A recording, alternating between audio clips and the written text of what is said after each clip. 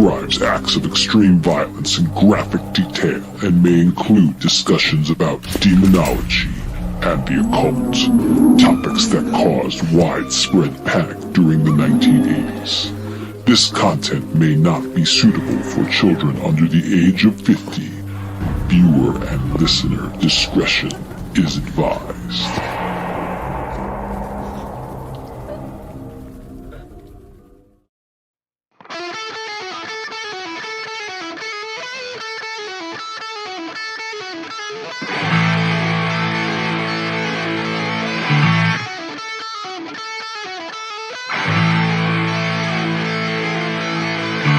Welcome to the GROGTALK with your hosts, Dan and James.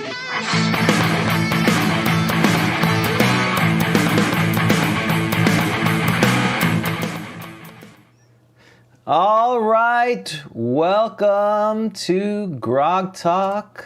I'm James. I'm Dan. And Dan, where are you located today? Well, I'm located not in the abyss, so I'm on vacation in South Carolina. So. Oh, that's not the 15th layer of the abyss? No, that's your house. That's true. This is very different. Things have gone very differently for us this week, haven't they? Yes, they've diverged a lot. It's what a difference a couple weeks makes. We had, or was it last week? 2 weeks ago? When did we do the tournament? 2 weeks ago. No, last week. No, 2 weeks ago. 2 weeks ago we did the tournament. Feels like it was yesterday. I don't know why it feels like that, but we did the tournament, and yeah, we had some nonsense, but we'll talk about that later. But we're still here. We're still moving forward, but we are in the 15th layer of the abyss, which is pretty bad that we've been going down so far that these are not even named anymore. They're just the 15th layer. Yeah, that's true. And it's amazing that we've been in the abyss for 15 episodes now. And with no end in sight. With no end in sight. But next episode is episode, what number? You know. Oh. What number? Oh, we know what number it is. And it is right? Episode 66. So I'm thinking we need to find an off-ramp on 15. We need to find a bypass to get to 66. An abyssal portal. So unfortunately, so still in the abyss. Yeah, but there's basically books that came out later, The Infinite Abyss, which is again it left I guess at some point the lore changed where it wasn't just the 666 layers, but really it's just infinite, which again I guess makes sense. Well, it could be like Columbus discovered this. This was discovered. They thought right, like when they thought it was only 666. That would be think about it. That's just a bunch of superstition. They just assumed it was because of the number. Right, it's a cool number. And the Columbus of the abyss. Maybe we could be the Columbuses of Lewis the abyss. And Clark of. There you go. Thank you. Yes, Lewis and Clark of the. Where's Pocahontas? That's the succubus Pocahontas. That's what we need. Okay, that's right. So we're the Lewis and Clark of the this abyss. Abyssal expedition through 2020. But yeah, good stuff. Oh, look at me. I moved and then I went out of focus. I love it. Okay, so let's talk some announcements. So anyway, two big announcements. Obviously, today's guest is Jayson Elliot. He'll be on later. He's on West Coast time. And next week, who have we confirmed for next week? Oh, we are very excited to have Errol Otis on next week for episode 66. And this is perfect. Right. This was meant to be because he did some artwork, did he not, for Queen of the Demon Web Pits? I'm pretty sure. I believe. I'm 99% positive. So. And so episode 66, we're going to devote it to Queen of the Demon Web Pits and the Drow and Loth. Yeah. And but let's get excited about today's right. episode. Right. Just that. So stay tuned next week. And people, because our schedule completely changes all the time, we're supposed to do every other week, but next week we are going to be on. So. We're keeping them guessing. This is, clearly we're not doing this to have more people listen because we keep moving our show around. So, All right. As we said, GrogCon is delayed, though I know we've been getting some talk about doing maybe a game or two for the Greyhawk Con that's in October. So we need to kind of figure out what we're doing with that. Summer tournament. So speaking of summer tournament, we finished that. How did you think that went? I thought it went very well. We had 3 teams, and I thought all 3 teams did very well. Wouldn't you agree? Yes. I thought. I mean, you have to say yes. No, well, no, I don't have to. I could say what could went horrible. No, I thought they did really good. For a module, which by the way we will be giving out to our patrons once we finish it. I think it went pretty well. Having 3 groups, that's a lot of DMing. We DM Friday, Saturday, and Sunday. I think we were pretty consistent through all 3 of them. I watched the video. I don't think we were making it easier for everyone. The concern I always had is the later groups, we either have a huge disadvantage or huge advantage depending on what we learned from the previous ones. As you DM, you start figuring things out. But I think overall, they all got to the goal, except one group was able to complete the goal and the other 2 weren't. And it really wasn't a function of us, our DMing, interfering with that, I don't think, which was the important thing. And I'd agree with that. And it seems to me that the big lesson was watch the clock. So the team that won sort of moved quickly and avoided some big traps, not literal traps, but basically portions of the adventure which were time suckers and weren't going to be of a lot of value, and kept moving along. But I thought everyone did really well. It was a lot of fun. And if you think about it, because our good friend Rob Ritchie pointed this out, that back in the day with these tournaments, you'd have different DMs who were DMing differently. He's still bitter. Yeah. All these years later, right? He told me about the one guy from Gen Con South. That's right. I think he'd punch him in the nose if he came across him today. So, but that they DM very differently. I mean, at least with our adventure, and when I do say at least, I truly mean at literally least. the least, yeah. Literally, you have 2 DMs that are the same, and it's somewhat consistent. If you think about it, the consistency probably that we provided was greater than you have back in the day, because you just get Joe Schmo from wherever, and the other team's got somebody else. It's like having different teachers in college with different grading curves and all that, and different tests. And so I think it went very well. We were the McDonald's of this. It's consistently bland, but yes, it was consistent. You get a Big Mac anywhere, almost in the world, save for places where they don't serve Big Macs due to cultural issues. Your Big Mac tastes the same, and that was us. Right. But every now and then you may the guy in the back who's the second day forgets the pickle. Right. So we forgot a pickle here and there. Yeah, but the general, you probably got 2 beef patties, yes, maybe some special sauce if you're lucky. Right. The major points were there. We didn't have anyone fight a drag. Right. Oh, we forgot about that dragon. Oh, yeah. Oops. At the end. Exactly. The big bad. Yeah. There was a Sorry dragon that was protecting that treasure at the end. I'm what? Where? Oh, wait, there it is. Whoops. That was none of that. Well, and I will say the other thing that's different, I think, than most tournaments is Team 3. They met. Had your son. Huh? Had my son. Had your son. That's true. So there was some nepism. Other than that. And he, whether he heard, even though I'm in the Grog studios, whether he heard, whether he was listening to hear any secrets, or whether he cracked into my computer, we don't know that, but we're assuming not. They got together before the event and kind of game planned a little bit. And I think that's a difference than you would have in a live tournament where, you typically just show up and here's your characters. Right. And so I think that's the curious part is if they didn't do that, how far ahead would they have been? Because a lot of the teams had to figure out what they were doing right there when they started playing.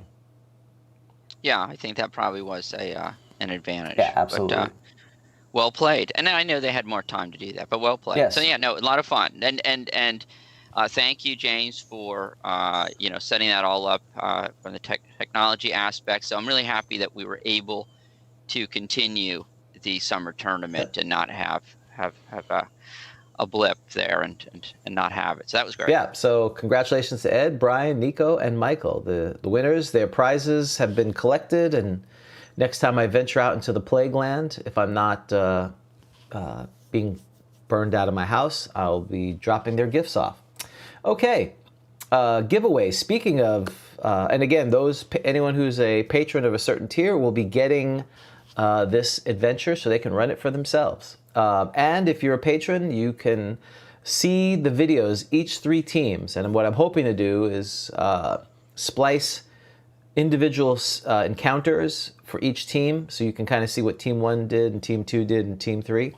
So, and see what we were thinking of, have the notes up there. So, part of this is to help people see how First Edition is run and what not to do based on what we do. Okay, so speaking of also giveaways, we're going to start giving stuff away starting next month. So if you are a patron by the end of this month, you'll be eligible for the prize. So the first time in September we get together, we'll be giving away something from the vast collection of stuff that we have. And it'll probably be something from the Vic Dorso collection. But I see. I'm sorry. I just that catalog came into my mind. The Vic Dorso collection. That's right. Your little catalog comes. I was thinking more of an art gallery. Oh, were you? That's right. We're here to see the Vic Dorso collection. Okay, I was thinking, there's something that just kind of arrives with like the Land's End catalog. Oh, okay, that's right. The holidays. Yeah, Vic sitting in his chair, right, with all of the dead. The demon idol. The demon idol. Exactly. Nothing says Christmas like a demon idol. But I also see the Immolator is out there, Carlos Lysing, and now that he's doing things, I want to get some Castle Entertainment modules to give away too, so I need to do that offline. I want to procure some patron funding, and we'll use that as giveaways too, so remind me of that. So if you're a patron, at the end of August, you have a chance to win a prize, which we'll give away live on the show. So again, we do all that thanks for our patrons. Really appreciate what they're doing. Because if it didn't, we would basically just be jibber-jabbering on iPhone, huddled together. Yeah, I was thinking about it. I think we fundamentally misconceive the relationship with our patrons, because we always talk about how it's the Grog Empire and we're in charge, do what we say kind of business. Yeah. And I think, the idea of patron, they support you. Mm-hmm. I think I fundamentally misconceived this. I think we need to think about how we... Yeah, that's watch the video about this thing, and now we're really segueing this idea. Where does executive power come from? Where does, where does rulership, clearly... God. Well, that would be divine right, which we're ascribed to because it makes it easier. Correct. As opposed to the governed. And, right. Really and it's the same thing with the DM. You look at the books, and especially old school, this was the idea the DM was, at least in the game, omnipotent, but really the only power he or she has is if the players show up. If no one shows up, they don't have a game, and they're not a DM. So it is somewhat symbiotic, but that's my way to get more money as opposed to your direct way, which is basically more of the Sid Vicious, are you feel like you're being cheated kind of thing that you're trying to do now. So thanks. You're welcome.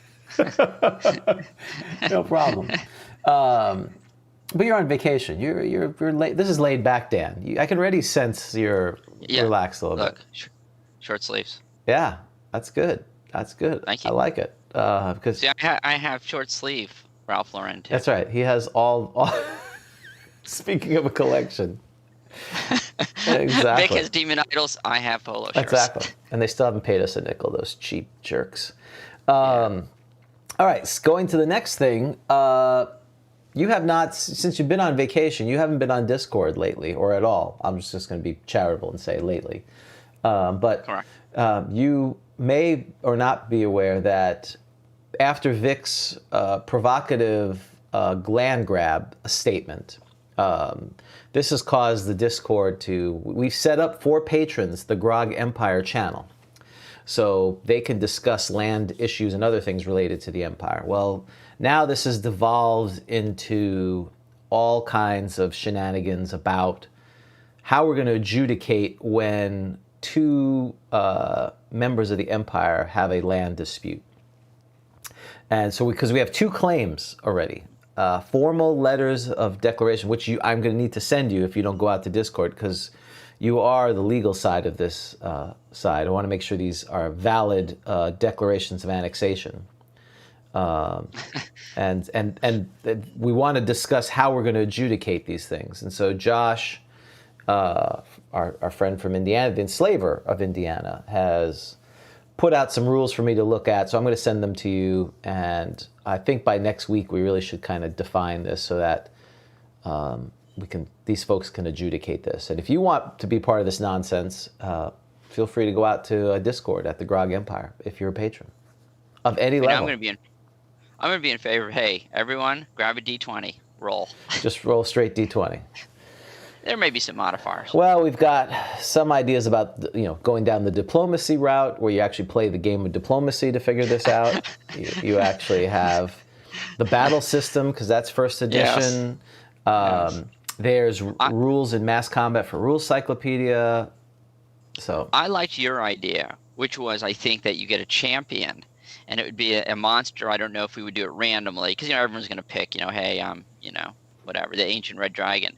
But I think that, I like this idea of combat with a champion. Right. I think that we, I think, Vic, we would have an angry dwarf character. Yeah, almost give them like either gold pieces to spend. I like the. Yeah. Oh. You basically get, 20,000 gold and 30,000 experience points or something like that. You make your character. Oh, this is good. This is good. And you could buy magic items based upon the gold piece value. Right. Right. That's good.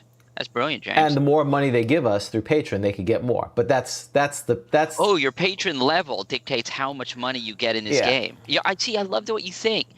And what's great about it too is you just announce it right on the air, as opposed to waiting to we're off the air and then talking about I think people appreciate our forwardness. That's right. That's right. That's brilliant. That's right. That's brilliant. In fact, I have to create a new tier. We should just sell gold pieces. Right. Well, hey, World of Warcraft. Straight up. World of West, right. You get, you want gold pieces? That'll be, that's World of Warcraft. I mean, there's so many games. Yeah. Now we've become a microtransaction company. You can buy extra. So, everyone's going to start out with a certain amount of gold pieces to spend. And then if your tier level, you can get your patron level, you get extra. Then everybody who, even if you're not a patron, you can purchase extra. It would, of course, be a 1-for-1 conversion, $1 per gold piece. Wow, okay. And you may really want, whatever it is, Excalibur or something, I don't know. And I like it. Okay. So, that's right, 1E loot crates. That's exactly what would happen. Well, I think we'll come up with the options. I know Josh has an option where he's more of the war-based, or I thought about diplomacy or the champion. We'll put it up on Twitter, and we'll do a poll within the Discord, and people can pick what it is. But clearly, we're in favor of more money for the Empire, which is. Oh, and that's really the other question is who's going to adjudicate this, because. Do you want to DM these fights with these people? Yes. Oh, you do? Okay. This is what I envision is, yes, it would be a grog special. Yeah. Like one of these wrestling specials. Yeah, every quarter, because we don't want to do this all the time. It's got to be once a quarter. Every season, like they used to do in the old days. Every season, the battles would happen, right? You didn't fight all the time. There would be... No, not during winter. It's right, cold. Right. So maybe twice a year, people would come. They couldn't figure it out. We'd have the combat, and it would be adjudicated. Is the loser then subservient to the winner? So like if Vic defeats somebody, can you order that person around? Well, so far the annexations have not been to take over people. It's been a specific area. Like I gotcha. A border dispute. I'm not ready to have vassals yet, unless The only time there should be a vassal is if we should reward people who are part of the Grog Empire earlier. So, for instance, like if someone took now St. Paul, Minnesota, well, they would be under the purview of the Scourge because he is control of Minnesota. Oh, we give out titles based upon tier levels, like you're a duke or an earl.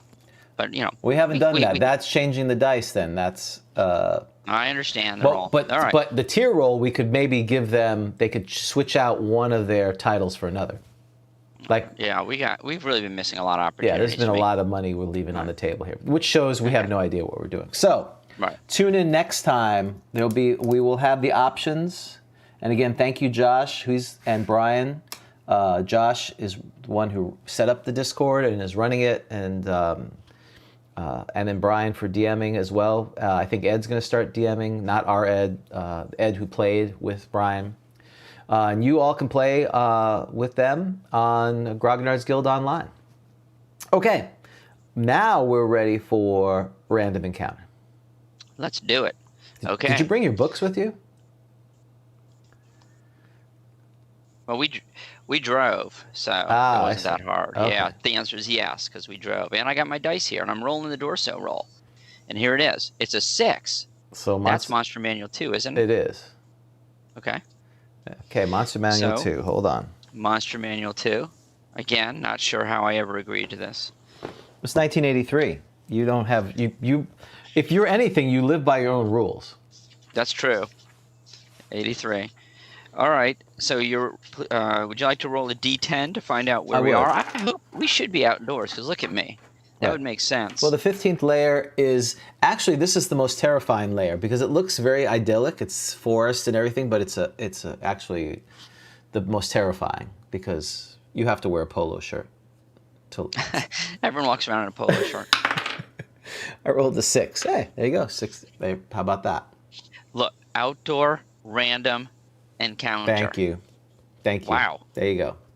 Okay, so now, sir, you are rolling a D6 to find out what type of outdoor. Yes, cold, 3. temperate. Temperate wilderness. Look behind me. How about that? Who would have thought the temperate wilderness would have been the most likely outdoor thing you could get? Okay, I see what you're doing there.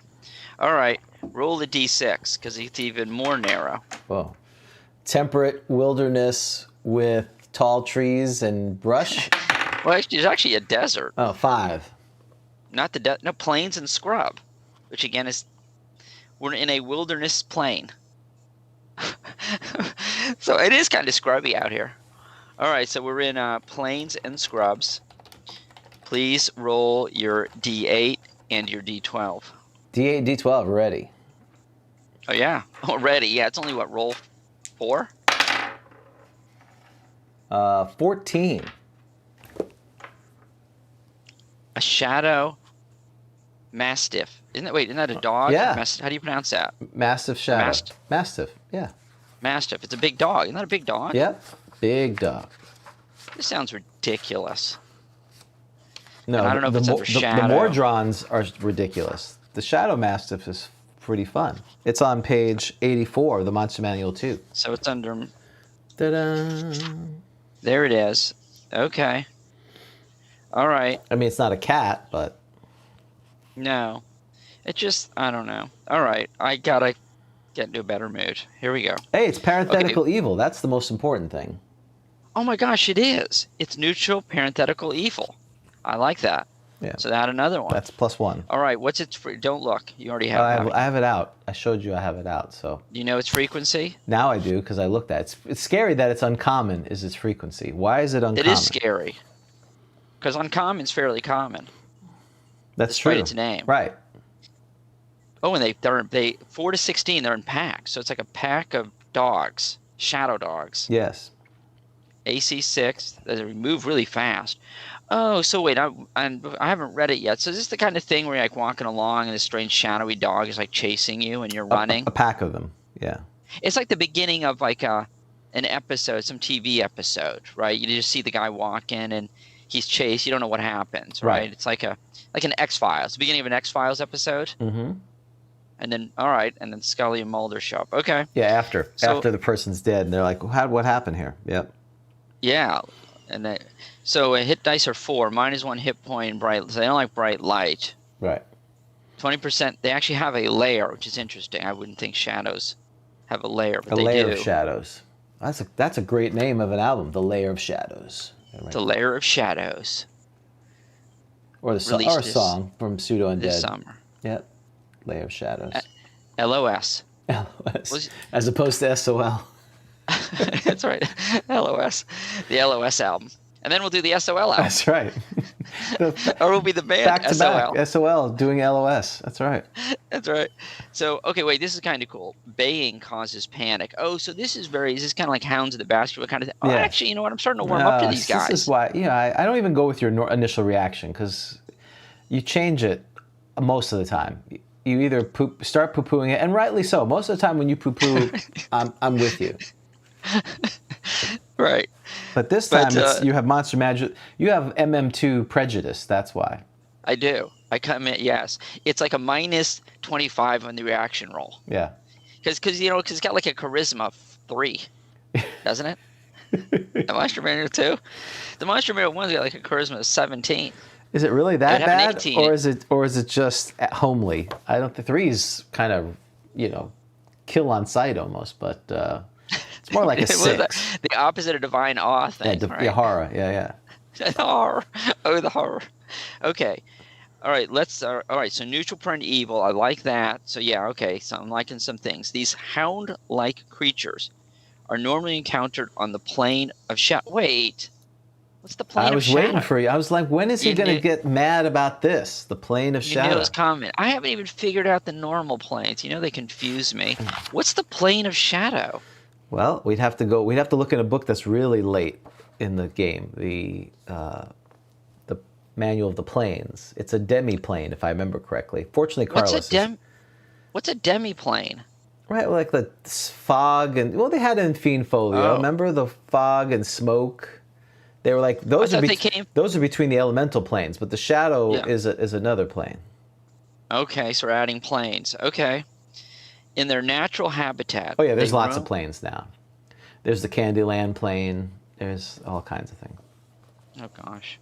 Okay, but what's troubling though is they're obviously encountered on the prime material plane because that was a random encounter. Or in this case, the abyssal plane. Right. But if you were just doing it straight on the random encounter roll that we did, right? Because we did a random encounter roll. Yep. And you didn't even roll that crazy. No. Okay. They in their natural habitat they roam in packs and are used as trained guard beasts. In shadowy conditions, plane of shadow, moonlight, etc., a shadow mastiff is a terrible foe. Now I just said mastiff. Is that wrong? I usually say mastiff. Can you? No, I'm not going to ask you to pull up an audio. No. Unless you want. I'm not suggesting you pull up an audio. Mastiff. There you go. Mastiff. Okay. It can strike and then blend with the shadows, so that it is 40% unlikely to be seen. Wait, does that mean that in the same attack, so it can attack, and then when I attack it, it's back in the shadows? Yes, that's what I would say. Well, no, because otherwise it's not really a terrible foe. That's right. Otherwise, then it's just cowering in the shadows like a thief. Yes, that's right. Or dwarf. Okay. However, in bright light, it loses 50% of its normal movement ability and cannot use shadows for concealment. Okay, but you got to have shadowy conditions, obviously. Yes. Well, so what if? Well, wait. What if it's night? Oh, so you need it says moonlight. So that's the best. So that's the best time for these guys to go hunting. Twilight or pre-dawn. Yeah. Dusk, or moonlight. You got a full moon. Right. Yeah. Anywhere with shadows. Yeah. Or be in a forest with a big canopy. If it was. That's why they probably like that. Why wouldn't complete darkness at night with no moon, a new moon, because it's not be great shadow. for them too? Then they'd be a I night. know, They'd but be they're a night dark. mastiff. But you can't see shadows at all in the darkness. There's no shadows. That's they wouldn't appear at all. Maybe they can't appear then. Oh, they need to be. They need a shadow. Right. To take a shadow form, they need to be able to take a shadow form. That's what you're saying. Okay. The lair of a pack of shadow mastiffs is 50% likely to contain 2 to 5 whelps. Yeah, That's a new this word is the for part me. I like. It's a puppy? Yeah, it's a puppy. Okay. The whelps. Now These young, this is the good part. oh really? These young can be taken and sold for 200 to 500 gold pieces each. That's hilarious. Right. The bang, that's good stuff. I'm warming up to this. So you're at the market and somebody's selling.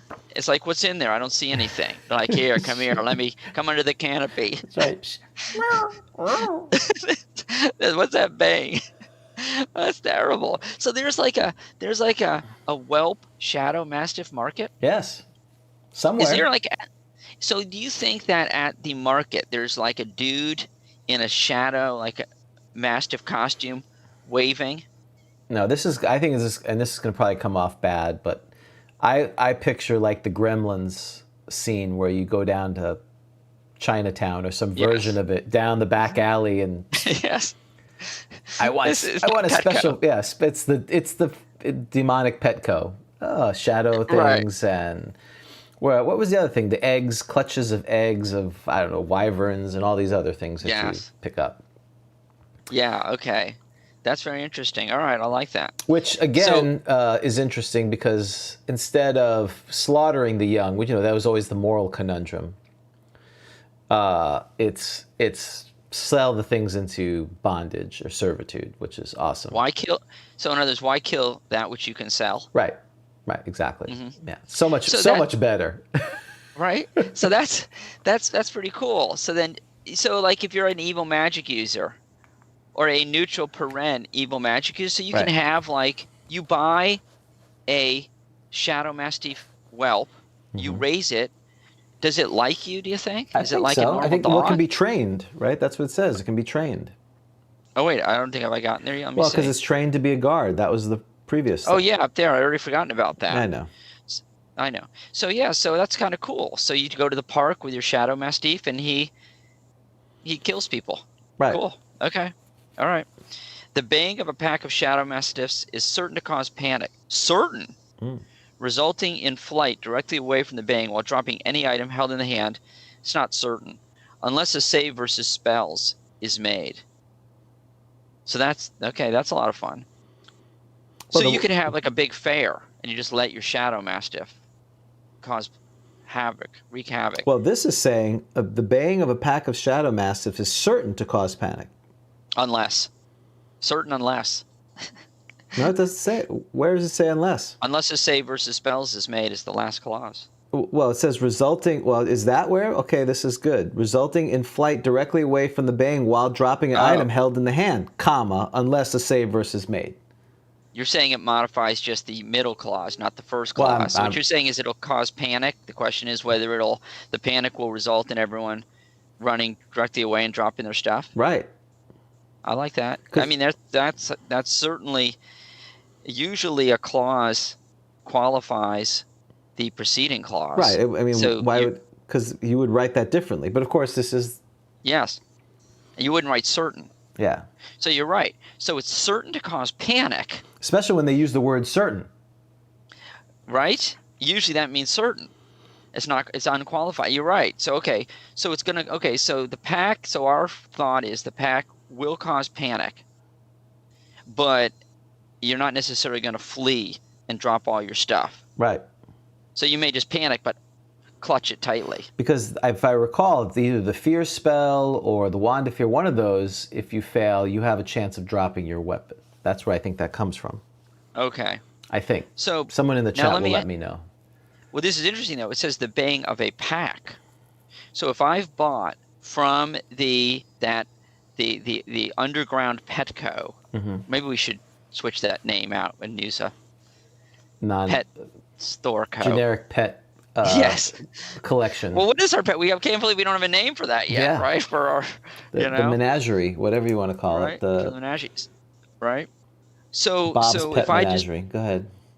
Well, if I just buy one, if I buy a whelp, then its baying doesn't cause panic. It's just one. Well, that is a way to rule for that. Absolutely. Because then it says, for each number of shadow under 10, add 1 to the roll. A 1 always failing. Oh, I should keep reading. For each number of shadow under 10, add a 1 to the die roll. Oh, so if it's 1, then you add 9. So I guess it could be 1. And a 1. But for every 2 Masties, Yeah, for every 2, it's subtract over 12. So that. do I get it if it's 1?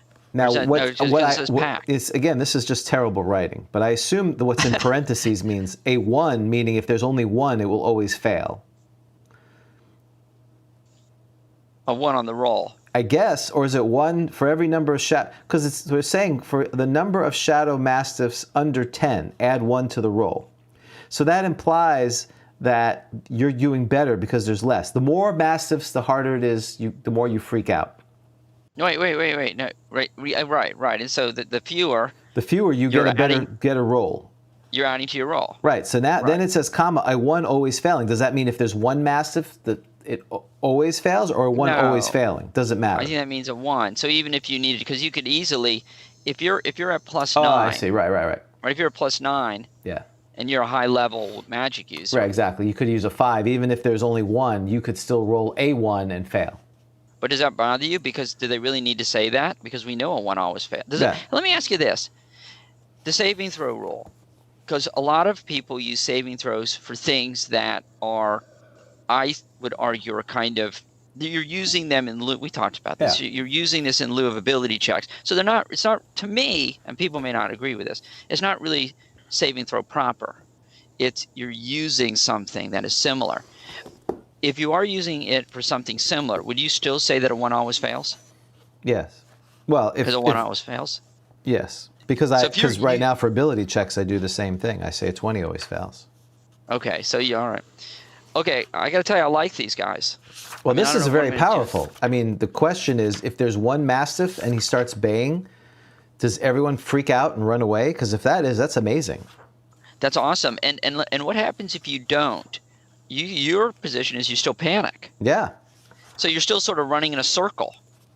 Does the Shadow Mastiff get a couple of, how would you play that as a DM? He gets a couple of bites at you.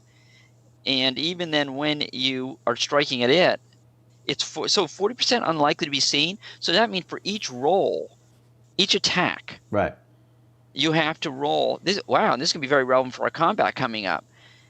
Because, each roll you got to roll, and there's a 40% chance you're just... Yeah, he disappears, goes back into the shadow. So that's even like better than...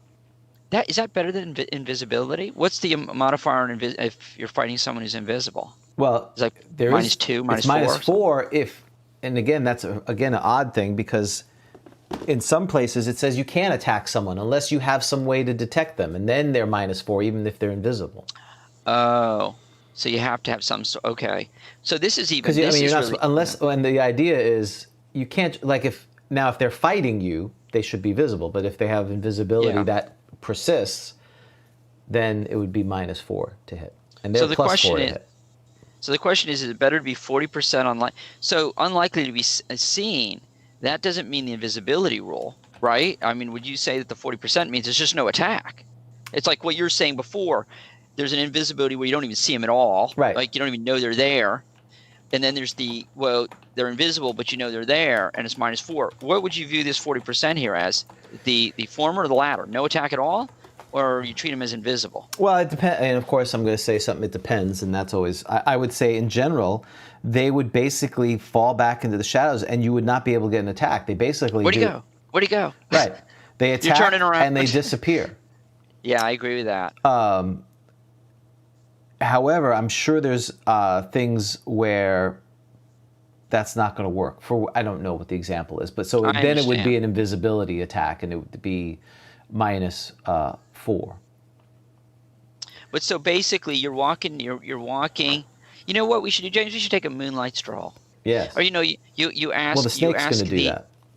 Yeah, right. You ask the lady friend who you are wooing to take a midnight stroll. Right. Down the path, and you're attacked by a pack of shadow mastiffs, and they're like darting in and out and disappearing. Yeah, you're done. That's horrible. You're in big trouble then. I like these guys. All right, there you go. See, that's why we do this show. Remind me next year, when it comes time to write the tournament adventure, that it needs to deal with a pack of shadow mastiffs. What's that? The Hounds of whatever. The Baskervilles. Yes, I know, but I was trying to think of something. Oh, I'm sorry. Yeah. The Hounds of... I know, we need to come up with the gnome We lair. need an adventure. Next year's adventure has to be exclusively, and this would be a benefit if you're listening, right? Unless I change it, and then it's not a benefit. And you're actually worse off because you thought it was something. Populated only with monsters that are neutral, paren, evil. The parenthetical module. That's what the name it would be, like neutral, paren, evil. That's the name of the adventure. And that's all you deal with. Yeah, I mean, the gnome village is besieged by shadow mastiffs. What's a minimal? A what? Minimal. Are you looking at miniature other guys? Animals? Yes, miniature animals, yes. I can't go get with that. Okay, moving on. All right. It can only be giant or huge or humongous. You can't go backwards. Nothing's normal. It's true. It's true. All right. Okay. So I'm the champion, correct? Or yes, you're always the challenger, right? Yes, and the champ is what, a poisonous snake? That's right. That's what I'm looking I was at. so upset. So basically, can we talk for a second about the herd animal again? Just real brief, I swear. So basically, there's nothing good about a herd. I mean, unless you're hungry, there's nothing good about coming upon a herd of animals. They're basically going to they're there to stampede and run over you. Yes, if they're a large enough herd, correct. So when I see a herd in D&D, I need to just move fast, like quiet and move fast. Yes. Yeah. Got it. Okay. Well, unless you're like, when we were traversing through Greyhawk and you're hungry, you needed that. But fortunately, our DMs were merciful that the penguins did not charge us. They weren't considered herd animals. The charging penguins. Yeah, and certain death from being charged. Okay. Okay. Do we have a name for the champ? No, I forgot. Oh, really? All right. It's this. People don't run with this stuff. I got one. Go ahead. Oh, I got one. Snake Eyes. Snake Eyes. Okay. That's not terrible. No, it's not. Well, he's dead, so I'm not too worried about it. Wait, he's dead. Oh, he's gonna die. Oh, the shot.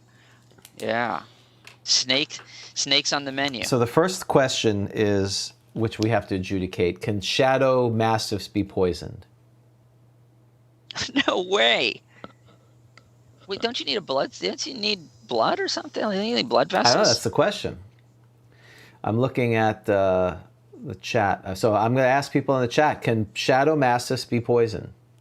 Now, now I don't think you're this much of a just honing only to the text. Your rule is if the text says X, the negative inference is not Y. Right. If under special defenses, it only says hide in shadows. Right. It doesn't say immunity to poison. Is anywhere else? I wonder if it says immunity to poison. I mean, I don't know. Right. Well, extraplanar beings. Okay, so Carlos, the MLAer, says no. No, as in they are not immune to poison, or no, they are immune to poison. Sorry, I was not clear in my thing. Yes. What is? Are they immune to poison? I think Carlos said no. Wow. And so then the question, because again, I look at them as a fire elemental. Can a fire elemental be poisoned? How about so I've got poison in my fire. Air elemental? Yeah. Can they be poisoned? I don't know if it, and this is, that's why later editions, they have all these statuses and they say what you can be done and what can't be done. Well, okay, so, here's the interesting thing too, though, is they're a shadow and they can be attacked. In some sense, I mean, I don't know if they're corporeal or not, but you take a sword and you hit at them and you do damage, right? That's just the way we play the game. Yes. They're not a shadow like you go through it and you can't grabbing, you can't, so I guess you'd say then you can be poisoned. I mean, if you can be struck, which doesn't make a lot of sense with a shadow, you can be poisoned. I mean, on the monster shadow, it doesn't say immunity to poison. Is there anything? Like, what about just... Well, the shadow is more corporeal, isn't it? It's not... Is a shadow a shadow? I guess it is, isn't it? Oh, yeah, there's no picture. That's why I don't know what it looks like. Shadows, I mean, we could ask this of a shadow, correct? Right. Shadows from the negative material plane. They're not from the plane of shadow. Oh, God. And, but they're both... Go ahead. No. Okay. I mean, is that going to be a relevant distinction on whether you can be poison? I mean, it probably is, which is why I'm groaning. I would say, is there something about, prime material living creatures, are they the only ones who can be poison? Or do you want to make a rule? But I think, and what's interesting, we're about 50-50. I mean, there's a few who say, yeah, they can be poison, the other one can't. So welcome to first edition. well, I guess, here's the interesting thing is there at a point in time at which you decide to Yes. stop talking? Yes. Because you know what I mean? It's sort of like we can have an endless debate about hit points and tons of stuff. Why elves can wear armor when they're multi-class magic, right? Magic. We could have this, but at a certain point, it's just sort of it's as Gary has said, it's game balance. And I guess at a certain point, do you just default to for game balance? What makes sense? I mean, it seems to me for game balance is you can be poisoned, because you'd be adding an enormous defense, wouldn't you? Right. You know why this becomes an issue that has not typically become an issue is because usually you don't have monster on monster action. Yes. And players are typically not trying. Who is going to try to poison as a player character? Who's going to try to poison a monster? It could happen, I guess. Well, right? they try to do it all the time. Oh, you're right. You're right. Yeah, you're right. My game, yeah, all the time. Maybe I just haven't been around the block enough. You're right. You want to poison. So the Mastiff is the guard dog, Right. and you want to put the poison in the kibble and bits, Right. And he's just down. Yeah. Or whatever this thing You're eats. right. Because again, it's You're right. I guess if it eats, then I would say it's poison. Because again, a fire elemental doesn't eat; it just is. I think they eat. You're right. I don't know. I say yes. I'm going back What do and you forth, but say? these are the kind of, I'm going to say yes, but that's why poison is one of those that is either ultra powerful, because again, you'd have to go through, and unless it explicitly says, I mean, like undead, I think are immune to poison generally. But where do you get that from? Well, I think it says it. Does it? I think you have to look it Under up. poison? Did you know? I did not know this. I learned this new. Apparently, did you know that in the index of the DMG, Mm-hmm. that what is it? If it's not bold, I think it refers to the player's handbook, and if it's bold, it refers to the DMG. No, I didn't know that. I didn't know that either. Take a look. Look. So half elves says 17. Let me look at the player's handbook. Let's test this. I know all these years. Well, it's really not been that long. We learn Let me something back all the in. time. Yes, it's true. If you look in the index at half elves in the DMG, it'll have a number 17 and it won't be bold. And if you then look in the player's handbook, half elves are on page 17. That's why I thought there were so many errors. It would drive me crazy. For the past 3 years or 4 years, I've been like looking for these pages. I'm like, it's not there in the DMG. It's in the player's handbook. Ah, yes. And it's also wonderful. It says see also monster manual, which is incredible. And you know what's great? If you go to page 231, it tells you this. Yes, it does. Index. But you had to This pay is attention. a combined index for both the DMG and the AD&D Player's Handbook, included to provide a handy reference to those areas most often solved by the AD&D DM and player. It is not designed to be a totally exclusive list. In DMG, page numbers are always listed first, and in boldface, page numbers for listed Player's Handbook are in regular type. Isn't that interesting? That is interesting. I'm listening intently. So poison, I was looking up poison, it was driving me crazy. All of the poisons are basically listed in the player's handbook almost. Well, a lot of the entries are. 19, 32. Yeah. But I think we're wasting our time. Well, I mean, that's what we do anyway. But we're not going to find an answer to this, are we? Well, but these are the kind of things that DMs have to do on the spur of the moment. You charm the Mastiff, or the guy has poison. Yeah. And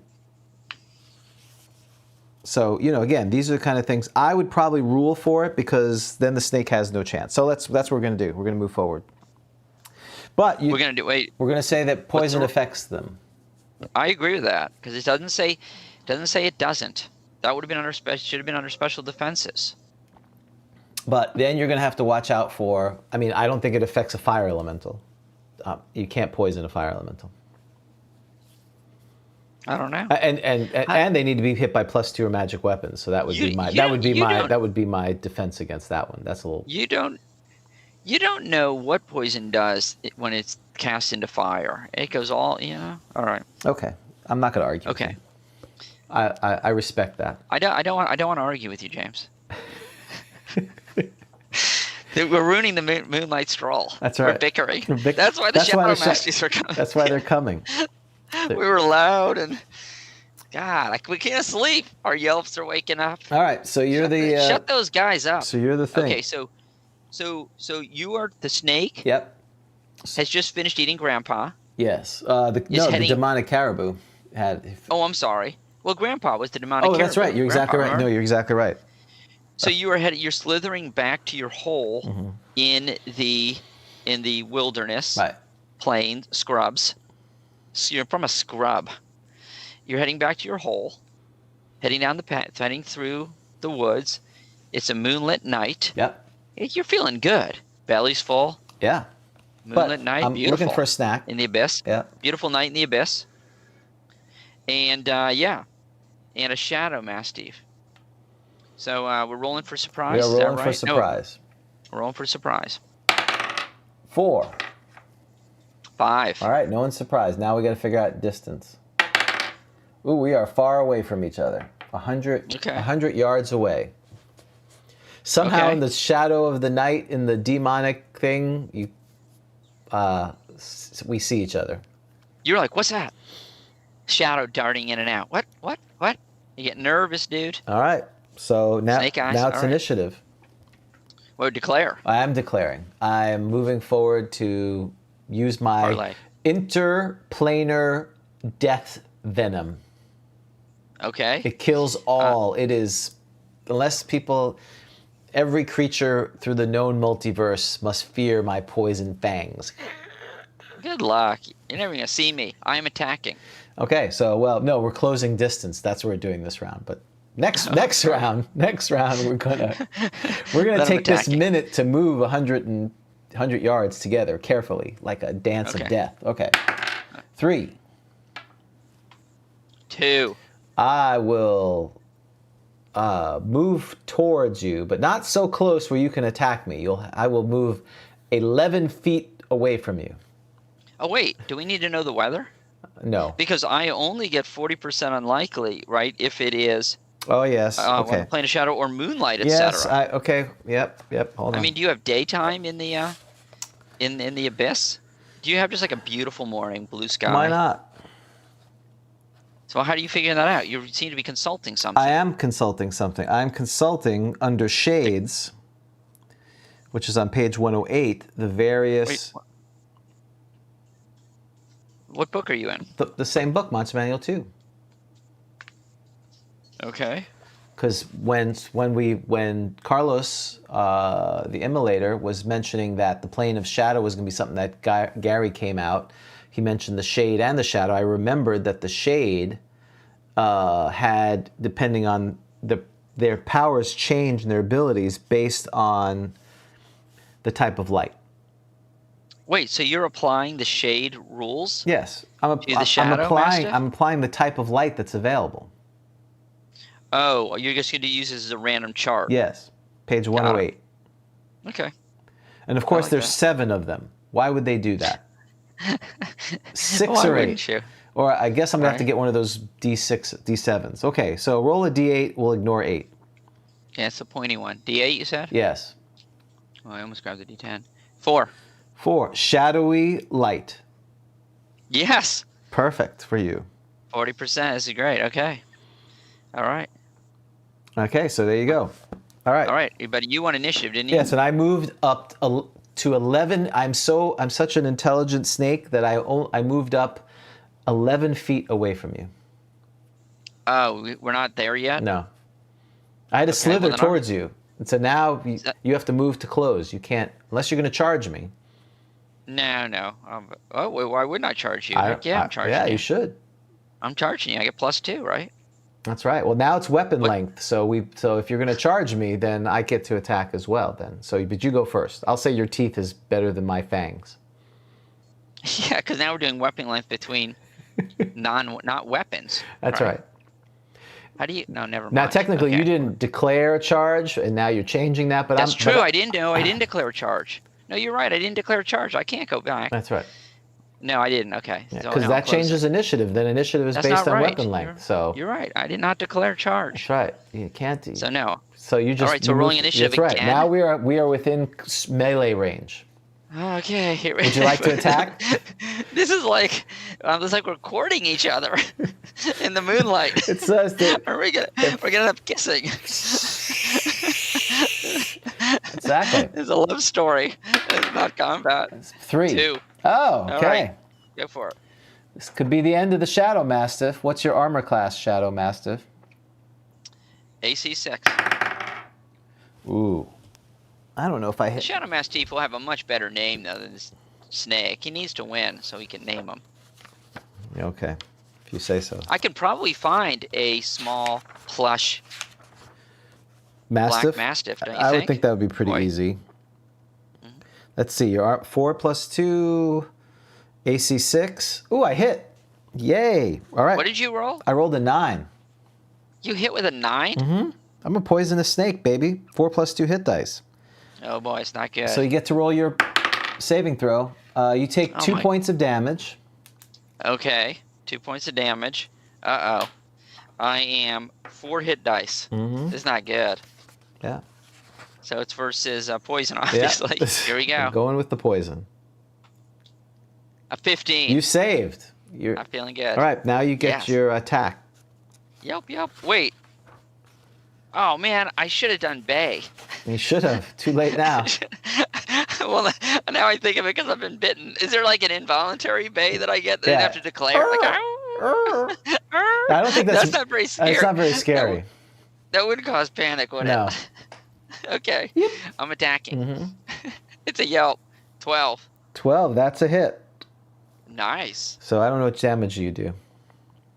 I only do 2 to 8. Well, better than 1 How to many hit 3. dice do you have? Well, we could be. Well, Jason will be on by the time we get done. I have 4 plus 2 hit dice. Oh gosh, gonna go forever. 3 and a 2. 5 points. 5 points. That's good. Yeah, we better move this thing along. All right. So now it's initial. Oh, but now you need to make. Now we got to figure out. Oh wait, yeah. Do you how'd disappear? You see me? No. Wait. I attacked first. You didn't get a chance to do it. Oh, that's the way. Because it can strike and then blend. That's right. So I see. I don't. But get now, the pre-blend. you get to Okay. roll your percentages, because if you do it, then I would not see you if I go first. Okay, so you want to roll? You would roll that at the beginning of the round. Is that what you're saying? No, I'd roll it now because you've attacked. I mean, right. Well, meaning now, yeah. Right. Oh, okay. I see. Oh, okay. So once I attack, then that'll apply to the next. I gotcha. So you want me to roll that? Right. And okay, so 40 or under, I'm unseen. Here we go. That's right. 62. Okay. I'm seen. I don't know that I'm seen though. Is a problem. Well, you don't know. my God. Well, but you may attack next round and you may get it. I'll know it soon. That's right. Okay. So now it's initiative. I'm attacking. I'm attacking. I tasted shadow meat and it's yummy. Tasty. Except 2. I rolled a 1. All right, you got it. Okay, let's do it. All right, death by 1,000 bites. Mm-hmm. Should Oh, and an 8. That doesn't seem good. No, I needed a 9, so you missed. Okay. Here's the snake's attack. 9 again. Take another 2 points of damage. Oh, this is not good. This is not good. Gotta make another saving throw. Here we go. 18. Oh, okay. Do you believe me? I do believe you. It's true. This is not divine Okay. intervention. That's the only roll that's questionable. All right, so now gotcha. it's initiative. The 4th round. Compelling stuff. I'm attacking. Yes. 4 for initiative. 1. Ooh, God. I'm gonna bite you to death. I'm like Oh, cowering. I missed. The snake missed. 17. That's a hit. Okay. You can't kill him, 2 but you can do some damage. and a 3. All right. 3 points of damage. Okay. Now roll your percentages. Are we losing people? Okay. Oh, it's cockeyed. Oh, 42. That doesn't count. Oh yeah, we lost. Everyone's gone. I know. Only the Chamberlain, who is very, he loves this stuff. All right, initiative. 1. Okay. 6. All right, you got it, Rook. Your attack. Okay. 3. That's a miss. 3. That's a miss. All right. I'm rooting for you to poison me and kill me. 4 hours later.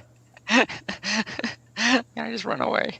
Oh, Okay. so they're asking, is so it unaware attack? Well, if he gets in the shadow, I would do that, yeah, but he hasn't gotten they're sorry to take a break. What's the question? They want to know if he gets a bonus from attacking. If he was in the shadows, then yeah, but you haven't been in the shadows yet.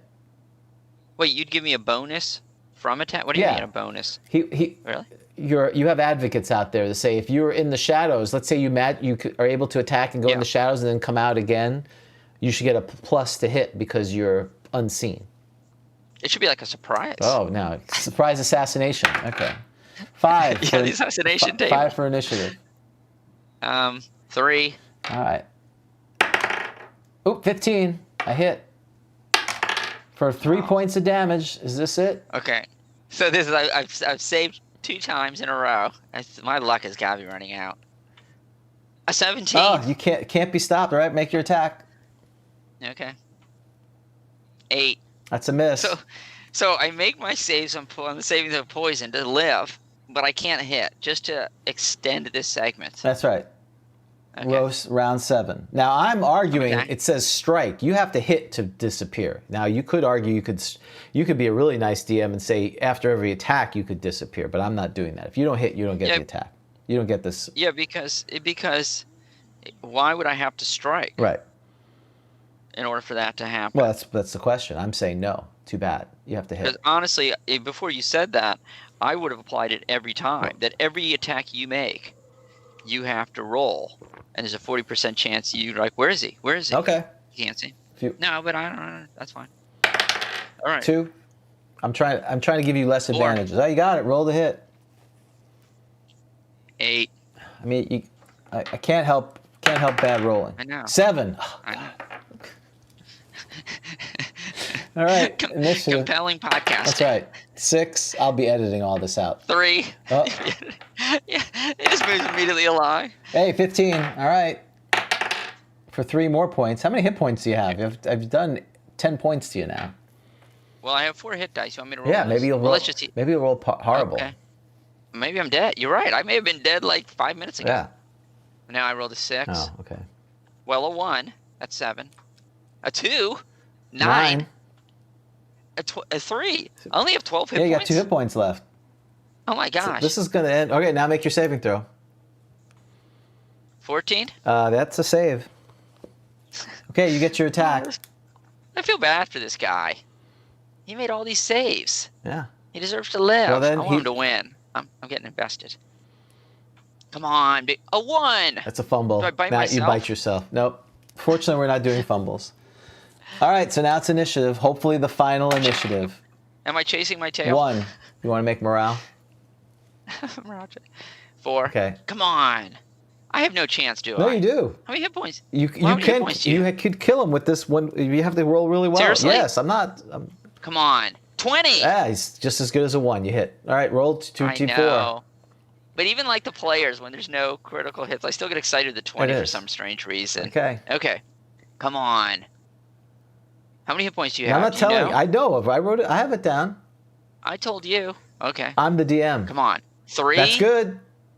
No, you're not telling me because you're cheating. No. Because you want this segment to He end. has 7 hit points. 3. You need to roll a 4. 3 and a 1. So he has 3 hit points left. Wow, this is coming down to the wire. Yeah, you have 2 and he has 3. Wow, it's like round 15 here. Round 9. Oh, initiatives. No, you won initiative that round. Right. So. Oh my gosh, you're attacking. Yes. No, I'm gonna stop. Oh, I rolled a 1. Parlay. Yes. Round 10. This is. Oh, I like this guy. Dun, dun, He's dun, such a dun, dun. The sweetie. woman's come out. The girl Yes. with the dun, dun. The 10 round. This is Yup. the final round. Dun, dun, dun, dun, dun. Do it, Dressed like Rocky. what? Rocky. What That's was she his dressed like? I think with the you bathing remember? suit. Oh, who?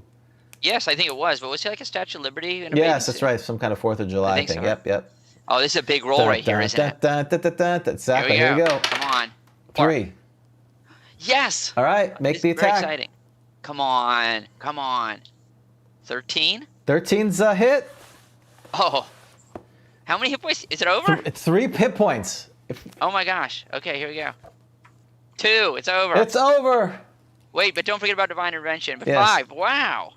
That was very exciting. Yeah, 10. He made how many saves did he make? 3 or 4. 3 or 4? Yeah. Wow. 4. You made 4 saves. 4 saves. All right, Divine Intervention. Now I'm baying, baby. Ooh. All right. Yes. 49. Now, No what would have came? Oh yeah, what would be the snake god? There's 1,000 snake Probably gods. tons, yeah. There's got to be 1,000 snake gods. I'm sure Carlos is screaming right now. What do you mean you don't know the snake god? Right? Snake god. Isn't So we it have a new- Set? Was it Set? What was the one from? Does that have a jackal? Yeah, Set's the jackal. I don't know. It didn't happen. We don't have to worry about That's right. Well, but it is what it is. So we have a new. The king is dead. Long live the king. The one that you discounted. You know, it is this kind of the bargain basement. What do you call it? When you go to the puppy mill and you get the cheap discount dog. You're like, he's not so great, but now you like him. No, I like him, and because I can see an evil wizard going to the market with his shadow mastiff following along, the lovable pet. No, that's exciting. So people need to start thinking about names, because you got to name a dog, right? I like Rocky. He's Rocky. You like Rocky? Because he fought. I like Rocky. He fought it. Yeah. He battled. He was, yeah. And you have 12 hit points. Or should it be Butkus? Butkus. Okay. Remember that was Rocky's dog. Oh yeah, I didn't know that. That level of lore I didn't know. I'm pretty sure it was Butkus. All right, he's got 12 hit points. Not too many hit points. It's pretty low. He may not be the champ for long, but he is the champ now. Okay. He's like a journeyman. It's like Rocky was a journeyman. That's right. He's a journey dog. Okay.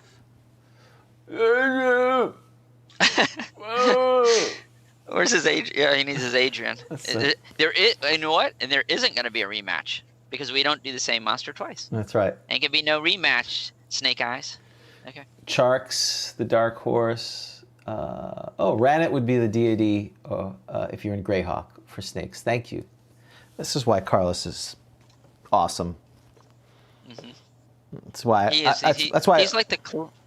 That's why I always cringe when we say we like Greyhawk. It's like, I don't know. It's like I don't have a sister, but when your sister liked Metallica, that'd be like, yeah, it's the same kind of thing. It's like you have no idea what you're talking about. Right. You listen to whatever one song and. Right. You're right. Right. You know the song on the radio. That's it. I love them. I love AC/DC. Exactly. Yeah. What was that one song? Black something? Something about Black something. Back somewhere. It was awesome. I love it. There's a highway going somewhere. That's two songs. Interstate to Didn't they did Stairway to Heaven, didn't they? AC/DC. Exactly. Okay. All right, sir. We're now Was Highway on. to Hell meant to be like an opposite of Stairway to Heaven? I never thought about that. Well, there was a book, wasn't there? A book, Stairway to Heaven, Highway to Hell, about all the rock stars who died. I didn't know. Yes. I did not realize that. Okay. Spell selection. Am I rolling percentile? Yes. The type of spell. Yes.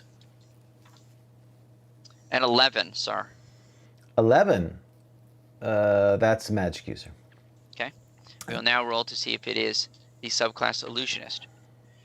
Probably not. 23. Yep. It is a MU spell. Okay. And we have. Are there 9 levels of magic user spells? There are. So would you like to roll that? Yeah, sure. People like to roll dice. Players do. 4. Okay, 4th level. I like this. It's a moderate level spell. Do you know how many there are? I do because I looked. It's 24. Okay. So I'm gonna change this up. I'm gonna do a D8 and a D6 to figure this out. Oh my gosh, that changes. A D8 and a D6 instead of a D12 a 12. and a D6. You are smushing. The curve it's more clumpy in the middle, I think now, as a result of it. No? No, because I'm not adding them together. I'm 1 to 8. Oh, I'm sorry. 9. You're right. Yeah. You are right, sir. If I was adding them, then yes, that would do that thing. Yeah. You're not adding. No adding. That would make sense. You never get a 1. That's right. No adding. So I got 4 and 4. So that would be 12. Oh, we just missed a spell called Fumble. That sounds great. Yeah, you'd like Fumble. Okay, this actually sounds not bad though. Sounds like Hallucinatory this should be terrain. magic. Huh? Hallucinatory terrain is what we got. Have we done that before? Man, I feel like it is. We've done one with. Remember, we did the Mass a morph. forest. Mass Did we do a morph is the forest? I remember forest. orcs defecating. Yeah, Does that sound that's familiar? mass morph. Oh, so we have we done? Maybe we haven't done hallucinatory. No, I don't think we have. Which was? Oh, okay. We did Which was the mass one where- morph, which is 2 down from here. And ISO. Oh. Okay. On to hallucinatory. Is this the one where you see the trees, then the people stand? No, Oh, that's I don't know. Let mass me get morph. there. That is mass morph. Okay, so obviously, something we need to discuss in this segment is the difference between Hallucinatory terrain. Page Hallucinatory. 77. Hallucinatory. hallucinatory. It's hallucinatory. Hallucinatory terrain. Page Okay. 77 on the player's handbook for those playing at home. We'll give you a moment to get your books out. That's right. Are you there? Okay. By means of this spell, the magic user causes an illusion. See, right now I'm upset. You know why I'm upset, don't you? You're upset? Because it's not an Yes. illusionist spell. Is it not at all? And why does a magic No, user get it? it may Because be. it's- I don't remember. Yes, it is. It's 3rd level. You should be happy. It's a 3rd level illusionist I spell. am happy. Good. Which hides the actual terrain within the area of the spell's effect. Thus, open fields or a road can be made to look as if a swamp or hill or crevice or some other difficult or impassable terrain existed there. You know who I need here? This is right now. You know who I'm thinking of all our patrons? The Chamberlain from Australia. Oh, yeah, David Thompson, who's on. Because he has great ideas about he knows how to use spells effectively, like these unusual. Like, isn't he the one that famously Right. he had us when he push Right. and Mending? Was he the one way Mending. back when? Mending of the homunculus. That's him, isn't Right, it? exactly. We just thought that was like a fluke, but now it's like obviously he would know that. Right. He Okay. well, mending is I had no use for it or push, and he provided 2 uses. Some extremely limited, but still Creative and more than 0. Right. Right. If I was fighting a high level fighter as a magic user and I had a scroll of push, I would not have normally just killed myself immediately. I at least now would try because of what the Chamberlain told me, that he would at least could get a minus to hit for that, which is pretty amazing. I'd live another round.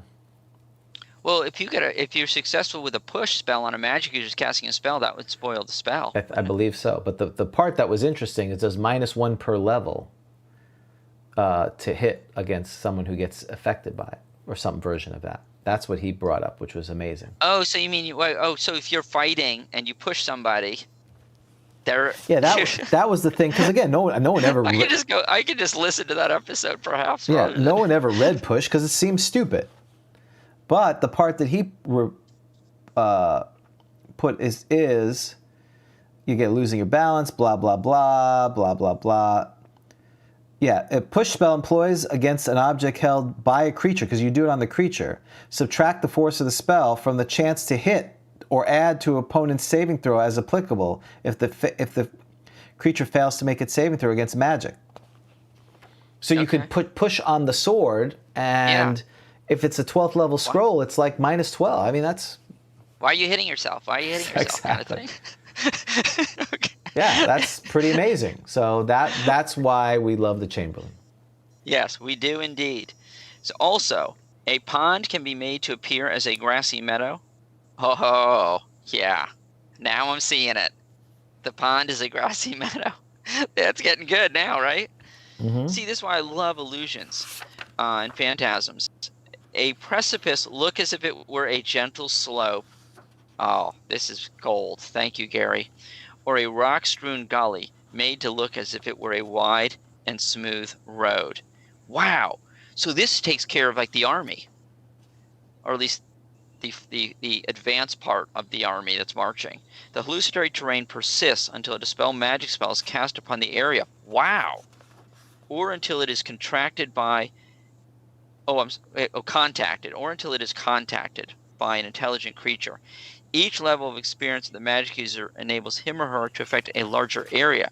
At 10th level, a magic user can affect an area up to 10 feet by 10 feet square. Now, as you've told me many times before, the inches You don't do the yards because that's area of effect does not modify That's right. there, right? Correct. Okay. Only range. So this would be okay. So it's 10 feet. So magic user can do what? 10 feet by 10 feet 100 by 100. square. 100 by 100 foot square. Oh wow. Okay, that's very nice. I'm never very good with those. That's why I didn't become an engineer, and for many other reasons. Well, at 12th level, the spellcaster effects. Right, 12 inches by 12 inches square area. The material components of the spell are a stone, a twig, and a bit of green plant. Well, that's good. I love how then Gary says leaf or grass blade. He explains. So okay, so there's already been this has already been Thompsonized a bit. Would you agree in the description because it tells us some awesome things to do. So this is basically. This again this is not sort of it could be it's not really in your a dungeon spell, right? It's obviously it's terrain, so it's outdoor spell typically. But so this is great. You could do the Underdark if there was maybe a molten big cavern. You could change the terrain to doing that. Oh, so the magic user, who of course is hidden in his lair, and he's got the Shadow Mastiff right? Already, and then he's got. He's got like what the pool or the drop. I mean, so you could just cover up the drop down into the pit. Right. Obviously. I mean, so right. I mean, wait, but it's terrain. Right. I would have a gorge, right? If there was a gorge, you could cover it and make it look like it's that. That to be super impressive. I agree with that, and that's my question: is that does it have to be? It has to be terrain. It's not just an illusion spell. So if I can't dig a pit, right. So I'm the magic user, and I'm hiding out in my dungeon lair. I can't just use this on a pit unless it's natural, right? I mean, it's got to be terrain, doesn't it? I would argue that. And the DMG is silent on this spell, so apparently it was not abused. Yeah, but so the gorge you do, right? The gorge you do that you do, you hide it. It's got to be terrain on terrain. So in other words, it's not an illusion where I can create a bridge. I don't think so. It's got to be right. It's got to be like which is why it kind of sucks. Yeah. That's true. Because the problem is it's not the spell itself. It's in comparison to the spell which is one level less, which is Phantasmal Force, which is about the same area of effect. Actually, it's a little more area effect, it looks like. The range is the same. The casting time is only 3 segments, whereas hallucinatory terrain is 1 turn. And depending on how you read it, the big difference is the concentration. That's the magic user has to concentrate on one, versus the other one they can set it and forget it. But the Phantasmal Force, nice. You could do all the things you're talking about because it's much more open. So, so right, the question is why is this better, right? This the set and forget is nice. That's the big part. That it lasts until dispel, right? So this is more dispelled of a or touched by an intelligent creature. Now, what define intelligent? Yeah, but so this is basically and what level do you have to be to cast 7. at 4th levels? That's not bad. So I'm a 7th level magic user. Right, so I want to have some protection. Okay, all right. This is interesting. So this really seems to be something that you are more likely to encounter, it seems to me, as a player character than you are to cast. Is that fair to say? Right. Somebody else is using it. The evil wizard has used it. And the DM laughs and laughs and laughs as your character falls into the gorge, suffering, untold numbers of die 6 in damage. Okay. Well, the bigger question is, because there's discussions back and forth, would I ever carry this? Hallucinatory terrain versus spectral force. Now, spectral force, as an illusionist, is a 3rd level spell too. I would carry spectral force because it has an audible component. Yeah. So why would you use hallucinatory terrain? And the area of effect's the same. The big difference is dispelled when only dispelled when touched. So spectral force is like an improved phantasmal Correct. force. Is that right? Right. So there you could have you could have if you were covering the lava, you could keep it cool and the sound of a running river.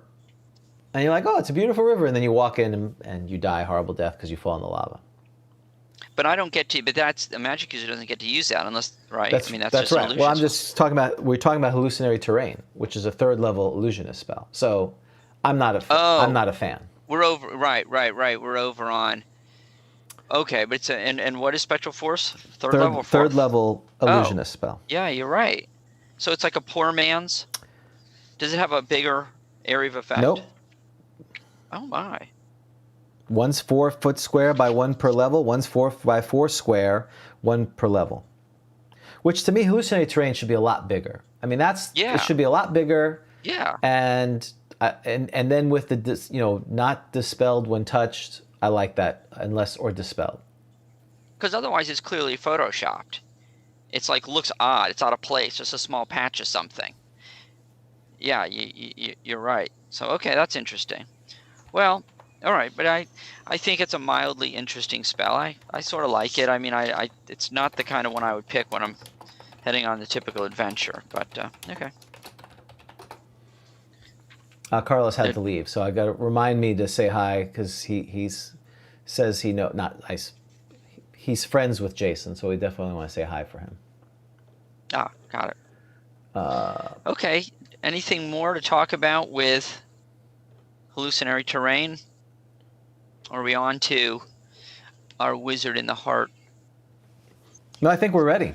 Okay. But anyway, it's an interesting. Like I said, all those are very. Maybe I'm not as creative as others, but I'll take an Ice Storm. Or Charm Monster. Those are the 2 for me. 4th level. Well, again, I think the lesson here for me is that this can be used if you're writing an adventure. I think. Yeah. You drop it in there, and laugh and laugh, and laugh. Yep. Okay. Sounds good. Okay. Let's have a played in a wizard. So we're doing this again. Have you ever played a wizard in the heart of a hobgoblin lair where you get to decide what you're going to do? As you may recall, you are Elron Baroon. Elron Baroon. That's right. Let's see if I have Elron Baroon. Yeah, you are a chaotic evil magic user. If I recall correctly, chaotic evil magic user. I'm down to 6 hit points. Do you remember how many hit points you have? 12, because I lost 1. Okay. And we are seeking what our ring was stolen, and we believe the hobgoblins have it. And I believe we disposed of the will-o'-the-wisp. Yeah. Which correct. Was, as you found out, was super deadly. Was super deadly, and then we just murdered 2 elves. Yes, we stone cold murdered them. Yes. Okay, are you ready? I'm sort of ready. I'm looking for. Go ahead. Oh, were you going to put up Elron Baroon? I was trying to find Elron Baroon. I had him. What happened to him? Where'd he go?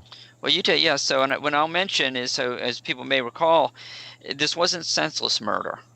It wasn't a hatred of elves. It was to get a map. Right. So couldn't just ask for it. No. We stone cold murdered them, but. Right. You could just ask for directions. Right. Hey, where is this place? Right. Hey, you guys going there? And they probably would have joined together. Like, oh, you guys going there too? Let's go. No. But that's very typical of most players, right? Agreed. I'm not going to ask these guys for how I'm going to kill them and take their map. It's this way. No, it's not. To look at the map, Lendon, and then Lendon was killed. And remember, it says right here on the map that if we can get in through the graveyard, we'll be able to surprise the hobgoblins. Right. So my guess is the map is going to take us in through the graveyard, which makes me believe this is Kelly's way of making us fight undead, but I could be wrong. I think you're spot on. Okay. Go ahead. I'm trying to get the guy up, so you keep going. Elrond's in the he's in the shadows. Yeah, he's something. Elron. Oh. Okay. Ah. Now, I wonder what that map says, James. What does that map say? Yes. It's find the tomb of Borg the Magnificent. Borg the Magnificent. Vain little creep. Yeah, so apparently this map This is new. Borg the Magnificent. I don't remember anything about Borg the Magnificent. Okay. And trace the insignia on his tombstone. So find the tomb. Oh, okay. I'm slow, which is strange because Elrond has an intelligence of 18. Yes.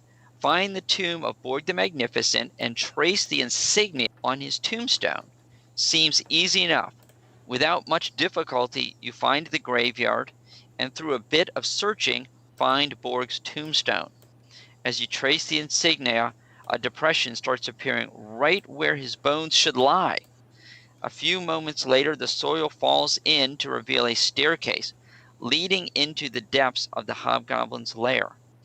As you proceed down the stairs, you hear a sliding noise coming from behind you. Only a panel sealing up the staircase once more. At the bottom of the stairs is an open door revealing a room about 30 by 30 feet with an open door on the opposite wall. As you enter the room, you hear that sliding sound again. Better make sure you go back to look up the staircase, and you see two ghouls trying to sneak down the staircase after you. So, all right.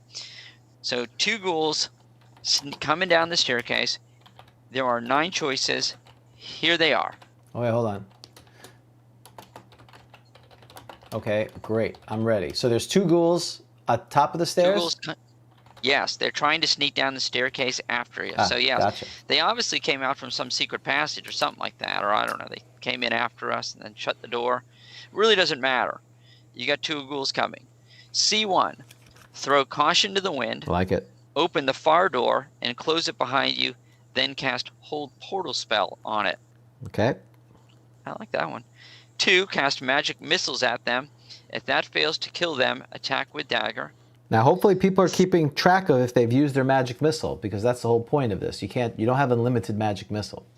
Oh, that's right. I think I crossed my spell. I used a lightning. Yeah, so... Okay. 3, yeah, this is not a candy store here. You don't get everything you want. 3, use protection from evil scroll on self, then attack with dagger. 4, cast sleep spell on the ghoul, then run away through the door. That's what I'm doing. I knew you would. Now you may like 5 as well. 5, cast sleep spell on them, and then attack with dagger. 5 probably is better for you, don't you think? Yeah. Sleep and run? Yeah, attack. 4 was sleep and run. 5 was sleep and attack. Yeah, attack. Yeah, attack. Right. 6, cast lightning bolt spell on them, on one of them, then attack the other with your dagger. 7, cast continual light spell on the first ghoul, then attack with dagger. 8, cast polymorph spell and turn into an elf, then attack with dagger. 9, attack immediately with your dagger. So 1 is Hold Portal, 2 magic missiles, 3 protection from evil and attack, 4 is sleep and flee, 5 is sleep and attack, 6 is a lightning bolt on 1, then attack, 7 is continual light on first, then attack, 8 polymorph self into an elf, then attack with dagger. You really shouldn't. You pass polymorph elf and then like parlay. Obviously those elves were coming to talk with them. I would cast elf and parlay. Right. And 9 is immediately attack with your dagger. Okay. We have our choices. So you want me to go first? Sure. I'm going with number 8. Oh, I thought for sure you're going 9. I know. You're right. 8 is pretty good too. The elf.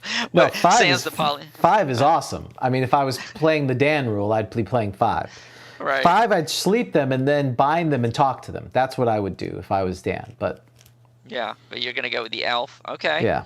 I'm gonna play the James rule. I'm gonna do 1.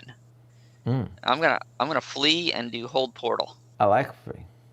I know you did, because that's what you would do if it was you. I would. I don't want to fight them. No, because ghouls. But I have an ulterior motive for why I'm doing 8. Oh, okay. Do you want to say it now? No, I'm going to wait to see if I survive 8. Because if I don't survive, it may be moot. Or maybe Kelly put this in, and then I'm going to feel really smart. But we'll see. We'll see. Well, I know that I don't want to have to deal with the paralysis and trying to figure out how long it is. Right. That's right. So we'll see what Kelly says. So Bucky's going with 1. You got a lot of David's going with 1. Brian's going with the Captain General's going with 1. A lot of 1s. I'm the only 8 at this point.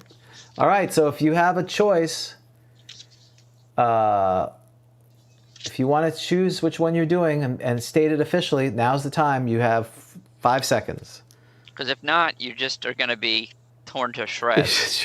you delay action. Delay action. Worst thing you can do, per Gary. Exactly. And you'll be paralyzed, and they're just going to eat you. Okay. That's it. People have said what they're going to say. So go ahead. Start with 1.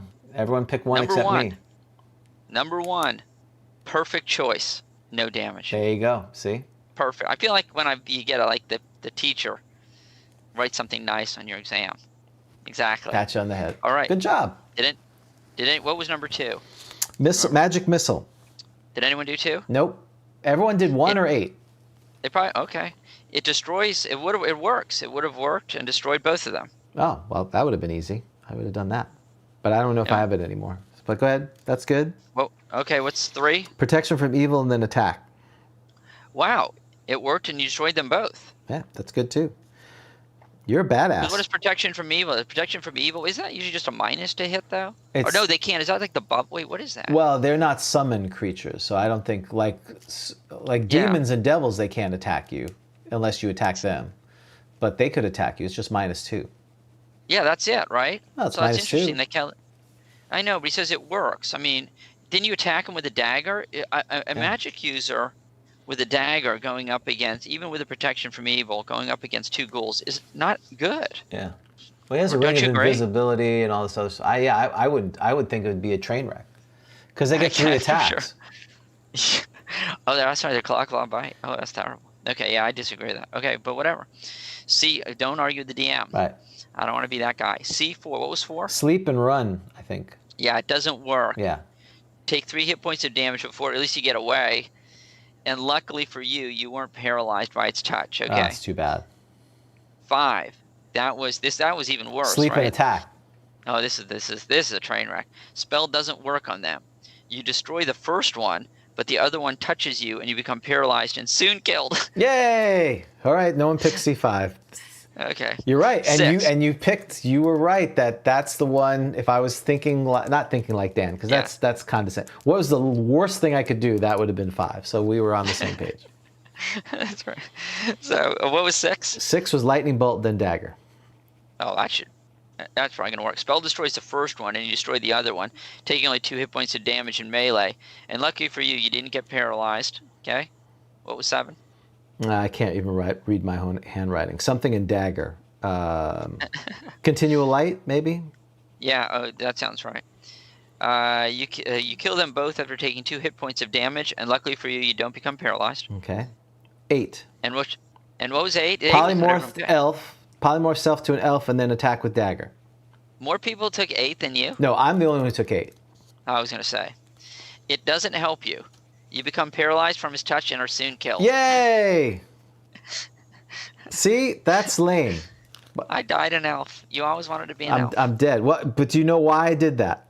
Not because I wanted to die. Let me think. It has something to do with the fact that We did this in the tournament. I thought the elf would work, which again I don't understand why it doesn't. And I would be fighting with Kelly, but it's his game, and I'd rip up my character and leave, but that would be fine. There was something. now. We had polymorph self in the game, and what was the advantage of doing that? Do you remember? I know it's 2 weeks ago. Didn't you become a fish or something? Right, they became a fish, and then when you come back, you get your hit points back. That's what I wanted to do. I was going to apply for that. Well, so that was very. So you were just being very rare. Basically, you were just going to get the hit points back that you lost from being shredded because you turned into an elf. And we get a D12. Well, I thought the elf would convey the 90%. I figured I'd take some damage, but when I turned back, I was going to adjudicate. 90% resistant. That's 90% resistant to the paralyzation. That's right. Okay, but you can still take damage, but you're 90% resistant to paralyzation. Then you get your hit points back. Right. That was the idea. That was a gamble. That was a gamble, but I'm dead, so I would be very. Does that mean you don't get to play anymore? No, I'm done. Yeah.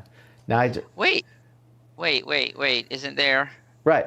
So Oh my gosh! And you're an elf. You can't be raised. Yeah, I'm dead now. Well, no, I'm not permanently an elf. Oh, you're not an elf. I don't know why I said that. You're just polymorph elf. No, roll for raise. See, let's raise you.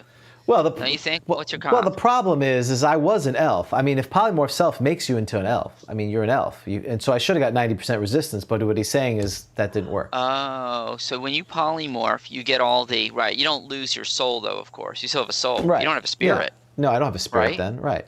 So you get the good stuff. Yeah, but I should have survived. I mean, it's some, but again, I'm going to honor the, Oh yes, I see what you're saying here. Because unless you blew your roll, but I agree with you. It seems that Kelly here is saying that if you're polymorphed into an elf, yeah, that's interesting. Why would Kelly say that? Why would he include polymorph to an elf if it wasn't for that? it says I'm fully, and David's reminding me, I'm fully resistant to that. Oh, there's not. Yeah, 90%. It's only for sleep. Sleep and charm. or Yeah, whatever. that's right.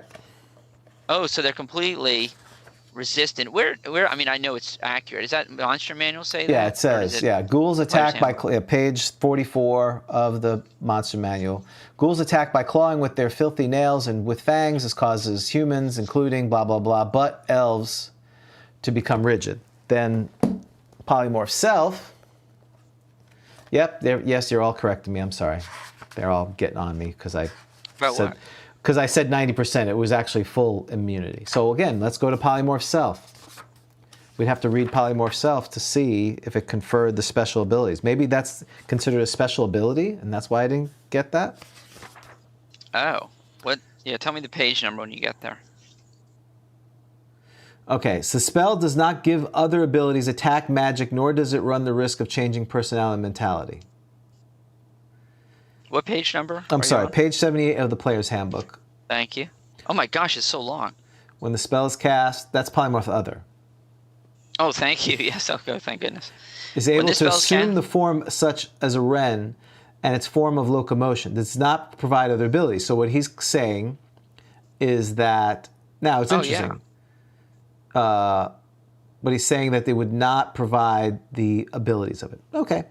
I would agree with that. Yeah. Do you agree with that now that now you've that I read that? it, yep.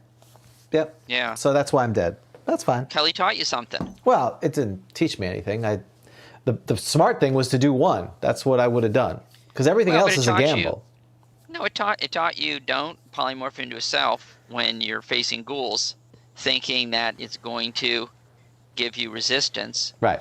to their paralyzation effect, right? Well, and then the question is, when we did this, because again, we allowed people during the tournament to polymorph into a fish. Right. Well, it talks about locomotion, but doesn't talk about breathing. Is that a special ability, or is that not a special ability? To breathe underwater. Well, it says other, no, I think, well, we need to look in the DMG. It says attack magic. I hate that, etc. then. Do you know how much litigation results from the use of etc.? So, can you imagine anyone actually putting that on a contract, etc.? All right, well, let's take a look at the DMG. The DMG might have something to say about this. Fourth level. All right. Yeah, because it says does not give other abilities. I know we already did spell selection. But basically it just talks about locomotion. But in this case with the fish, yeah, you can swim, but you can't breathe underwater, so. Oh, and it's not talked about in the DMG. Oh, wow. Wait, what level? No, it's fourth level. Hang on. No, polymorph for others. Oh. Yeah, there's no polymorph self. Polymorph for others. They're talking about polymorphing henchmen. Yeah, they don't like that. So apparently that was the abuse. Yeah, that's right. As is continually pointed out, henchmen and hirelings will not, in capital letters, not, desire to be subject to the effect. Oh my god, that's terrible. So basically, players were using their henchmen and they're casting polymorph other on the henchmen. Like, hey, you're this, go do that. You're a mouse, go in there, go in that hole. Right, yeah, whatever. Or, yeah, make them into a giant something and attack, yeah. Do you think there's probably a henchman's union? I mean, I know guilds are unions, but the henchman's guild that protests this and has standard contracts, what you can't do. Yeah, here's the terms. I cannot polymorph me. Can't make me grab cursed items. Right. Exactly. This is a violation of the International Law of Henchmen and Hirelings Convention. Rob Ritchie needs to draft up the standard henchman. Henchman contract, exactly. because I'll be expecting that you'll agree to this, of course. that's right.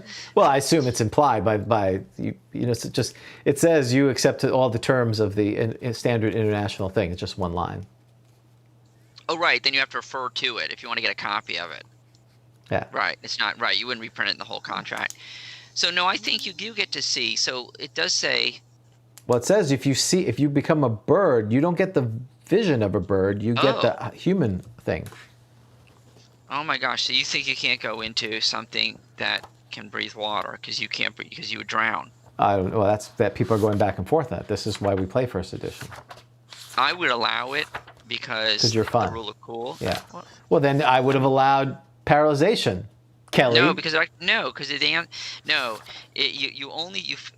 that's an interesting question. Now you're talking about whether you fill in gaps with a cool rule versus overriding a rule that's uncool with a cool rule. I mean, because I'm much less likely to overrule a rule with a uncool rule with a cool rule. Well, I would say he couldn't because, again, an owl can fly, but his vision would be normal. So the only thing because it specifically says the locomotion you get, but not anything else. So to me, I'd say you breathe like a human, which is stupid, but if you're not giving me resistance, which is an innate ability of an elf, breathing underwater is an innate ability of a fish. It's not magical per se. We don't know why elves. I'm sure But don't I have I have gills. I have gills. I don't have lungs. I have gills. Well, but I've polymorphed gills. Have you? You assume the form. Yes, look at me. Yeah. Well, but it says you only get the locomotion. It does not give you other abilities, etc. That's the word. But there's a gap. Because then it's got a parenthetical qualifying or defining abilities, and it seems to look. The etc. has to be consistent with it. What it is that comes before it. Well, but they give an example. Attack. Right. But they give an example. The owl can fly, which is part of its construction, but it doesn't have the vision, which that's also part of his thing. You're right. It's like gills. I got the eyes. Why don't I have the? Why don't you have the eyes working? Yeah, that seems very specific. Why can't you just have it all? Well, and I'd be fine with that. I would say, again, to me, because then you'd polymorph into a dragon and you could breathe fire. That's right. Well, whatever. Yeah. Right.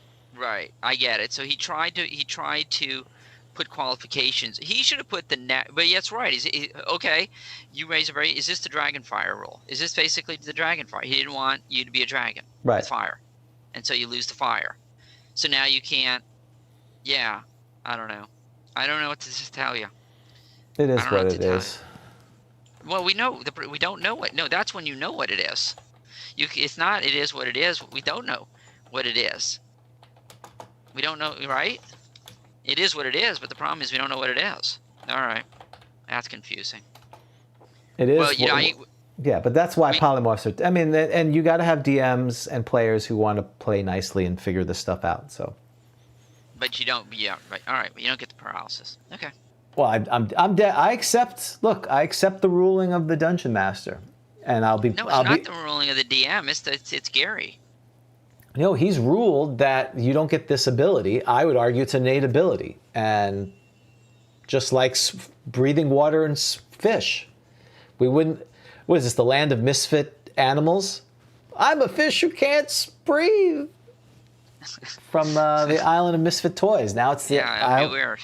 That'd be weird. I can only swim in jelly. What does that mean? I can still talk?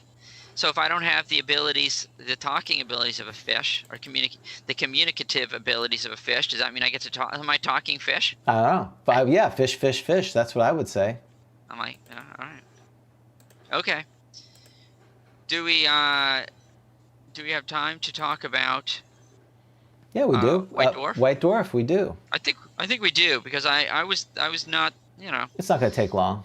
It wasn't that much in issue 20.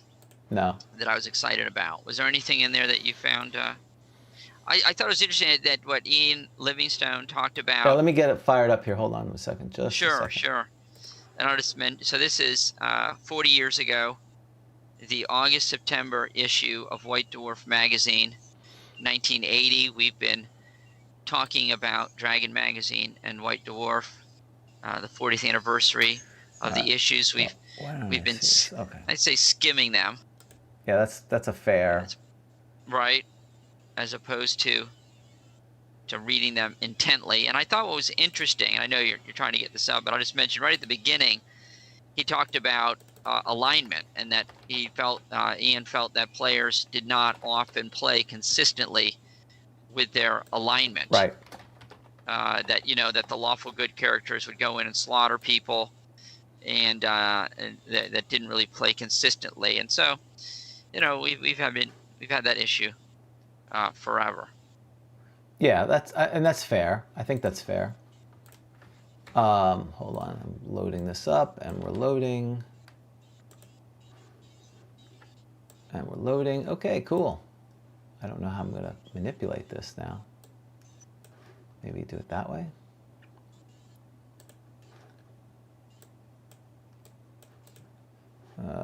Okay, keep going. I'm sorry.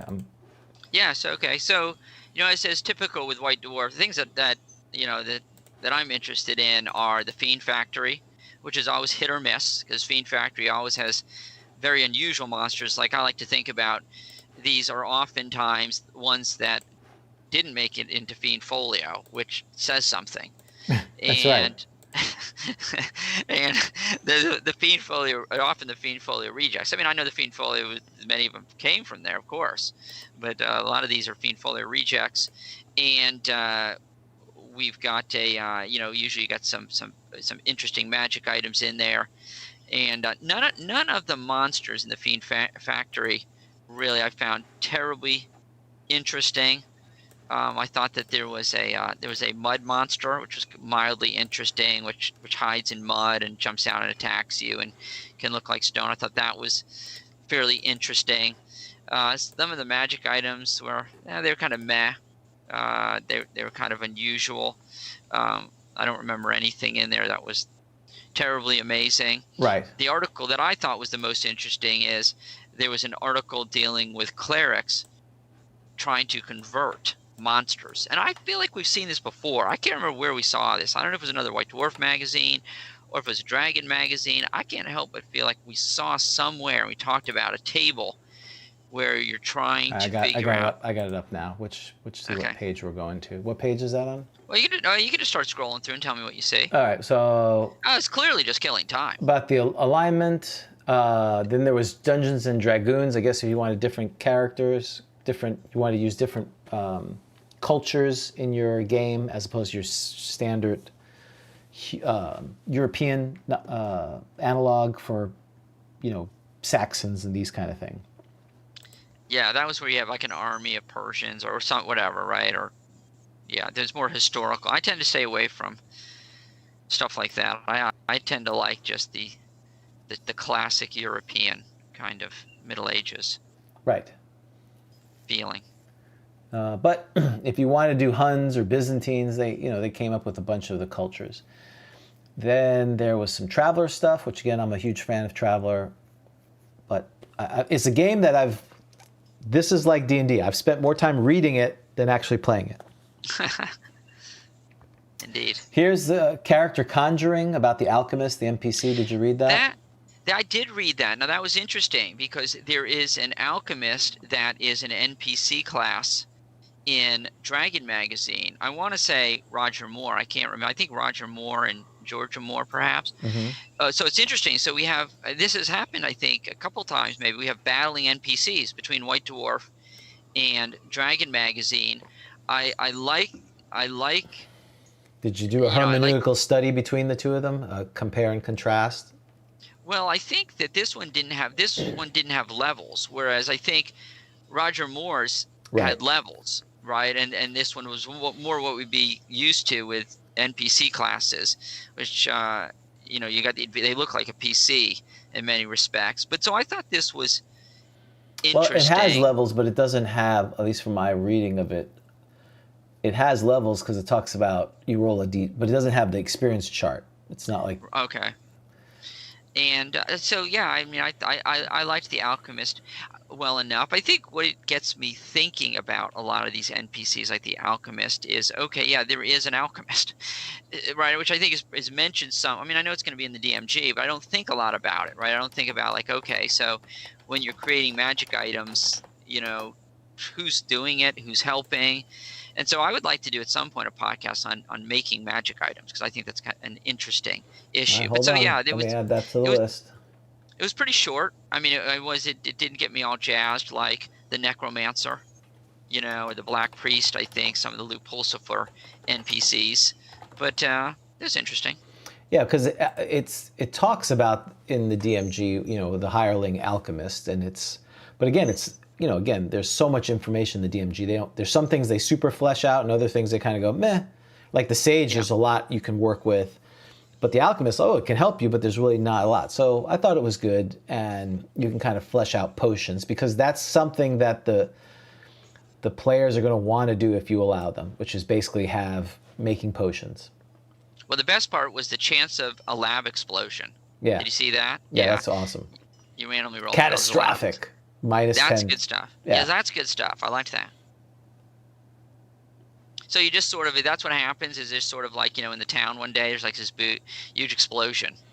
Well, it's building like goes up in flames. Beirut, basically, is what happens then. You just, the whole Yeah, yeah, Elrond's lab. Too much. Well, that could be that could be dynamic too.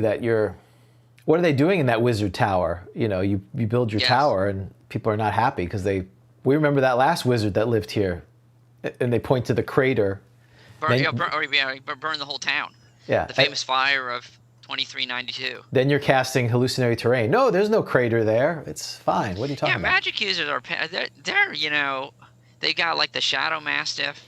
Right. They're going to, you got to think about that before you let a big magic user come into town and live there. There's got to be like you really got to investigate and do a background check on that guy. Exactly. Oh, no, I agree. I totally agree. Then it's open box, which is they kind of review things, and there were some interesting things here. I've never heard most of these games except the Traveler stuff. And then there's a little mini adventure, which was okay. I mean, I read it pretty quickly, but it was a little zany. You got a Umber Hulk and a Ogre Magi kind of thing. So, but what I like about those is they're short. Right. So you're looking for a short adventure, a one-off, doing a night. I think that White Dwarf is the place to look. Yeah. I think it's good for that. And then here's the Fiend Factory again. I'm like you. I don't even pay attention. The Roger E. Moore had the Water Leaper. The which one was it? Those little frogs? Yeah, the Water Leaper frogged wing things. They were okay. I mean, there was nothing in there. I kind of like the mud ones. There's these guys that hide in the mud. Yep. And they so you can't see them and they jump out at you. They were okay. There was none of them really. We have keepers. Yeah, we have till September 30th. Fiend Factory competition. Yep, we saw Dan Collerton's monster that won. Yeah. Right. Exactly. The Hive Men. Then Starbase, which is another Traveler regular column, which again, I like Traveler. I'd love to play it again. People want me to run Paranoia. Would you be interested in playing Paranoia? Yeah, perhaps. I mean, I played Paranoia back in the day. It was fun. I liked the game. Okay. Well, we may have a patron-only Paranoia event. That'll get people fired up. All right, now we're on the conversion one. Page 27 of White Dwarf, which is the one you were talking about. Clerics being able to convert people. Yeah, so this is the idea that, and look, I'm all in favor of making clerics more cleric-y. Right. And the idea of this article was that the clerics are supposed to be trying to convert people and, I guess, monsters. And we know that that's the deities and demigods, I think, says that as well, if I recall correctly, in their discussion of clerics. So it gives this, it gives a table of how to figure out if you convert or not. And I like that. I like that in general, but I don't know if I liked this idea. It almost was like sort of treating it as a a, a substitute at times for combat. Right. I don't know that I'm in favor of now adding to the cleric's repertoire. Cleric's got turning, and of course is very good at attacking, has good combat tables. I don't know that I'm really in favor now of adding like sort of this conversion power. I think it would be fun to use periodically when you're in town or something, more role playing. But I don't know, going through the dungeon and you run into the goblins and okay, declare, and the cleric declares attempt to convert. Yeah. And so everyone's watching, and you can't interfere. It's like the spell casting. You can't interfere. So you got to tell, I guess, everyone, back off. I'm going to try to convert.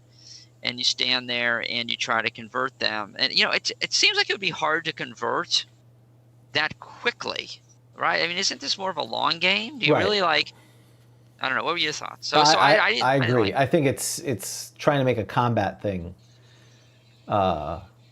See DM page 56, breathing on the fish question. Oh, I don't know. I'll have to look. Oh, my. We've got. Oh, all right. I got to divert here real quick. So no, I like the idea. I like the fact that it is trying to push clerics to be more cleric-y. I just think this has gone a little bit over. Wouldn't you get tired of the cleric continually trying to convert, doing a dungeon crawl, and the cleric's endlessly trying to convert? And then, so it's kind of like the chaotic neutral or the evil cleric who's got the bunch of undead following them. Now you got like a big gang of, you've converted them and they're all following you. I don't know. It seems to be a bit of a mess. Oh, breathing. So we're on breathing on the top of 56 on the DMG. I've read this actually for our adventure. They can also polymorph others into forms that can breathe water. Others. The first major concern on adventure is breathable air. Magic users have the advantage in this area as they have access to several spells that can solve the problem. They can also polymorph others into forms that can breathe water. Wait, why would self be different? Because self doesn't change. Others, you become that thing. That's why you have to make a system shock roll. Oh, so that actually supports your argument. Because for polymorph others, it expressly says that you get the breathing. That's why it's so long, I guess. Yes. So polymorph self is much. I just figured it was I never really thought about the difference between just self and others. But so there is a real some sort of difference. Yeah. So we can look into that. You're just sort of a shape change. You're just sort of a shape change. Right. A self. Yeah. Okay. It's more of a doppelganger kind of thing. But the key thing is the locomotion, so you can fly. So you can be a bird. Got it. So they give you that. Okay. All right. Well, there's the. I agree with you now. Then that's more support. I'm glad I went back on and chat as Bob. No, I didn't know that. Thank you, Bob. Appreciate that. All right. So we keep going. I like the to your point is I like it. I'm not sure I like it as a combat action. It should be more persuasive and pervasive and insidious if it's evil. Right, like you convert the chambermaid, and now she'll help you out or something, right? And over some time, it should be, unless you're like, and if you're going to do that, then you almost need like either be high level or have a spell convert. Like if you're an evangelist that somehow, just hearing them within 5 seconds they convert. Oh, that's not a spell, is it? That'd be a great spell. Right, converts. To me, that would be. Yeah, exactly. That should be a spell. And the one thing I didn't like was I didn't think that this article gave enough modifiers for charisma. I feel like charisma should play a greater role. Right. Because it's a dump stat now, and clerics should be highly charismatic if they're going to be zealots and they're going to try to convert people. And it did give a modifier for high charisma, but it was a cliff, not a slope. So I think it was 15 and higher, you get like +1, or that's it, or something like that. Okay, yeah. I felt like it should have been. Let's just use the reaction table. I should just use the reaction table bonuses. Yeah, I agree. That's right. Something with that. So I like the idea. And again, I think I've seen it somewhere else. I think someone else did this somewhere. Okay. I don't know where. You okay? There's an earthquake? What are you hearing? No, your screen started shaking. No, I was just grabbing a book. Okay. How's my sound? Because there's a lot of people. There's a lot of business going on That there. sounds good. Great. Okay. All right. But I like the idea because that's, or else if not, then clerics become these medics. They just become medics, and that's not cool. So I like that. That's why I like it. Okay, so that is that. What's this one? Interesting. Okay, cool. All right, very cool. That was good. Again, it was okay. I think still White Dwarf is still pretty. I mean, they're not as they're only on 20 episodes. They're still every other month. Whereas Dragon at this time, it's been out for a few more years, so it's a little more ahead of time. It seems to me like Dragon is. I want something dependable, not crazy.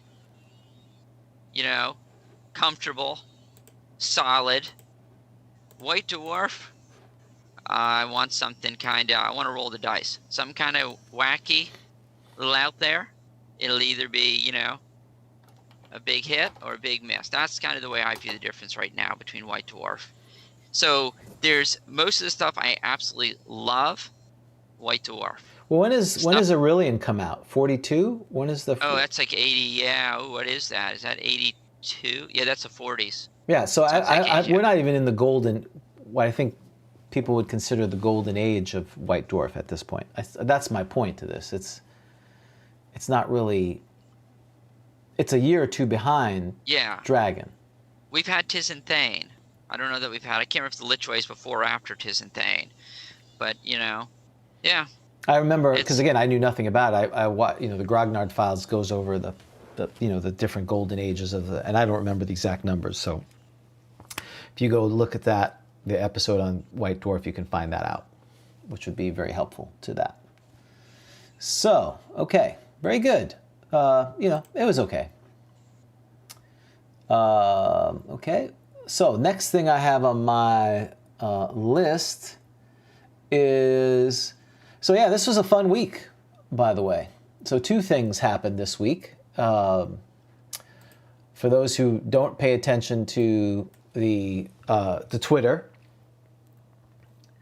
I had a lightning strike or lightning hit somewhere near my house, taking out 3 TVs, the security system. It's funny, Rob from Menion. He's like, "Why do you need a security system for?" I said, "Well, we live in a dangerous place called Florida." So, it's kind of, he's like, he lives in Japan, so it's a little different thing. But anyway, the pool equipment, it's been kind of a mess. But fortunately, the 3 things worked. The air conditioning works, and the studio computer did not get damaged. So yay for that. So that's why we're streaming today. So we're pretty happy about that. Though I need to put another light up here because I'm a little dark, which is okay. But that's. I hope I'm gonna hopefully find out what happened. But you start realizing how much these individual things cost. It was. We need more patrons. I'm just gonna say that. to pay for your damage to your house. Yeah, no, it is what it is. But we're very fortunate. Like I said, 2019, I would have been very unhappy. 2020, it is what it is. Exactly. I'm alive. and then the second news, which I don't know if you're aware of, I stopped the Borderlands campaign. I did not know that. I figured I did. I was going to wait to yes. Wow. I ended it last Sunday because we were going to talk about problem players and what? Remember we were going to have an episode about problem players. But this is not really a problem player. What happened here is we just had people who didn't see how they had different visions of how to play the game, and it was just they started getting mad at each other, and so it got to the point where people were being very heated, and I'm like, I'm not going to be part of this. Wow. Yeah, if you go out to if you go out to the meetup, it was getting pretty heated there. Well, now I got to go to the meetup. Yeah, you're going to have to go to the last one. The last one that I canceled. It's like a Jerry Springer show. Oh, wow. Yeah, I got to pay attention to this. It's like a Jerry Springer show, right? Right. Oh, yeah. Well, the group had ended up in a very dire situation, which is not unusual for for first edition. But they started turning on each other, and a lot of things. Hindsight's 2020, but the fundamental discussion was group. I won't call it group think, making sure the group acts cohesively versus individual player agency. That's what it ended up being, the challenge. And most people were like, we got to work together. Some people said, well, yeah, we have to work together, but we're not going to just follow people and not play our character if our character wouldn't do that, is the general thing of that. And so, go ahead, Dan. Yeah, no. That's very interesting because I hadn't thought about that dynamic. Because you're right. I mean, there can be. So not only is there potentially tension between players just having different views on how to approach the game. Should we do X? Should we do Y? But then if you also inject into it your character's personality and a desire to play that personality, you've injected another personality. So you've got your personality, you got potentially your character's personality, you have multiple people, and so it can make it very difficult at times. So if you think about it, D&D is basically a bunch of people sitting around at a bar talking and having a good time. That's the way I view it. And there happens to be a game going on. Now, I don't mean to belittle the game part of it, but for so many of us, right, it's obviously a very social thing. It's not like a war game. I want to play against you and see who wins. It's a very social thing. And if you don't, if you have different personalities, it's going to cause issues. So I'm sorry to hear that. I guess the thing about it though is the great thing. Let's look at the bright side. How long that campaign. Now it's not what Jay Scott's. I read somebody who's had his campaign for 30 years. It's not that, but still, it lasted with different people, right. Like any good band. It's going to come in and come out, but so the Borderlands campaign. Well, it may not be over yet. It's just I'm not running it anymore. Now someone's discussing taking up the mantle. Wow. Yeah. Well, you've certainly the way you're describing it certainly would make people want to take it over. Yeah, apparently. Well, and again, my thing was I wasn't going to play the parent and arbitrate who was right and who was wrong. Because, again, I can accept both styles. I think the group should work together. Yeah. But I also think people should play their characters, not just, I think what it comes down to, some people see the game and want to play it as they are, the characters are avatars for themselves. They're not taking on the role of this person. When I play Bob the Fighter, it's a game piece on the thing, and I'm using the skills. I don't really get too invested in the quote unquote role playing, and I'm not going to do dumb things, quote unquote, because I'm not inhabiting the skin of Bob. And then there's other people who are like, well, I want to see how it would be like Bob, and you're going to do suboptimal things if you act in that moment of being Bob. That's interesting you say that, because my experience with you has been that you do inhabit the skin. So when you really do seem to get into. No, I prefer that. I'm just saying there's two types of people. Yeah. That's where the camps broke down to. Yeah. They're and they won't admit it. I don't want to say they won't admit it, but they'll say they're role playing, but they really are using their right. They play the same person. It's just a different class. Well, it's why I play. Look, that's when I play a gnome. It's because I associate with they like to goof off, and so yeah. So I mean, oftentimes you pick characters, that are similar to you. I also would be interesting. This goes against what Gary said, which is that you've got to let players pick their own characters. I always thought it'd be fun to randomly roll what your race is and what your class is, right. And go with it, and so that way you play something that you typically don't. I also because you don't pick what would be fun. I think is you just randomly roll, because that's what you're born. Randomly roll your sex, and randomly roll your stats. Don't use number one, just straight down the line. Right. Because it's kind of like, if you think about it, the luck of birth. Well, that's interesting. That's the campaign that I'm very exciting. that if I was going to run a campaign, I would want to do Nico and I were talking about using the the reincarnation magic user table to determine what you are. Yeah, let's do. Where is that? Where's it? Huh? That's a great idea. I like that. That's awesome. You're basically a wizard experiment in the Underdark or something like that, and you just pop up as a pod, and you just get whatever's on. Now you could use the druid one, but then you'd only be a badger and stuff like that. You're like a badger. Yeah, it's not as compelling.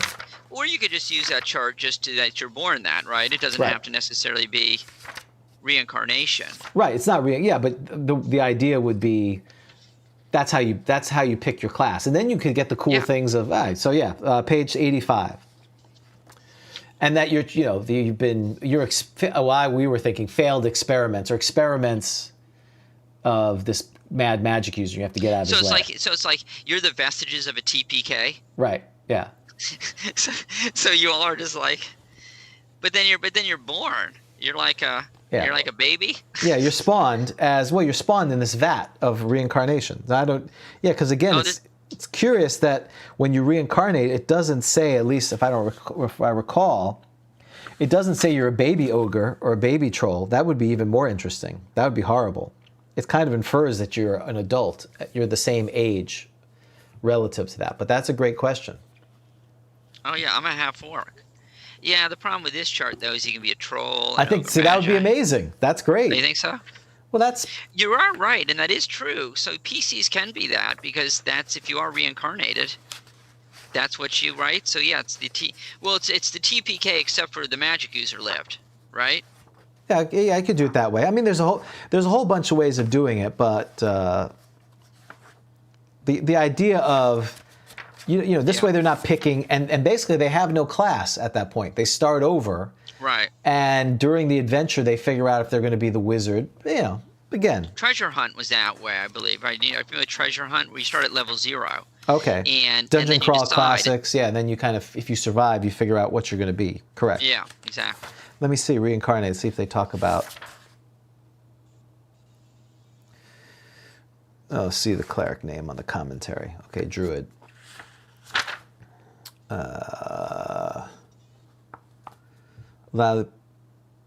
For a badger character could grow to giant size, have maximum hit points, blah, blah, blah.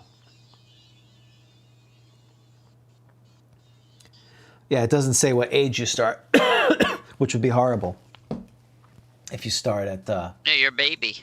Yeah, you're a baby. Well, what did you roll? A half orc? Well, you're in someone's womb. I was a half orc. I rolled a 48, I think.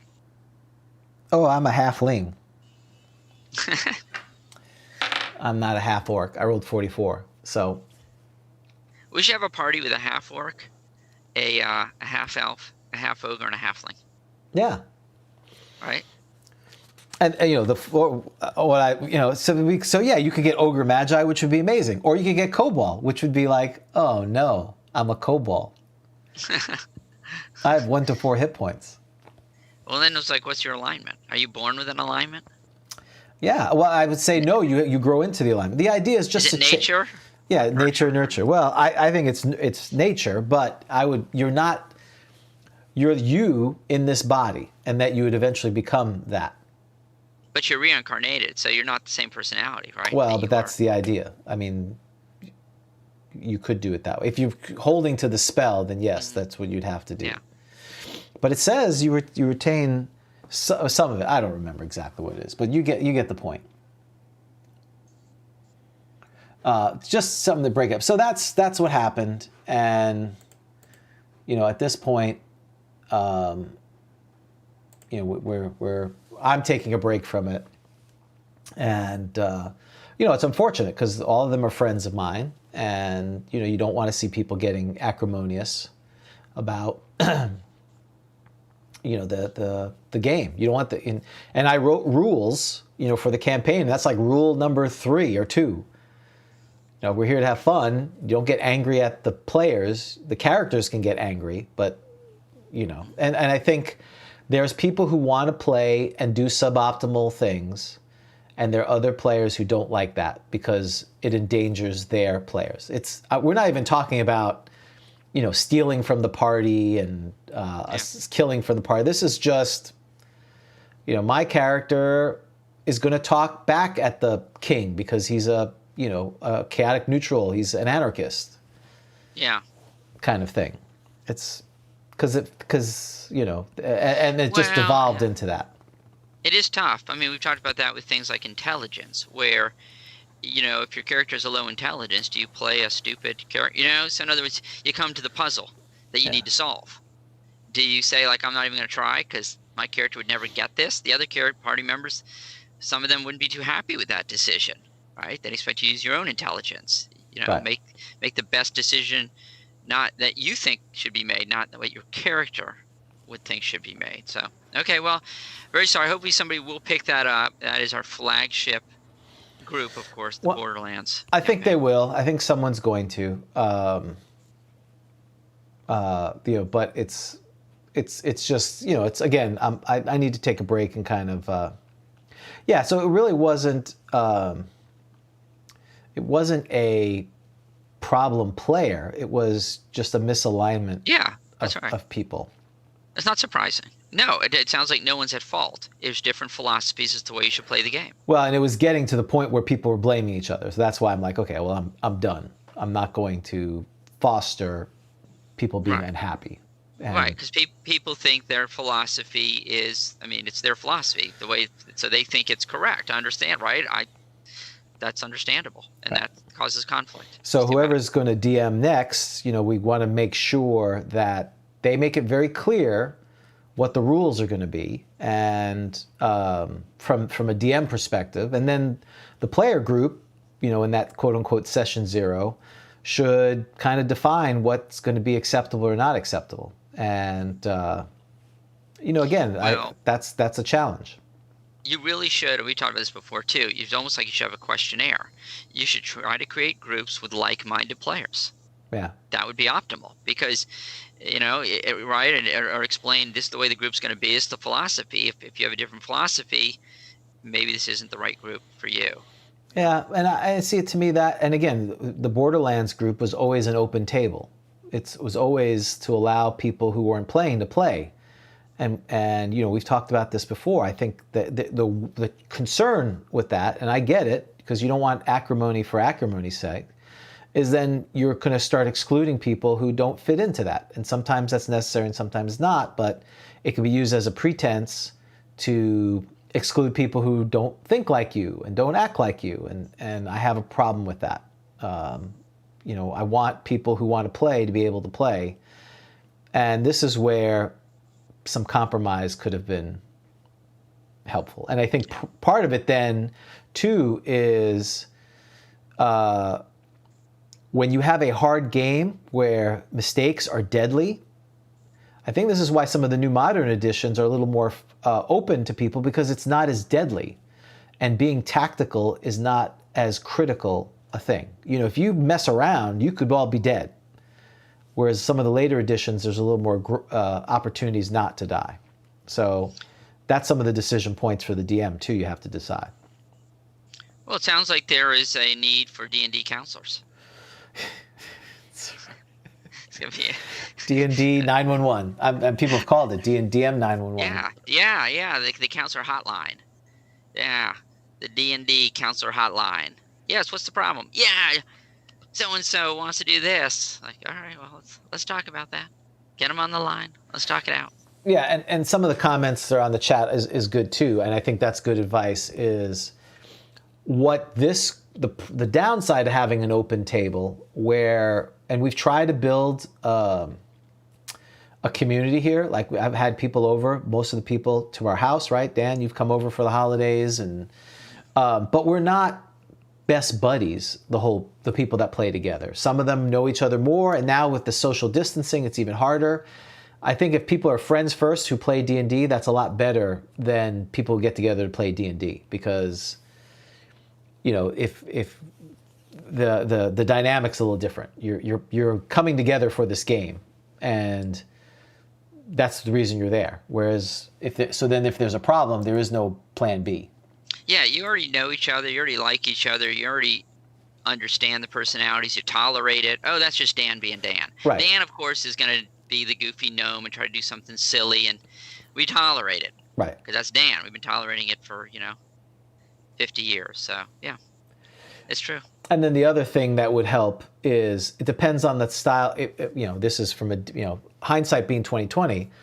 The last campaign was very Lord of the Rings kind of thing. You have stop the wand of Orcus from coming into the world and creating a perpetual world of shadow.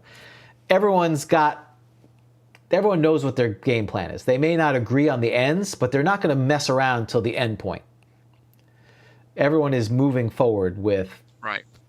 There's not a lot of downtime. You're all kind of moving towards this quest. There's not a lot of intrigue because there may be a betrayal at the end, whereas this one was more, hey, you're trying to explore the city, and there's different quests and some people's priorities. Some people are like, well, why am I doing this? Well, because you want to do it. It's much more vague and it allows for more nonsense. Mm-hmm. So I think if you have a diverse group, probably having that Lord of the Rings epic, it doesn't have to be epic right away, but make it very clear that there's a time limit, something dramatic's going to happen so that people focus on the end. And then if they're going to have shenanigans, it's going to be at the end. Yeah, a clear goal. Right. And that's my opinion. I agree. Makes sense.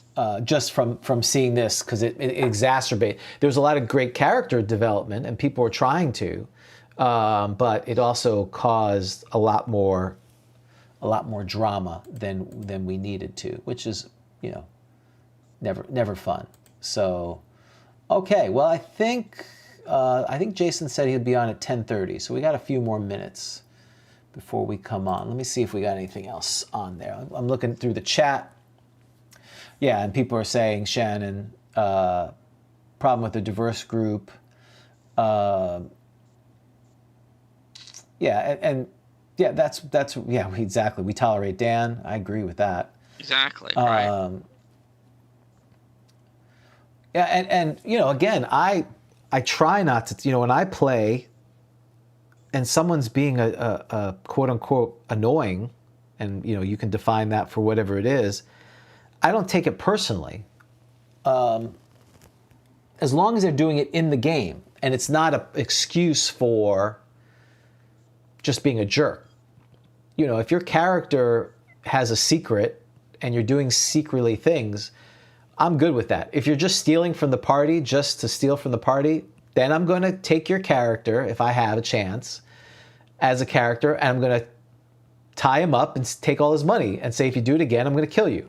Now, that's not against you, Dan. If your guy's it's different being goofy, but if you're stealing from the party and we're going to tie you up and we're going to say, all right, I forgot your character's name, whatever it is. If you keep doing that, we're going to kill you. Doesn't mean I'm going to kill Dan. That seems to be where people lose their mind, because again, some of the folks perceive it as, well, you're attacking me, and no, I'm attacking the character I'm playing, and when people forget that line, and then it bleeds into player versus player and all that. You got to be where you need, you got to have that skill set and that understanding to do it, and a lot of folks don't, because they didn't sign up for that. They just want to roll dice, get treasure, kill orcs, rinse and repeat. Listen to a story. They don't want all this drama. So anyway, it is what it is. And I had not planned on being DMing for 2.5 years too. That was not the intent when I took it over. I thought someone else was going to, but maybe this will be the chance. All right, let's see what else we got. All right, so Jason's going to be on in a few minutes. Let's see if he's on. He's not on yet, but I did talk to him yesterday. What else did we have? I talked to that.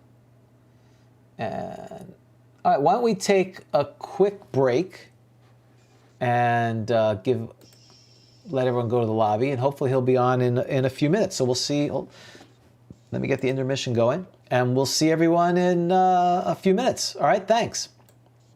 Okay. And now, before the next show starts, let's enjoy an intermission. You'll find our snack bar chock full of good things to eat and drink. Tasty, tempting hot dogs, thirst-quenching soft drinks, fresh, crunchy popcorn, a complete assortment of delicious candy, and a full line of cigarettes. You've plenty of time, so visit the snack bar now. A tasty treat will double your enjoyment of the show. Let's all go to the lobby. Let's all go to the lobby. Let's all go to the lobby to get ourselves a treat. Delicious things to eat. The popcorn can't be beat. The sparkling drinks are just dandy. The chocolate bars and the candy. So let's all go to the lobby to get ourselves a treat. Let's all go to the lobby to get ourselves a treat. Your dungeon master has placed you in a dreadfully precarious position. You're playing the most phenomenal game ever created. Your skin grows cold from your first glimpse of the enormous beast. It's a product of your imagination. Survival depends on a quick, decisive move. Your choices are limited. Stand and fight, or run. Use your lightning bolt. Victory is yours. Win the treasure. TSR Hobbies, Dungeons and Dragons games. Products of your imagination. Challenge your imagination to come alive and to battle with the creatures of Dungeons and Dragons. Grapple against the forces of evil as a Marvel Comics superhero. Hunt adventure and glory as Indiana Jones. The all-new role-playing games of TSR and Dungeons and Dragons. Unleash the power of your imagination. Open the world of advanced Dungeons and Dragons action figures. Strongheart, Bronze Dragon, Morduk, Nightmare. Discover a world of mystery and magic. Stand back, Strongheart. You shall never have this treasure. Evil is no match for good until we meet again. Advanced Dungeons and Dragons action figures from LJN. Pure magic. In the eerie world of deep, dark dungeons, mystery and magic seem real. There's good against evil with advanced Dungeons and Dragons action figures. War Duke, Kellic, Strongheart, and Bronze Dragon, each sold separately. Beware, Strongheart. We will cast an evil spell and steal the treasure. Well, evil is no match for good. The treasure is safe. Advanced Dungeons and Dragons action figures, Kellic, War Duke, Bronze Dragon, Strongheart, each sold separately from LJN.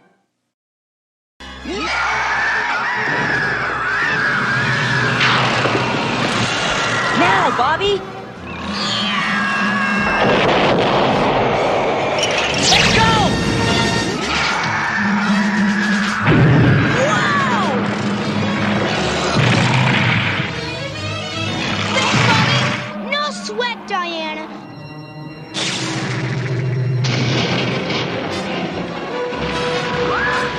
Your time has run out. Come on! We've got to find Dungeon Master!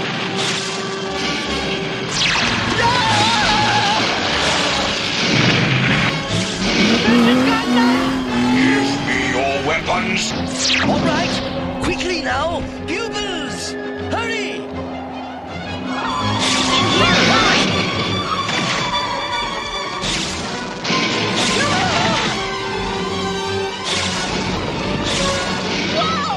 You cannot escape. This game is ended. Abra, come here!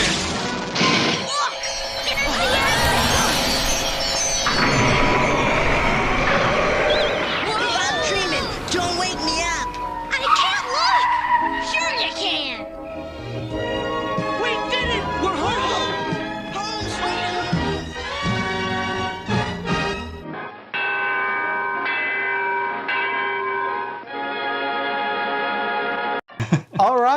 All right. So welcome back. As you see, we have a new little figure with us. And so I want to introduce, that's right, Jayson Elliot. For those who don't know Jayson, the way we know him, because he's highly recommended by a couple of folks, people we respect very much. First, Leroy, who is on Twitter, who is one of the old school gamers, said, hey, you got to get Jayson on. He's a wealth of knowledge. Leroy. And it's his birthday today, so happy birthday, Leroy. Hope he's doing well. Happy birthday, Leroy. And then we were speaking to Al Hammock a few months ago, right? And we started talking about his history. And then he mentioned Top Secret, and he was working with Jayson. I said, well, we got to get you on. So, Jayson Elliot, welcome to GROGTALK. Thank you. Welcome to me. Exactly. And so for those who don't know you, maybe you can give a quick introduction of, well, first how you got into the hobby and kind of your, some of the highlights of what you worked on both in the past and what you're doing now. All right, cool. So, probably got into the hobby the way most people my age did anyway, which was, go down to Walden Books and pick up some copies of these things with a cool artwork all over them, and then bring them home to your friends and then get all the rules wrong. Can we ask what year roughly this would be? Let's see, 1837, I think. This kid named H.G. Wells was saying he wanted to play with soldiers. Well, let's put it this way. So the first two things that I remember getting were a copy of the Red Box and a copy of the Dungeon Master's Guide. And I didn't know they were not the same game. So we tried to put the two together and figure out why the rules didn't exactly match up one to the other. And I think then the next thing I bought after that was a copy of Top Secret. And again, not really understanding that it was supposed to be different games. I'm like, oh, cool. You can be a paladin who is a spy. Sounds like a fun game. Yeah. Yeah. And what sense had you just seen it on Walden Books? So did you have somebody that introduced you to the game, or did you just discover it sort of on yourself? I'm pretty sure actually that a friend of mine, maybe like his big brother, had it or something. I think probably what it was somebody's big brother had it. We wanted to play and they wouldn't let us, and so we begged our parents, can we please get this game? It's not devil worship. And luckily, even though I grew up in a small town in Iowa, it was not filled with people who thought that this was like evil or something. So they were like, yeah. The main argument I think to our parents was, if we're playing this, we're not going to be out getting in trouble. Crack cocaine or Dungeons and Dragons? Yeah, I mean, what do you want, Satanism or crack? I could do both. Right. I could just pick one. So they said, go with the Satanism. So Did they view that as a threat, kind of? If I was the parent, I'd be like, wait, what exactly is going on here? What trouble are you planning to get into? Right, exactly. I'm going to do this stuff unless you let me play. Well, maybe they knew, because I definitely was getting into trouble. I mean, I was definitely, like, in our school, we didn't have the exact same cliques as maybe bigger towns did, but I loved that TV show Freaks and Geeks later, because they nailed it. Because basically our group of me and my friends, we were like the combination nerds and dirtbags, right? Like we were the ones that were into like heavy metal and old cars and also got straight A's and did really good at debate club. In other words, did not date. Right. And did at some point in time then, did D&D overtake your life? Because you said you were getting good grades. As often happens, D&D starts to take the place of homework for so many of us. I was really lucky that I personally was the kind of kid that was able to talk the teachers out of certain things I was supposed to do. I would do really well on the tests, and I'd do the extra credit so that they would kind of go, well, maybe he was drawing a dungeon instead of doing his homework, but he's really good at the tests, so it's okay. Okay. And at what point in time did you discover that these were, in fact, two different games? I mean, yeah, I think about the time that basically, like, probably my friend Bobby's older brother came in and yelled at us, you can't have a gun. You can't shoot a dragon with a gun. Oh, yeah. But I was just talking about basic versus AD&D. I assume you're being somewhat facetious with the Top Secret, but apparently not. Well, I mean, I think after about 3 or 4 days we figured out they were actually different rule sets entirely. But yeah, I think the AD&D versus the red box was probably about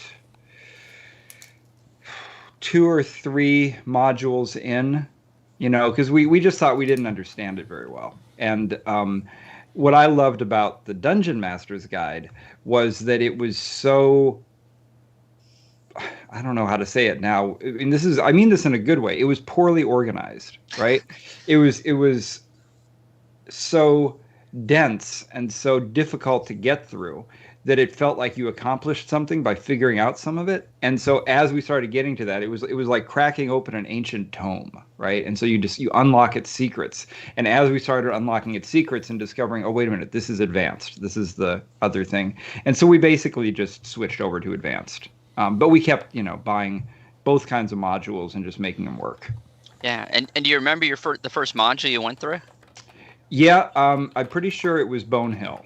Oh, there you go. Yeah. Adventure James. Again, I don't think we understood levels either. At first, but then once it all settled down and we actually figured out what was going on, we started with the U series, Salt Marsh and all that. And to this day, anytime I'm starting a new AD&D campaign, I like to start it there because it's like going back to a comfortable old neighborhood, Indeed, yeah. No, it's a classic. So, have you guys seen? I mean, have you used the updated Salt Marsh that Wizards did, where the whole Secrets of Salt Marsh book they did for I think they did it for 5e, didn't they? Yes, we don't. Our podcast and our lives end. Was it May of 1985? Yeah, around when Unearthed Arcana came out. Yeah, I don't do anything after Unearthed Arcana. The book that shall not be mentioned. We call it the book that shall not be named. Oh, that's funny. Yeah, we I mean, I do really like the Ghosts of Saltmarsh book that Wizards did because it gives you all this extra kind of filling out that you would have done yourself back then. So it's kind of nice to have those little extra things in it. But when it comes to playing AD&D, we always start at the beginning of a new campaign deciding, are we using anything from UA, and if so, what? It's never the whole thing, and it's often none of it. Yeah, right. There's certain fundamental questions you got to ask. It's usually players want to know about level limits, right? Yeah.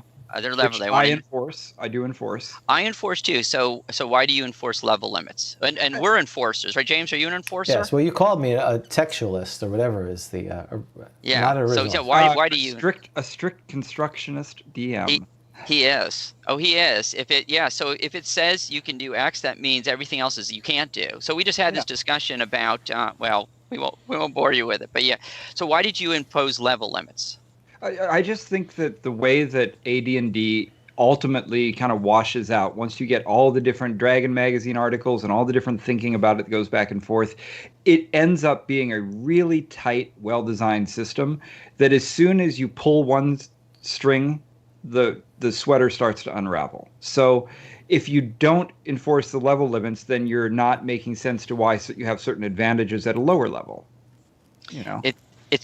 It's true, and so actually, I talk big, but when I started playing again about 3 years ago, and I needed to find people to play, and so they wanted to know level limits, and I was trying to be a nice guy because I'm trying to build a group, and I said no level limits. Well, when you don't do level limits, of course, you end up with a party full of demi-humans usually, because and that's a little disappointing. So. And I really feel like AD&D is meant to be played as a human character. For maximum enjoyment. I think all those other things are really fun to try out. But if I'm playing a very long-term campaign, as a player, I usually prefer to play a human, just because, you don't get all these cool advantages, but at the same time, you don't get all the kind of level limits and everything else in place of it. And I think it prevents you from turning into a mechanic as well. Yeah, see, James is a textualist. It starts and ends with the book says it. He just holds up the book, and he's like, level limits, it's right here. Right. Yeah, I mean, that's a good way to do it. But, I mean, even back then, it was always fun to get a copy of Dragon Magazine and see somebody writing something that was not, canon, but was a really interesting way to try things out. And that was kind of the fun. I usually compare AD&D, not later versions, but AD&D, I compare it to Linux. You know, it's if you use it exactly the way that it's built, it's going to run great. Like if you stick, Red Hat on your computer, and just as the build goes, it's going to work great. But it also is open source and you can mess with it. You're probably going to break something when you do, but you could have fun breaking it. Well, that's like, when you said you enjoyed reading Dragon Magazine for different takes on the game, I immediately thought of Len Lakofka, because Len's articles seemed to consistently. I'm not even sure Len was playing first edition, if he was actually doing all the things, all the changes. He seemed to be continuously like, yeah, well, Gary should have done it this way, Well, I mean, the Lehman's Tiny Hut was one of my favorite things about Dragon Magazine, and that's why when we started Gygax Magazine, we immediately, said we have to get Len back. So that's why we had him writing. He changed it to Lehman's Secure Shelter because it had gotten bigger. But it was I was fortified so thrilled domicile. Exactly. That's great. It was a really big deal to me. So you started with D&D. You played Top Secret. You played. Did you play other games back in your early days that were formative? I'm not as cool, if that's the word, as people who, can look back and say like, oh, I played these 15 different games and I had Tunnels and Trolls and I had Twilight 2000 and I had blah, blah, blah. And it's like we were living in Western Iowa. It was hard to get any of these things. I guess by mail would have worked. But honestly, we were pretty much just playing Top Secret and D&D at the time. I think I did not go to my first gaming convention until I was like in high school, like later in high school, and actually got to see other games being played, and I got to play some, and I was excited about it, and that kind of opened me up to things. But at the beginning, it was, fairly just the one company, just TSR stuff. And go ahead, Dan. Did you stick with first edition? So in second edition, did you continue to play role-playing games? So a lot of us, like myself and James, we had what the folks on the Grognard files call this deep freeze, and we were out of it for decades. Did you continue to play? When second edition came out, I thought it was gross, and I didn't want to play it. I just thought that, okay, this is silly, but I thought that the books were ugly. I didn't, before I even opened them up, I just thought the artwork was bad, the design was bad. I was an aspiring designer at the time in high school, and I was all about aesthetics, and I was like, these are ugly. And then I actually read one, and I'm like, and they're bad. It's like, what's the point of this? Going back later, I actually had a totally newfound appreciation for second edition, and now when I look at it, I'm like, this is actually a really good game, and I probably should have played it. But no, I kind of went on the deep freeze also, except that we did keep playing. We just kept playing first edition. So I was playing it in college. I had a break when I started getting more into the music scene. I started a music magazine, and that basically took up all of my time. But I did get back into gaming about 2005. So I had probably a break of about 10 years from like 95 to 2005. Okay. The way I look at it is basically when I stopped subscribing to Dragon Magazine, that's when I sort of froze in terms of rules. And that was around 88. Yeah, that's about me us. too. Yeah, 88, 89, something like that. And then, but we didn't play for decades after that. But, but you kept playing for a while, and then you took it 10, because, obviously, and Carlos Lysing says hi as well. Hey, Carlos. Yeah, he was on earlier. I think he's a night owl, right, Dan? Pretty much, he stays up. He's at unusual hours. Yeah. So no, the weird thing is, I've actually had people tell me, like my old roommate was like, yeah, remember that campaign we were playing in from like 94 to 97? And I'm like, what? I don't. But I mean, like I said, in the 90s, I was more kind of in the music scene. I will admit that there's probably a drug haze that's erased a few years of my. That's funny you should mention that. On the chat, they're talking about cornfields and drug use and D&D. It's like Drunken Dragons kind of thing. Yeah, absolutely. Well, if anybody is into like punk, industrial, goth, any of that. So my friend and I started a magazine called Industrial Nation, and then we started another one called Permission, which is more goth. So if anybody knows Industrial Nation or Permission, that's me too. Oh, awesome. So if there's any old rivet heads or goths or punks out there, I was more like the Minor Threat, 7 Seconds, kind of, the crossover, the DRI, that stuff, yeah, hardcore. Yeah, exactly. So I was not so much into like the DC kind of scene musically, but I really appreciated it. So bad I brains. had a ton of friends who were into that scene, so it was a good scene. Yeah. Okay, so you stuck with first edition. Yeah. And then so this is interesting. So I told James, well, actually James already. So we thought we had a great idea. Cool. We would have a podcast, and we would focus on first edition AD&D. You should do that. That would be. Wouldn't that be a great idea? I would listen right? to that. And little did we know, of course, at the time, because remember, we're coming out of a deep freeze, right? That there, of course, had been a podcast called Roll for Initiative. Well, what were you going to call yours? Cast for starting. Something like cast. Cast. Yeah, actually, we're going to call it Grog Talk. But I started looking around for podcasts. Wait, you were going to call it Grog Talk back in like whatever year? No, this was a few years ago. No, just a few years. We started a couple of years ago. Okay. We didn't know each other. Oh, okay. I thought you meant. Okay. Yeah, I apologize, Jason. So our background is Dan was in the deep freeze for 20-something years. Him and his... Actually, Dan, why don't you tell your story? Why am I telling you? Like, we're not married. Go ahead, tell your story.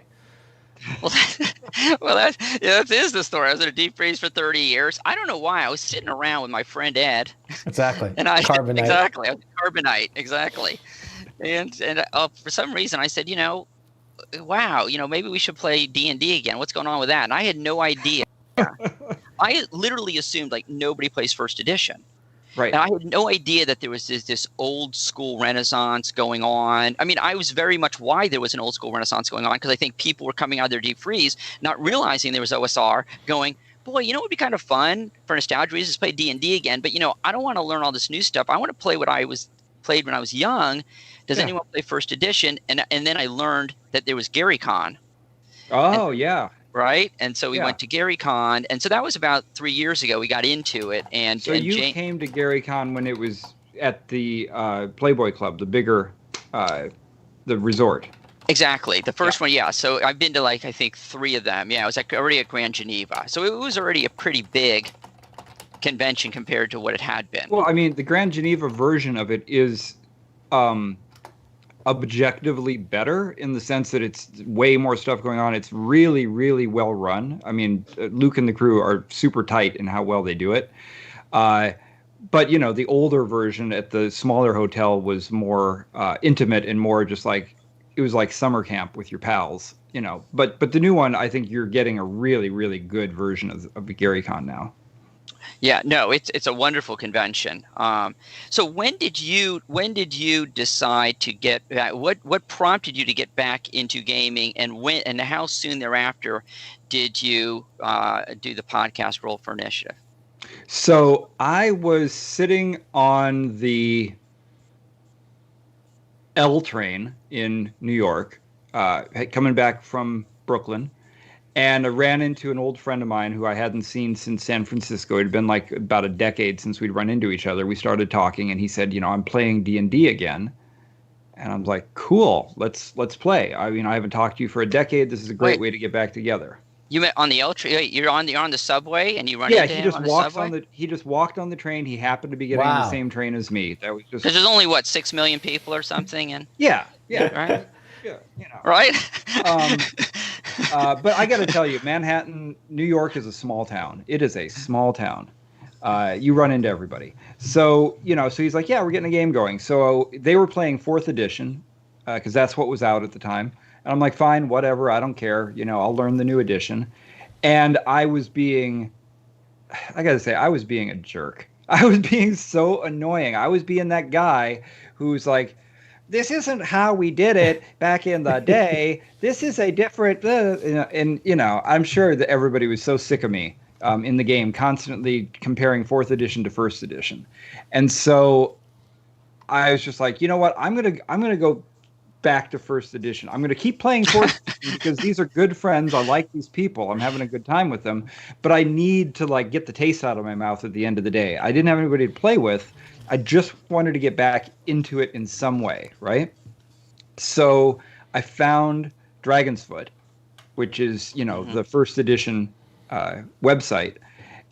Still one of the best gaming websites I think that's ever been made. I mean, just in terms of what a vibrant community, right? And I threw something after I'd been on there a little bit. I decided I wanted to do a podcast because I've done podcasts since about 2006. Again, it was more music stuff. But I was just like, hey, I really want to do a first edition podcast. I've been getting the books back open. I want to do one where we kind of relearn it together. And another guy on the forums had basically posted the exact same thing the exact same week. I mean, basically within days of each other, we had both said, I'd really like to do a first edition podcast. So we called each other up. I was driving down the 95 and I pulled over to have a conversation with him in a rest stop. And it was like 3 hours after we got on the phone. We're still talking. And we realized, okay, we got compatible ideas here. Let's start a show. He wanted to call it Roll for Initiative. I'm like, that's great. That's a name. Let's use a name. And, that was it. We just started kind of getting together and doing it. I put some structure around it because he wanted it to be a little bit more of a just let's have a chat. And I wanted to have a little bit more structure. So I think that helped having the dichotomy. Yeah, we wouldn't know anything about that. Yeah, that's yeah. We're completely unstructured, pretty well, much. I try to have structure, but it's just not going to work out with us. We just can't happen. Like I say, I've been podcasting since 2006. I'm still actually doing it, not in gaming, but I do in some independent production for iHeartMedia now. So I'm very much, I really like that side of things, even though I like listening to all kinds of shows. So yeah, I wanted to have a little structure to it. And yeah, and it turned out to be a good idea. I think it worked out pretty well. Yeah, clearly. And so how did the show evolve over time? Because I know it lasted a very long time. Yeah, and is it still going on? It ended last year. No. Officially ended. Now whether it'll come. Okay. Yeah, I mean, I think when I was on, I was probably only on for the first 100 shows or something, like the first 2 years, 3 years. And I don't know how did it evolve. It basically, we tried to improve it regularly by making better segments and kind of figuring out what we would talk about each time, and making sure that we would do our research ahead of time. I was always kind of a stickler for, if we're going to have a topic, we need to sit down and make sure we know what we're talking about, because people are listening who are going to be huge nerds about the rules, and if we get a rule wrong, we're never going to hear the end of it. So let's get this tight. And I was sometimes joined in that by the other hosts, and sometimes they would just be like, oh man, are we doing a show? What's up? A little bit of both. So we had a couple of things on the chat. Do you talk to Vince at all anymore? Have you talked to him? I haven't talked to Vince for a while. The last time I ran into him was at Gen Con at the Plaza. We chat on Facebook sometimes, but I haven't really talked to him lately. No. Yeah, go ahead, James. You said we got a question. And another one from the chat. Jonathan wants to know, why do you look so different from your bio picture at Gygax magazine? I don't know. Was I fat in that picture? Because I was pretty fat. I was a big fat dude. I guess. I don't know. I mean, I don't look that much different. Your hair's a little bit longer, but not, at least from... Well, yeah, I got the quarantine hair, grown it long, but yeah, I don't know. I honestly, if you look at me over the years, I look different every year. It's just fun to change it up. That's always a dangerous question, because you could be like, yeah, I had cancer, or that's... Honestly though, I really I think I was starting to get to the point where I was almost wearing a gamer medium t-shirt, triple XL. But yeah, no, I did realize a couple of years ago that I had sort of started getting sedentary, so I just decided to start working out and stuff like that. And yeah. Is there a particular episode that you're really fond of, that if we were going to say, okay, what would be a good episode to listen to? Yeah, I got to tell you, I have a favorite episode, and that's the one that we did about unarmed combat. Oh. No, I have two favorite episodes. Oh, God. My personal favorite, just because it's got one of my favorite people on it, was we did an interview with Dan Carlin. I don't know if you guys are familiar with him. He does Hardcore History. And no. He has another show called, wow, I forgot what his other show is called. But anyway, Dan Carlin's Hardcore History is, I think, one of the best podcasts out there. It's been #1 on Apple iTunes for like a decade, right? And so I just figured from listening to his show, he sounded like he was into wargaming and D&D, a little bit. So I reached out to him and I said, this is kind of weird. It's not your usual thing, but would you like to come on to a gaming show? And he's like, yeah, that sounds cool. And that was so much fun, getting to like hang out and talk with Dan Carlin. But if you're just talking from what I think other people would like the most, if they're not Dan Carlin fans already, or at least the one I dig the most, it's the one about unarmed combat. Because you talked before about being a textualist and playing it as run. So let me ask you, do you use the unarmed combat rules in the DMG as we written? try. We first try to avoid it at all costs. We try to dissuade the characters from doing that.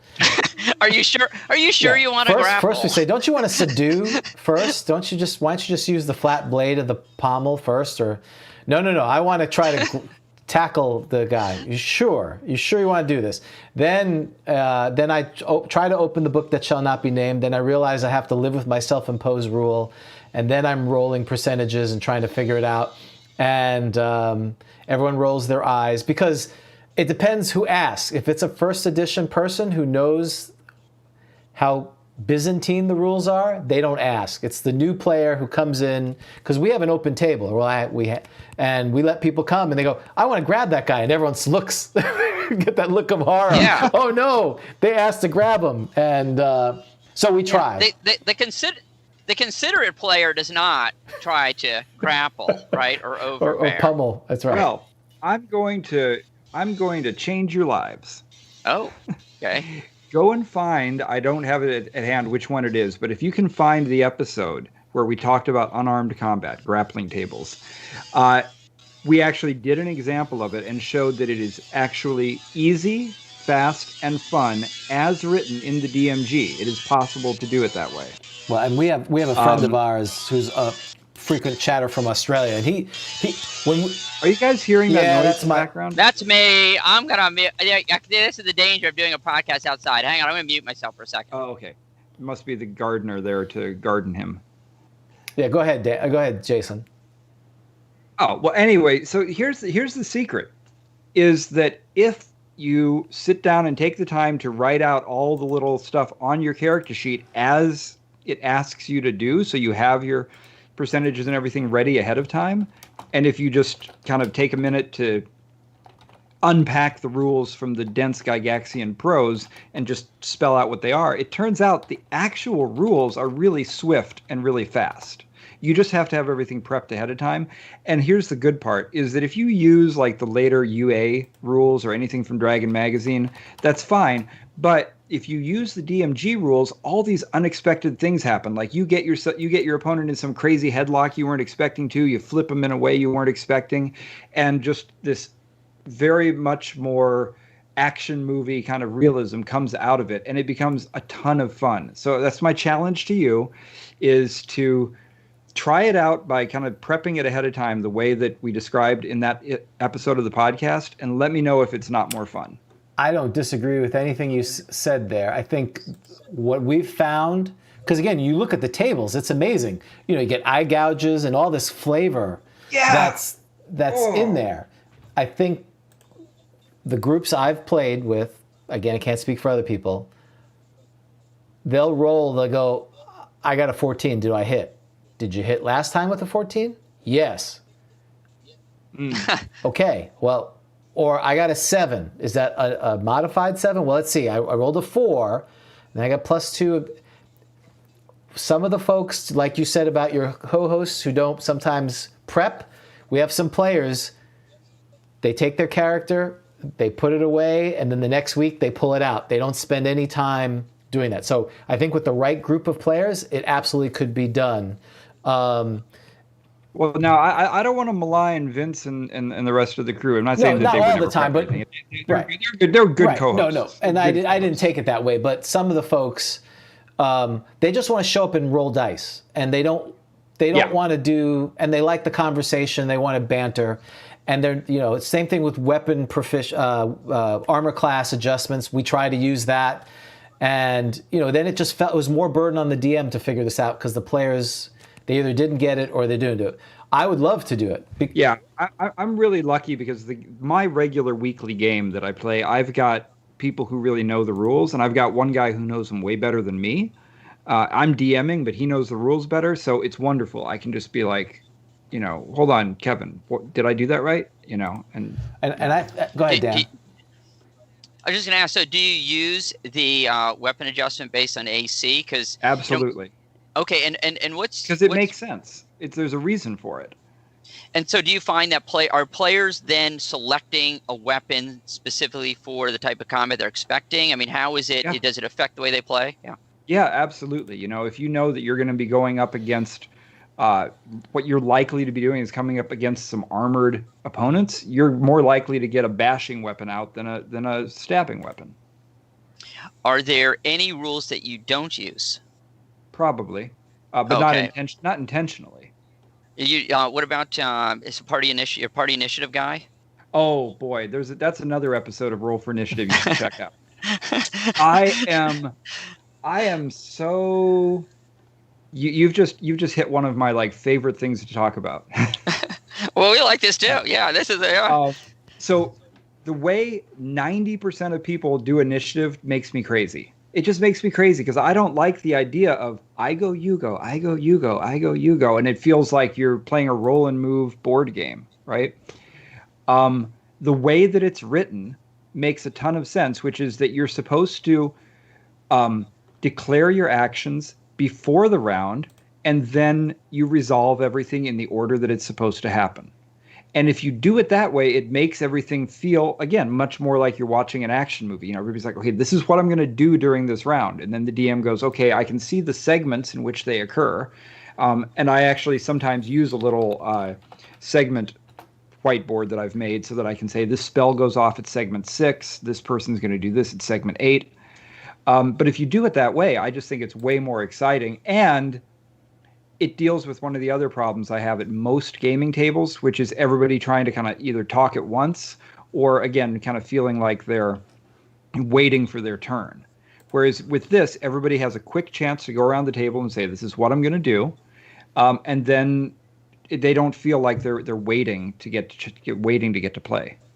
Do you? Yeah, and sorry, maybe a bit of a dragon's foot discussion will break out here. But do Cool. you? Because we just do you? Do it. It's great because we were having a discussion online about this. Do you believe that no one, if your party has lost initiative, that really no one gets to do anything until the segment of your initiative? So we had questions about, well, what if I want to go around the back and backstab? Can I start moving around the back before on the very first segment, or are you sort of in suspension as a party until it's your initiative segment? Including the spellcasting issue came up too. Does the spellcasting start on the initiative of the party, or does it start sooner? Right. So that's one where I think you kind of have you have that eternal argument of the abstraction of the round, right? Because, the round is a minute long, so how can I only get to do one stab? And then you read the DMG and it says, well, it's an abstraction of all these things that are happening. So I think that's where you can take a little bit of personal initiative to decide how you want to approach that. The way I like to approach it is I just kind of remember this is all happening in a minute. If somebody loses initiative, it just means that their effective action maybe happens a little later. Doesn't mean they're standing there frozen in time. It just means that maybe they didn't quite get their effective action in as quickly as the other person. So a spell casting, yeah, I will use that because there are rules that say that if you have a spell that takes 3 segments to do and your initiative, you've lost 2 segments of initiative, I'm going to include that in the spell casting time. But that's also because I like to enforce the idea, if you're playing first edition, and later editions do it differently, that's fine. That's fine. But if you're playing first edition, the spellcaster should be standing back out of the fray and worried that they're going to be distracted. So if they even get whacked with a stick, they're like, great, that was my spell for the day, you jerk. Why did you kick me? Yeah, I like that. Do you do any sort of fumbles or critical hits? Right now, no. In the game that we're in the campaign I'm in right now, we kind of all agreed at the beginning of the campaign we wanted to play exactly rules as written. So we're playing published modules right now, only published TSR, but we're probably going to include. I have a Roll Aids module I really want to do. So which one? We had Bill Fawcett. We had Bill Fawcett on the show not long ago. Oh dang! How was that? It was great. He's wonderful. We actually ran a game with him. We ran him through Aurelian. Yeah, we ran good, Aurelian with him and his wife, Jody Lynn Nye, and Mercedes Lackey, and Larry Nixon. She is my hero. Oh, she's great. I mean, I am such a huge Robert Aspirin fan, right? I mean, I'm both the Thieves World and the Myth Adventures, although I don't really know the Fools stuff. But she has been such an amazing caretaker of his legacy, and she's such an amazing author in her own right. Just unbelievable. I'm sorry, I'm in fanboy heaven right now that you're mentioning her name. Okay, you ready for this? You may know this, but we did. She typed the manuscripts for the Monster Manual. Oh, so you did know that? No. I'm nodding as if I knew. I did not know what. So here's the story. We're interviewing Bill Fawcett. Go ahead, Dan. Start with the. Yeah, well, Jody Lynn Nye who was she dating? She was dating Brian somebody Bloom. at TSR. She's dating Brian Bloom, and so she gets the job to type the Player's Handbook, the Monster Manual, and the DMG. She typed the manuscripts, and that's why we had her on the show, not because of all the other stuff. How in the world is this all true? And TSR never just bought the rights to Thieves World and did their own version of it. Why? Well, we were talking to Bill Fawcett about Rollies and everything else, and it's like, I was, and how he met Jody and the first time, and then she typed the original core books, the Holy Trinity. We're like, wait a minute, what did you say, Bill? Like, we don't care about Rollies anymore. We want to talk to her. The fact that literally from the mountain she's got the manuscript. So anyway. See, I'm so confused because the Thieves World, right? The box set. Yeah. And I'm like, well, wait a second, that's Chaosium. Why is this not Mayfair? Why is this not TSR? I mean, no, it's great. Who cares? Chaosium did an amazing job.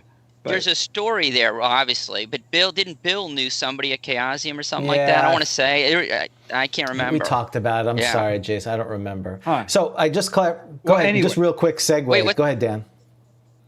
Well, I just what's the Roll Aids module you want to run? Oh, the Clockwork Mage. Oh, I don't know that one. Okay. Oh, it is so cool. Oh, wait, the Clockwork Mage. No, I don't know. 2 high-level wizards get into a practical joke prank war with each other, and you're trapped in the middle of it. Oh, very interesting. Okay, because it is so cool. Because we had Bill Fawcett on, because I'm familiar with like Beastmaker Mountain. Mm-hmm. And I think a sequel, and so, but okay, that's great. Yeah, the Clockwork Mage is a really cool Roll Aids adventure. But you were asking about something. Oh, do we play it as written? So so we're doing the thing completely rules as written at this point. But there was, obviously in all the different magazines, whether you're looking at Dragon Magazine or some of the fanzines like Alarms and Excursions or whatever, there's a lot of people that did different critical hit and fumble tables. I forget which one is my favorite, but there is one that was in Dragon Magazine that I love, and it just makes the game fun, even though it's not rules as written, so I would like to bring it back, but right now we're playing rules as written, which means no natural D20, just means good job, you. Yeah. Was it good hits and bad misses? That's the one that we used to use back in the That's the one. We just talked about that last episode. James, wasn't in love with it because it was the extra die roll. That you'd have to make each time, right? You do the percentage, right? If you needed it, right? And so you'd have to do the extra die. But I did love it. It does make I'm not a fan of criticals and fumbles as a player because monsters roll more often, and a fumble for them is annoying, but a critical on you is bad. So I'd rather the 20 go, yay, D20. But people love it. They want to roll a 20 and do extra damage. I get it. The podcast I would love to hear, if anybody wants to do it, I promise to subscribe, and I'll put money in your Patreon.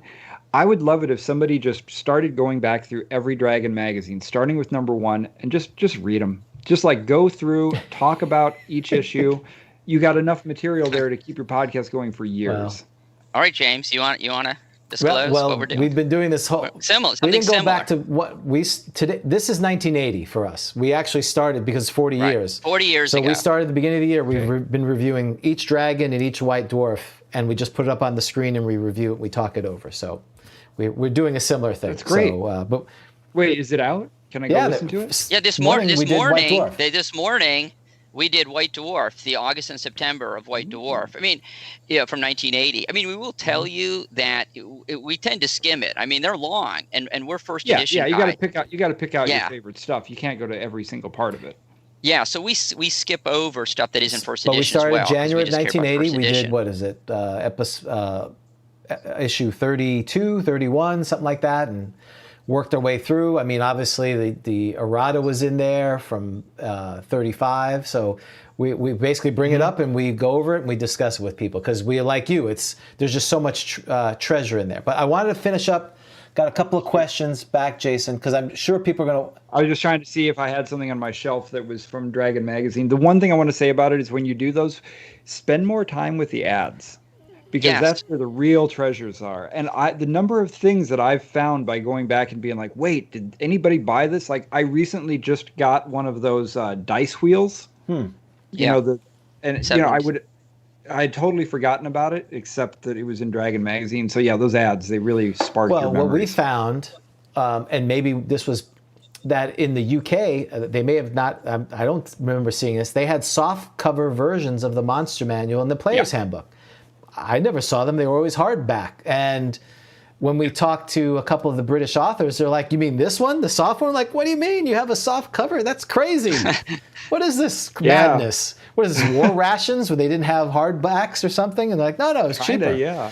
But just to go back to the initiative, you still roll a die, but it's not a group initiative. It's based on the actions. The die roll helps, like you said, determine the relative, but it's really the actions that you're doing, and then you follow the rules depending on what's happening. It basically, the die roll's there to tell you the segments that you're beginning your actions on, and it lets you know which party has relatively got the initiative. Okay. I mean, these are abstractions that you could argue, and everybody has for 40 years or 50 years or whatever, but you just. Well, I think the thing is that one thing I really like to remember when playing AD&D is I like to remember its wargame roots, and to kind of understand that when the people were writing this and playing this, they were doing it with that mindset. And so when you're playing a game that's been written in the past decade, it's written more with story game kind of roots. And I don't think one's any better than the other.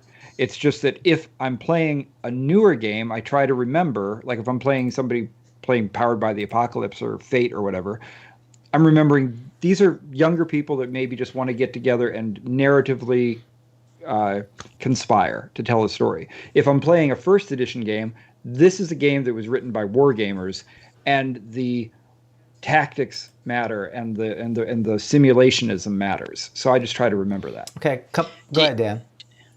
I was just going to ask, do you ever get overwhelmed by all the rules? Because you sound like a player who likes to play by the rules, but do you ever feel like it's rules overload with first edition at times? Well, I mean, it's two different answers. The first one, do I ever get overwhelmed by the rules? Absolutely yes. And I think everybody does. And especially, if you play with Jim Ward or Frank Mentzer or, anybody who was playing at the beginning, they do not play rules as written. None of the people who actually were involved with making the game back in the beginning, especially Gary, never played it, exactly as written, right? And, we'll talk about Top Secret a little bit later, but, I'm largely responsible for in the new Top Secret. I don't play it exactly as the game that I just wrote, right? But as a purchaser of AD&D, yeah, I do try to play it as written. I get overwhelmed sometimes by them, but for me, that's part of the fun. And I think maybe some people agree with this and some people just don't find that to be fun. I know my co-hosts on Roll for Initiative did not agree with me.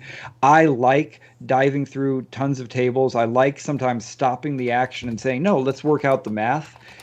I think that's kind of part of the arcana of the whole thing, and to me, it's part of the enjoyment.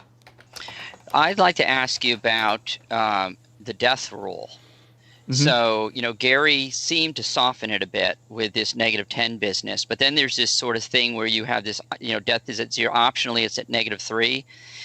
How do you interpret that? Because it's very confusing for us. The way we're currently playing it is if a single blow brings you to -4, you are dead. A lot of people, though, play it doesn't matter. As long as you're not at -10. I don't care if you get hit down to -7 on a single blow. You've got several segments before you bleed out. How do you play death? Yeah, unless there's some really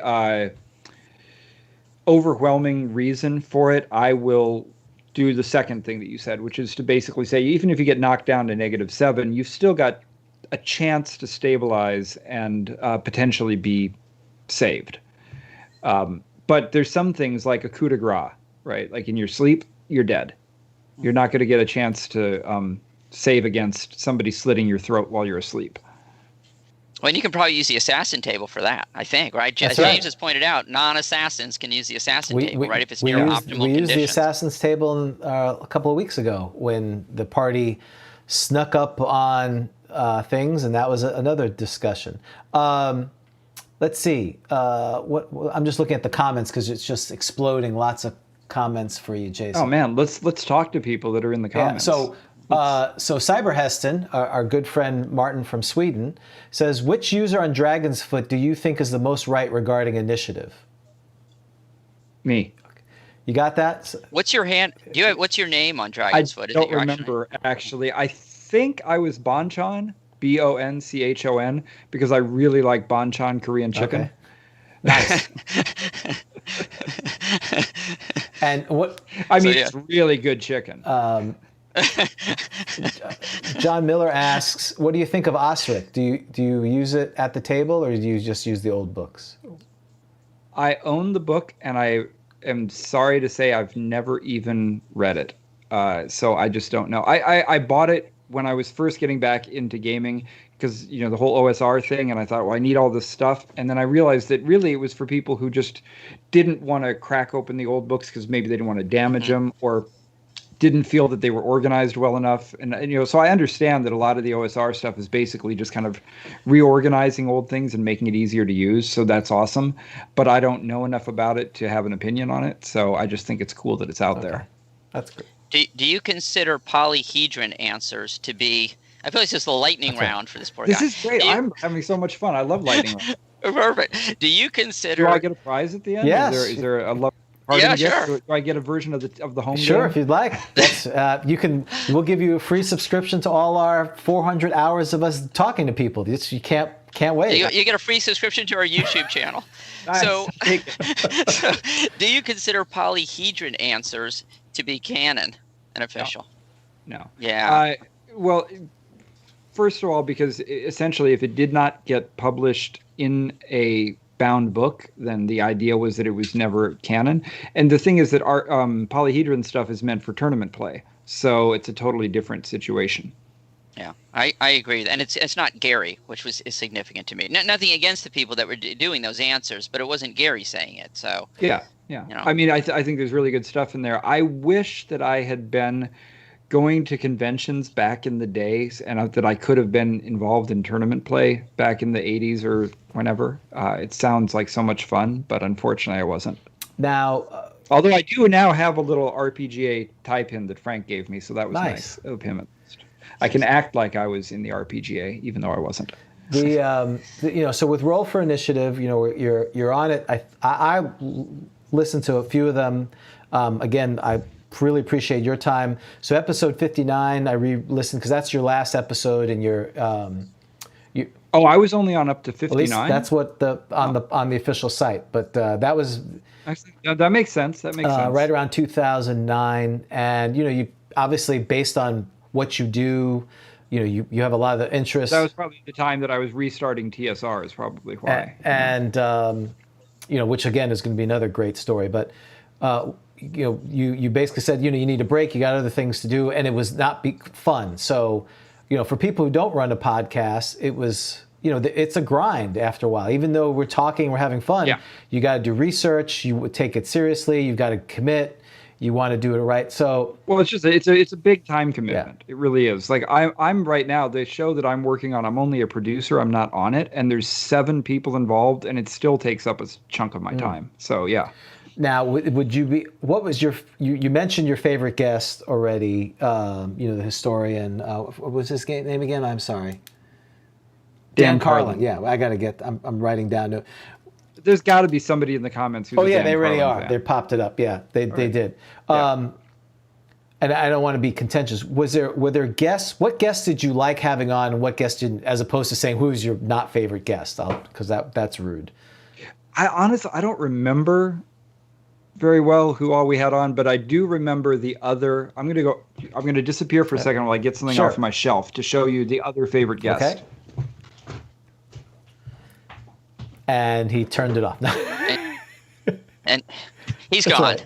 He doesn't come back. And that's it for Jayson. I'm looking to see if his name is in here, but basically, we talked about Dragon Magazine and always read the ads. So there used to be an full page ad for this thing called Dragonfire 2. Huh. And it took me, basically, I couldn't find a copy of this anywhere. It was so ridiculously obscure. It's essentially a Dungeon Master's aid for first edition before TSR came out with their stuff. And because I couldn't find a copy of it, I figured out who made it, and I did some sleuthing and found out he was teaching at Harvard now, and we got him on as a guest. Oh, wow. And I was like, yeah, blah, blah, blah, interview. So do you have a copy? Can I have one? He didn't own a copy. I finally got one. I think I finally found one on eBay. So this is one of my favorite things I own, because I do have a working Apple II that I use for every game. We actually use it for rolling up encounters and characters and stuff. Unfortunately, I've forgotten the name of this professor that we had on, but he was another one of my favorite guests. That's super cool. Would you? I mean, obviously your podcast. Would you do a gaming podcast again? And what would be the If I had time, I totally would. Yeah.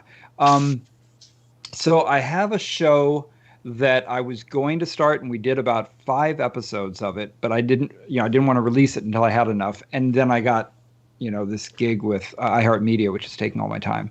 But if I get a chance to again, I have a show called Making Games, where basically I just want to talk to other people who make games and talk about their creative process and kind of how they do it. And it's also an excuse for me to take a few minutes at the beginning of each one and just tell everybody what we're working on at TSR, because I work very hard at stuff for TSR, but not a lot of stuff comes out.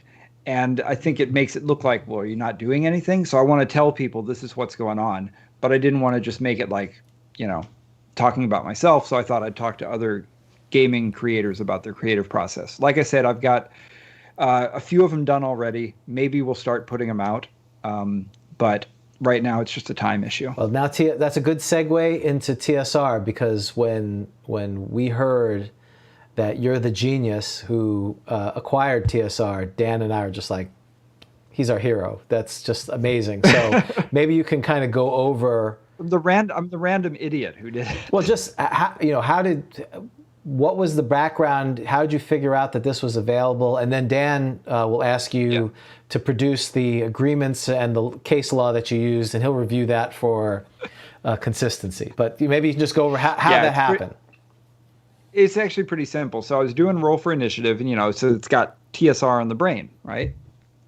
And I just kind of wondered. I'm like, I wonder if that trademark is still active. Like, does anybody still use it? And so I went on to, if anybody knows, the trademark office has a really easy to use search engine. I'm saying that facetiously, but you're able to kind of look it up. And I found out that the TSR was considered a dead trademark because it had not been used in commerce for 20 years, right? So I just thought randomly, let me just see what happens if I go and try to register it. I mean, it cost about $1,500 because I had to hire a lawyer and stuff. But, honestly, I was not doing it with any idea in mind. I just thought, wouldn't it be weird if I could get it? And I got it. because the trademark office looked at it and said, yeah, nobody's using this. This is the dead trademark. And then I was all freaked out. I'm like, oh, geez, I own the trademark to TSR. What am I going to do with it? And I started calling everybody who I knew that was a gamer that, I was like, what should we do with this thing? And everybody had a ton of ideas. And I even ended up talking to this guy who was sort of a specialist in reviving abandoned trademarks. He, if anybody likes Hydrox cookies, I've heard of like them. there's Oreos and then there's Yeah. Hydrox. This is the guy who got the trademark for Hydrox cookies and brought them back. And so, I heard him on some NPR show. So I got his number and I called him up. I'm like, help, how do I do this? And he gave me some advice and everybody gave me advice. And I finally just decided the only way we're going to do anything with this is if it's got original TSR people involved. I can't just be some random dude.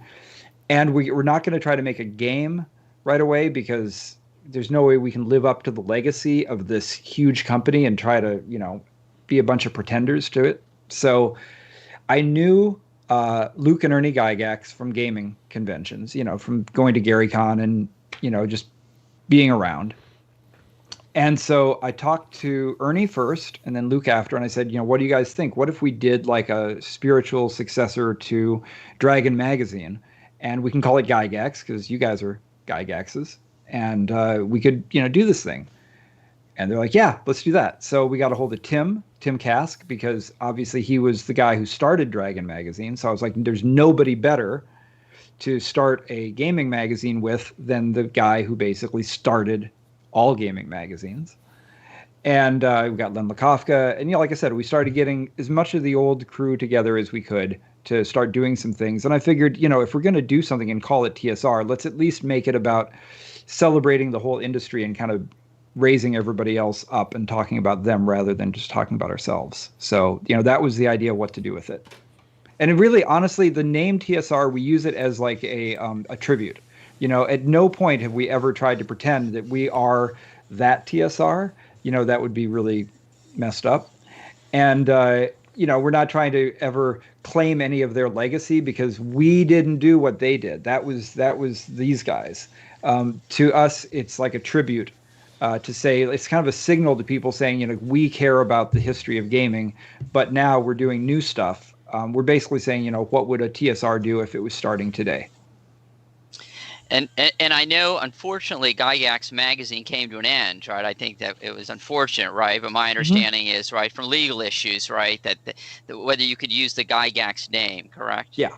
Well, yeah. So there's only certain things I can say about it because there was a whole legal situation, and so I have to be careful that I don't violate any kind of non-disclosure that we did. But basically, what it came down to is that. I mean, and you're going to watch me be a little bit deliberate here. Essentially, no, we want you to be. We don't want you getting in trouble coming on our show. That was not our intent. So please be as circumspect and deliberate as you need to be. Okay, so for anybody who knows something about intellectual property law, there's three different fundamental, 3 or 4. Actually, there's 4 different issues. There's trademark, there's patent, there's copyright, and there's right of publicity. They're 4 completely different things. A trademark is something where you need to use a name in trade, and there's a trademark office that makes sure that people don't confuse one product with another. So, if you make a Ford car, you're going to get in trouble because they'll be like, there already is a Ford car.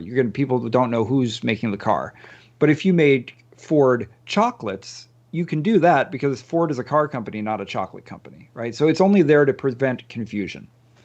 And then, all these other kind of issues, I won't get into them in detail, but what it basically came down to is we said, we're going to make a magazine.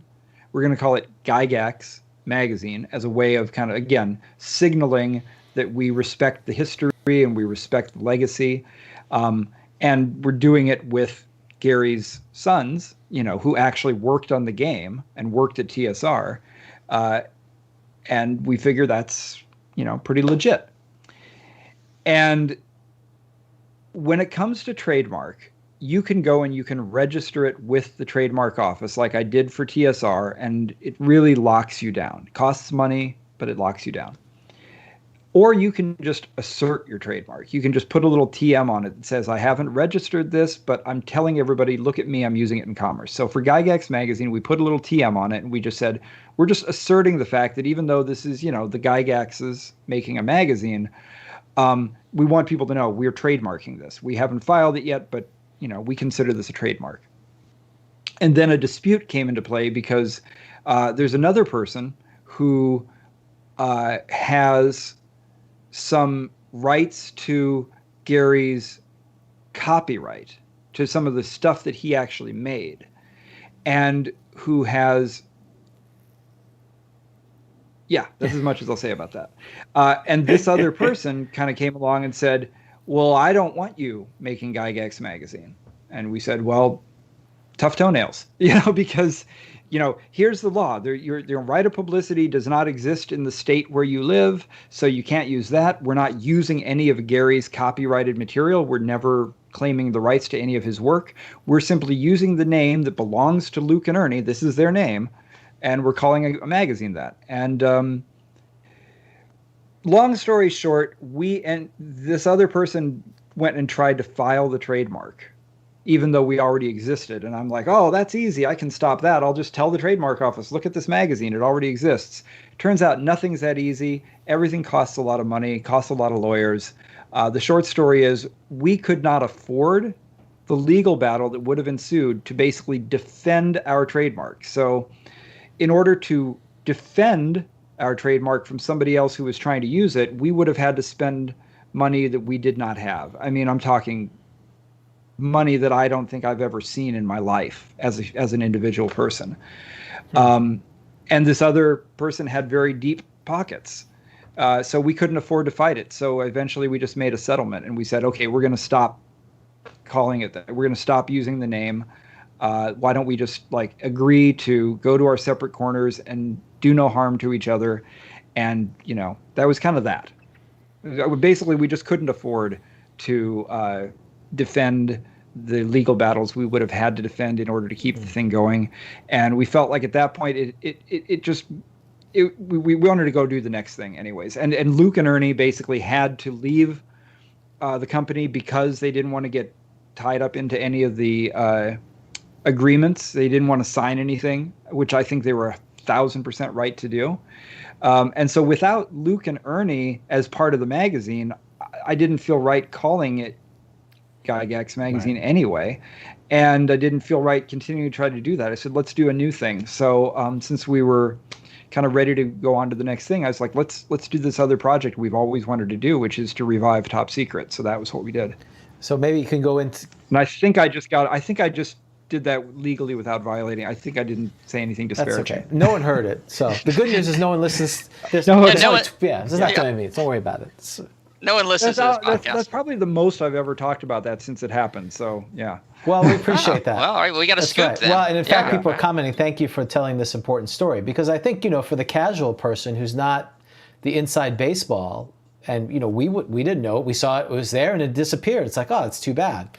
Not some of the stuff there. And, and then it's confusing again for the layman, for someone who's, well, how did you revive Top Secret? Top Secret's a classic game. It's how did that happen? So that's where the confusion comes, I think, for some folks. I very much do not want to become the guy who goes and just gets old names and revives them. So that's probably the last time I'll do it. But the thing is, so I mentioned, that Top Secret was one of the first games I ever played. And if I'm being honest, I'm going to be a little bit blasphemous here. As a kid, I liked it more than D&D. It was actually all right, my hold on. We favorite gotta. game. No, I'm just kidding. You're good. No, and I love Top Secret. You know what I love. You know what I loved about it as a kid was that I didn't have to learn anything about the world. I'm like, it's the world I live in. If I want to know how to do things, I just look in the encyclopedia, or read the newspaper, or other things that happened before the internet. Well, what I loved about it, and just real quick. Yeah, please. It wasn't D&D. It was real world, and it exacerbated the best laid plans of mice and men. You'd always, because every mission was a stealth mission, or it tried to be. And we were kids, so we were always, I still remember, I'm going to bring my Bernoulli street sweeper. Like, wait a minute, you're in a stealth mission. Why are you bringing Bernoulli street? Because it's cool. And the other guy's got a rocket launcher. Because you knew no matter what the plan was, just like, it's someone's going to go, that's it, I'm going in. Like, no, you can't go in right now. They're going to, and it just fell apart and shenanigans, and it was just a lot of fun. Yeah. You weren't the A team. You're not supposed to be the A team, but they gave you all the stats for it. So, and as a 16-year-old and younger, you always you look at the table list, and again, this combat system was good as all percent. Like, that's cool. I want that. And you're like this armed assault thing, which was not the intent of it. It was, again, it was just great. It was so But it was so much fun to do exactly. it, right? Blow everything up. And we didn't know about Twilight 2000 when it came to like blowing things up with modern weapons. So I mean, when I was a kid, not only was Top Secret my favorite game, but Merle Rasmussen was this like mysterious figure, right? All these other game designers, you would see their pictures, you would see them writing a bunch of stuff. Merle wrote some things in the Dragon magazine, but then he just sort of like disappeared. And we're like, who is this mysterious Merle Rasmussen? He's probably 8 feet tall, and he's got a beard, like Odin, and he probably wields Bernoulli street sweepers in each arm. Who is this guy? So when I recently, a few years ago, went and I said, how do I find him? He's been missing, so to speak, for years. And Jim Ward just had his phone number. He's like, yeah, no, he probably hasn't changed his number. Why don't you call him? And I called him, and he was there. But here's the crazy thing. So, Merle and I got together a few years ago, and we started talking. And it turns out, when I was a kid and thought he was mysterious, my memory's a little bit wrong. Because first of all, I met him when I went to the first gaming convention I ever went to. He and I actually met when I was like a teenager. He was the featured speaker at this thing called Omicon, which was really a science fiction convention, so that nobody was really interested in spies. So literally nobody went to his talk except me. I was the only person that came to his talk. And to Merle's credit, he didn't get all like, oh, nobody's here. No, he was just like, oh, well, I guess I'll just do my talk for this one kid. And he just did it. And then we sat and we just talked for like an hour. And I had completely forgotten that this happened. And he reminded me of it. And I was like, oh my gosh. And wow, he remembered you. That's crazy. That's amazing. Well, I mean, I'm the only guy that went to his talk. But in some convention where? In the Midwest where was this? Omaha, Nebraska. It's not like it's... You know why you remember? No, you know why he remembers it? He's still upset about it. Why didn't that kid leave? I had to sit there and talk with that kid. Yeah. I was under contract. I had lunch. That's right. Do you find that having the TSR name, look, not that you wouldn't have some clout because you did a very successful, Roll for Initiative podcast, but do you feel that it brings you clout? So now when you approach people like a Merle Rasmussen, or you approach, the Gygaxes, that having the TSR name, do you find it help? I would think it would. Not clout. No, I'm not going to say clout. I think it helps as a conversation starter. Right? Like, oh, well, this is a little bit different. I think what it does is it shows a level of seriousness that if we were just, Blue Pumpkin Games or whatever, that, they'd be like, who is this? But it's like, oh, well, this is interesting. Here's somebody who went to the trouble of reviving this name. At least I'll hear him out. Right? And if we were doing a bad job with it, then people would just be like, get out of here, kid. You bother me. So it's a good conversation starter. And it's a fun thing to do, but no, not clout, because like I said, you have to live or die on your own merits. Is your plan to sell it to Wizards of the Coast for multi-million-dollar deal at some point? As everyone knows, the tabletop gaming industry is nothing but multi-million-dollar deals. You guys are right? Yeah, our Patreon account, I think, is up to, that's right? I basically bathe in dollar bills. Yeah. We're turning people away from Patreon at this point. I gotta tell you, this is not a good negotiation ploy. That Wizards of the Coast is going to listen to this years later, and they're like, oh yeah, this guy will take nothing. No, they. So no, I'm friends with a bunch of people over at Wizards. And you're asking about Top Secret, and so I'll tell you a little bit about that too. So the same sort of thing with Top Secret. It turned out the trademark had been abandoned because Wizards just had no interest in it anymore. And since we had Merle and everything doing it, we kept the name really secret until we did the Kickstarter, because we didn't want anybody to know that we were doing this and get wise and be like, oh crap, we better go, renew that trademark. So that was a little sneaky that we just didn't tell anyone until it was really out.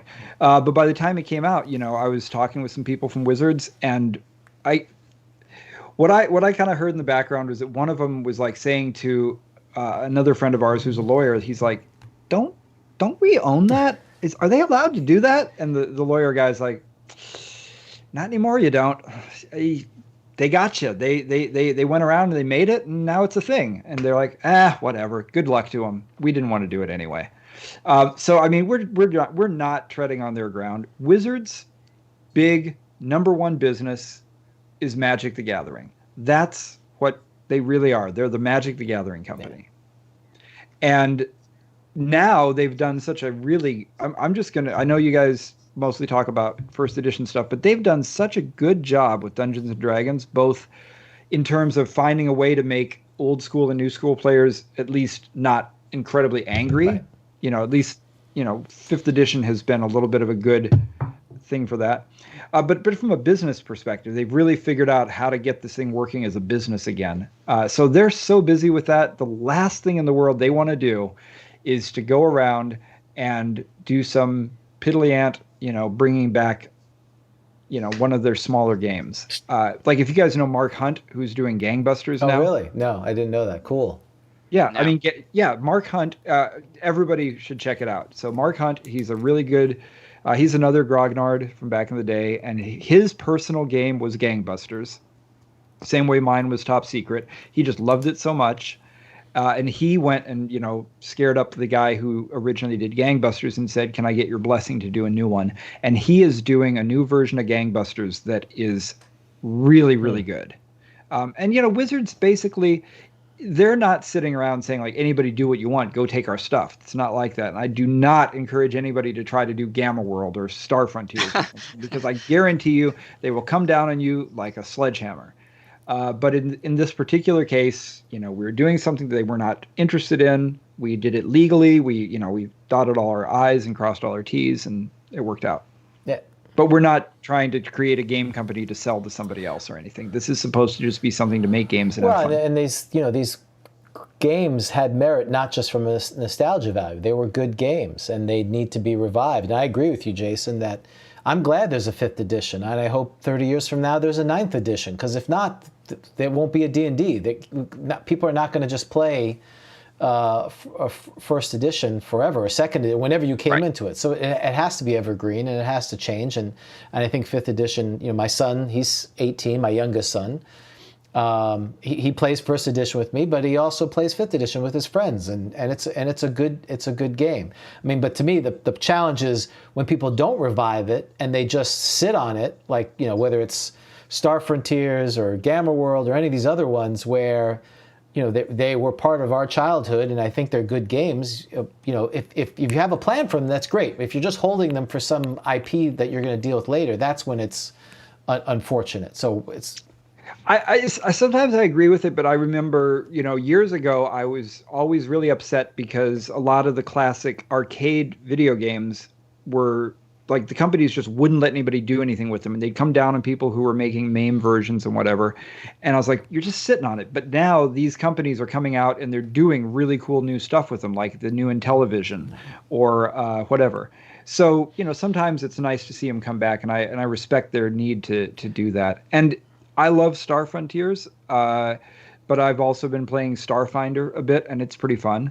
So, and if I want to play Star Frontiers, I just will. I'll just get Star Frontiers out. I think the challenge is, like you've talked about it 10 years ago on Roll for Initiative, is finding these books. They get harder and harder to find. Yeah, you can find them on Drive-Thru-RPG, and you can do some other things. Yeah. But it's not the same of having the physical book. And in a format that's, there's still, it's not the same quality. It's close, but it's not the same as having. Oh, I don't even think it's close. I mean, I'm going to show you right now it's not close. All right, it's not close. Here's a real rules cyclopedia, which is beautifully done. The paper is, really easy to turn. It's nice. And then here's the reprint of the Rules Cyclopedia.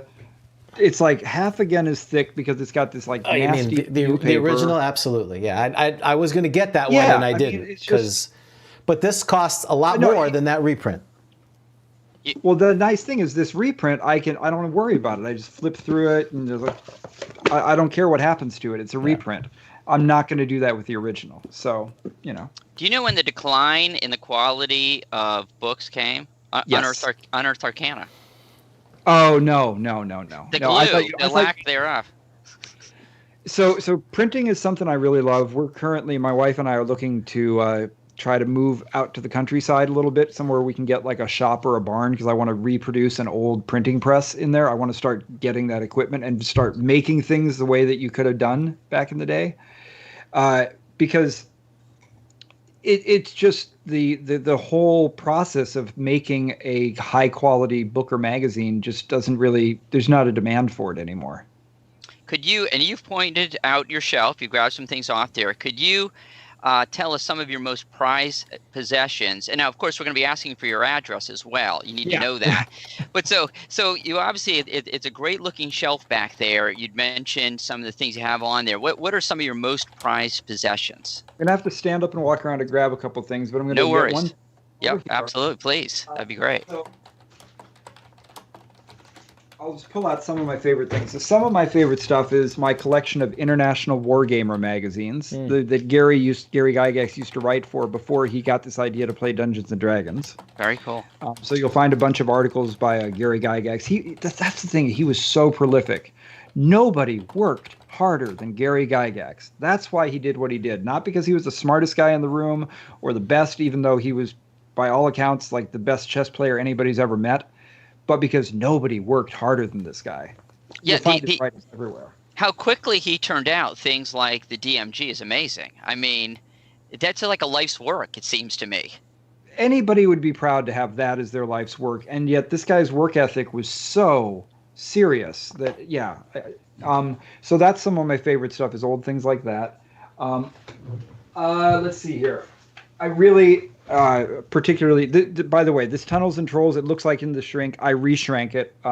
Whenever I do that, I put a little sticker inside the shrink saying it's a reshrink. Awesome. Oh, so you're not tricking people on eBay. I do not want anybody ever, God forbid I get hit by a bus and somebody says, hey, look at this collection of shrink. No, it's reshrink. I do this so that it just keeps the box protected. And then I open it up to play it, and then I shrink it again. Do you have detailed instructions to your spouse on how much she should get for all these items if you should pass before her? Unlike my wife, who will look at all this and go, the first person who gives me $20 takes... yard sale. She looks at your stuff and says, yard sale. I think you saw when we talked yesterday, I play guitar, and I have guitars, and she would give them all away for $50. And, my Les... It would be like, it'd be the sign in the corner that says estate sale with the arrow, and she finds all your stuff in the yard. You'll take these Gibsons, please do, because they're in the way. Because this is bring a truck. This is my yoga room now, so I don't know if you have detailed instructions for that. Who is this Les Paul, and why did he write all over this guitar? That's right, exactly. Right. I don't know. He's the first signature model. This guitar is worthless. Somebody scribbled on it. Exactly. She would. She'd probably go to eBay, but she'd just look up the first Les Paul, and she'd either ask for $55,000 or $300. She would know the difference. So. Why would you think this is valuable, though? I mean, the spine's missing. You know what I mean? It looks like junk, doesn't it? Yeah. So some of this stuff, I don't know if it's valuable, I just think it's fun. Like, this is the TSR wood burning kit. Oh, look at that. That's super cool. Wood burning kit? Yes, you can make your own pencil box. Wait, what does wood burning mean? What's the burning, and what's the burning part of it? I don't know if you can see the little picture of somebody trying to burn it's like things with there. The hot irons, you can make... you make pictures. The burning puts designs on it? You need to get out more, Dan. Okay. Ages 4 and up. That's right. I'll pick a couple more random things. So I think, people might know the card game Nuclear War. That's a lot of fun. And, there's like this earlier version that's a lot smaller. But then there's the oldest version that I'd ever seen, which is this white box version of Nuclear War. It's a white box version of nuclear war. But then I like the brown box version. Out, this is the oldest one I'd ever seen. I saw, I used to play this over at Ernie Gygax's house because this is just his old version, and he would not this one. I got my own copy, but he would just pull it out, and I was like, "That's it. That's the oldest." Turns out there's an older version. There's an older version from like 1962 or something. Wow. So those. Okay, wait, you got to stop right there because people always do stuff like that. Like, yeah, I was over at Ernie Gygax's house and he pulled out. How does that happen? I mean, how do you end up at Ernie Gygax? I guess were you working on the Gygax magazine? You'd hang out? Yeah, okay. yeah. I mean, like I said, I just knew Luke and Ernie from gaming conventions. But then once we started working together, then, whenever I was in Lake Geneva, I would be hanging out over at Ernie's and stuff. I mean, everybody's just a gamer. I was just about to ask you that because that's what they say about Gary. Gary at heart, he was a gamer. He liked to game. And like I didn't realize that I was a war gamer, and I didn't realize he'd done Alexander the Great war game, Avalon Hill game that I had played, and it's a Gary Gygax game. Do you have? I was just looking to see if I had it. Did you know that was Gary? Mm-hmm. Was one of I did not know that. I mean, so I was playing Gary Gygax games before D&D, which is interesting. Or before I knew about D&D. I'm going to show you something that's not gaming related, but for some reason it's here and it's one of my favorite things. How about 3 cans of mint unopened Billy beer? Billy beer from Billy beer. Wait, was that Billy Carter? Billy Carter? Oh my gosh! Wait. That's a strange story. What's the story behind that? I mean, he was an alcoholic, something wasn't like he? that. Oh, yeah. Heck yeah. But was that his beer? Like, did he do the brand? Yeah, he made this beer. It's ironic, isn't it? I've never had it, but by all accounts, it's one of the worst beers ever made. Could be our sponsor. There was a famous thing where somebody was interviewing Billy Carter, and they're like, "So, I see you had a lot of Billy beer. How is it?" He's like, "This stuff's terrible. I hate it." Not a good salesman. It didn't do Billy well. beer. It sucks. Yeah. There you go. That's awesome. What's your favorite Judges Guild mod? You mentioned that you got some Judges Guild models back there. Yeah, I don't know. I've got more than I've read. I mean, I like using City State of the Invincible Overlord just because it's such a good city to use. But honestly, I'm not that familiar with a lot of the different actual adventures. I found them kind of dense and difficult to run. So that's one of those. I think everybody has a certain amount of things on their shelf that they just have, and they've maybe read, but they've never played. Do you have a favorite magazine adventure? So from Dragon or White Dwarf, did you ever run those? Oh, yeah. I mean, Baba Yaga's Hut. Mm-hmm. I mean, that's just honestly, that's one of the best adventures ever written, whether it's in Dragon Magazine or anywhere else, just because there's so much fun going on. Do you think... What do you know about Roger Moore? My understanding is Roger Moore he's left the industry. He doesn't have much of an interest in return. Roger Moore for me is number 2 after Gary. I love Roger Moore. I love his point of view articles from Dragon Magazine. Do you know anything about Roger Moore? Yeah, I mean, we reached out to him to see if he'd be interested in being involved with Gygax Magazine, and like you said, he kind of just sort of left the industry, and that's fine. So I don't really know what he's up to right now, but a lot of people, when they're done with the gaming industry, they've got other things to go on and do, and that's, So Dan, let's get a couple of chats, because then I want to talk to Jayson about what TSR is working on now, because he's got some sneak preview stuff. So just a couple of things from the chat. You mentioned about republishing thing.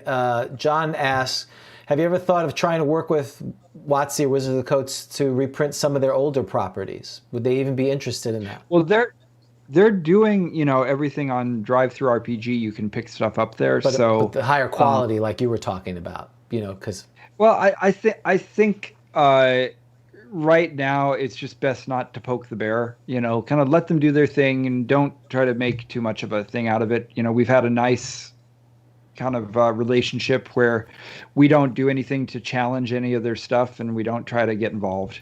So, do you have any tips for people who want to start a podcast? I mean, we've got some of our patrons, they're doing podcasts, and some of them are solo things. We're a duo. You've done it. You're in the industry for a long time. What are the top advice that you'd give people? Number one thing is don't spend your time worrying about equipment at the beginning. That's I think the most common thing people do is you spend a lot of time going, what's the perfect microphone or whatever. And it honestly, that's fine. It's important. But a I mean, obviously, the main thing for a podcast to be is it's got to be something you're passionate about, because you're going to be spending so much time on it that if you don't truly care about it, you're going to give up. You're just going to get sick of it. Yeah. Make sure you've got a partner.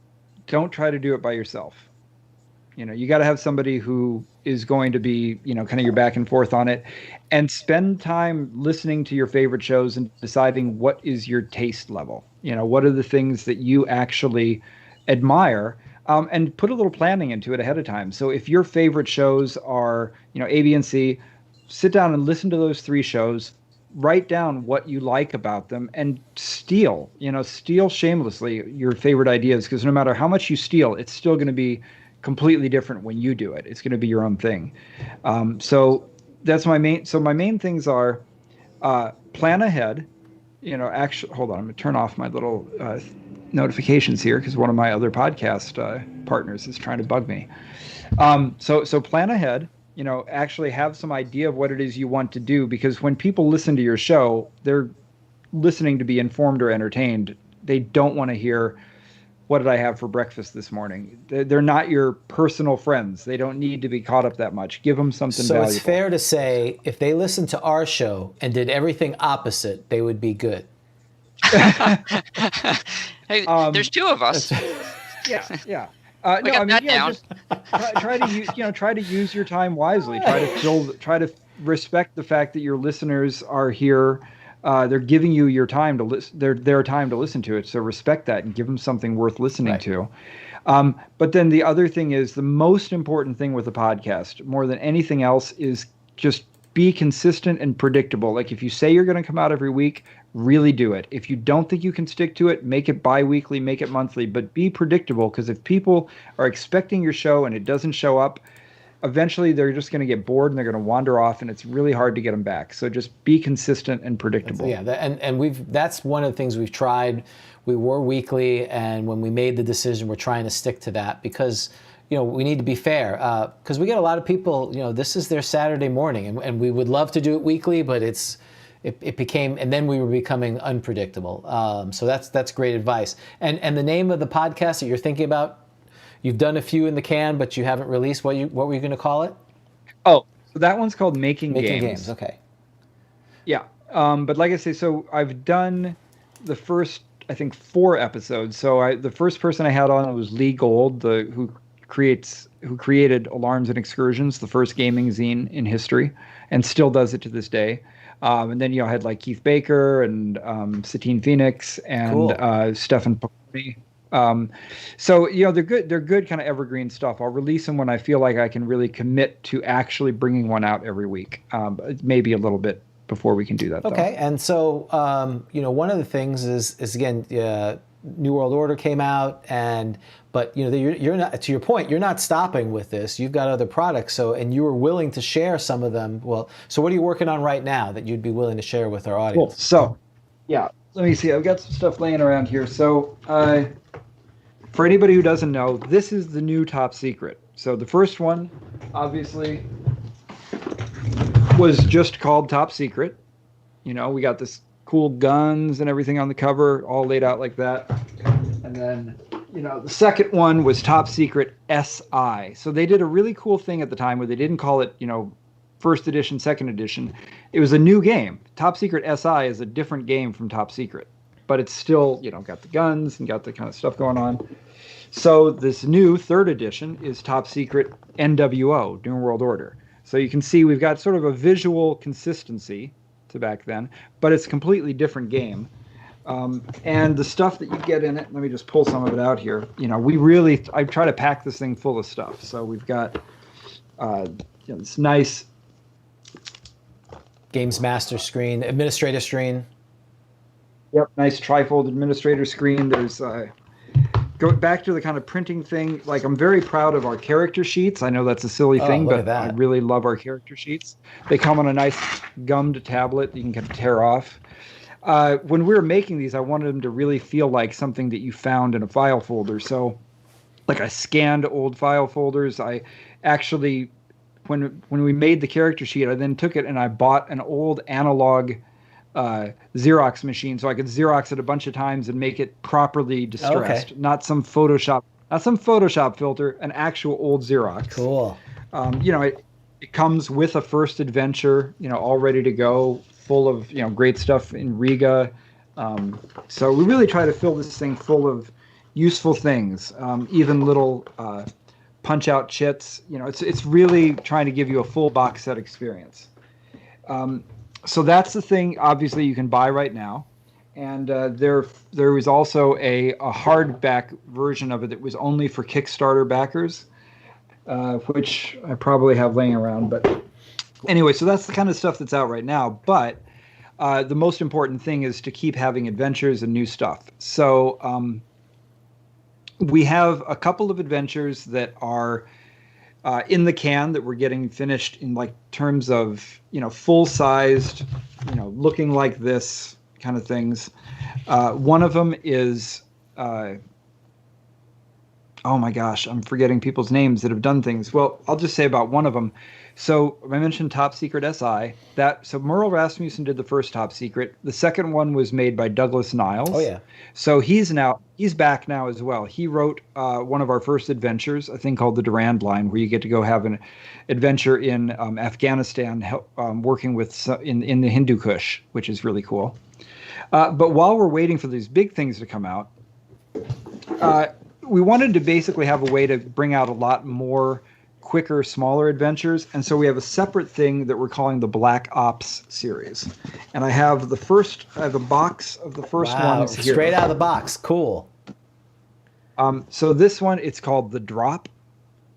And you can see they're digest size. This is actually just the covers. The full copy is sitting in the... I was rushing around trying to find it this morning, and I couldn't find it. But anyway, so with these digest size ones, they're a little bit smaller. We don't put as much artwork into them, and the covers are always following kind of a consistent thing where you have a different person on the cover, but we don't try to create a whole scene.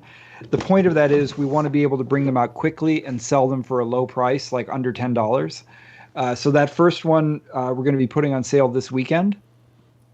And then we have a few more kind of coming in quick succession after that.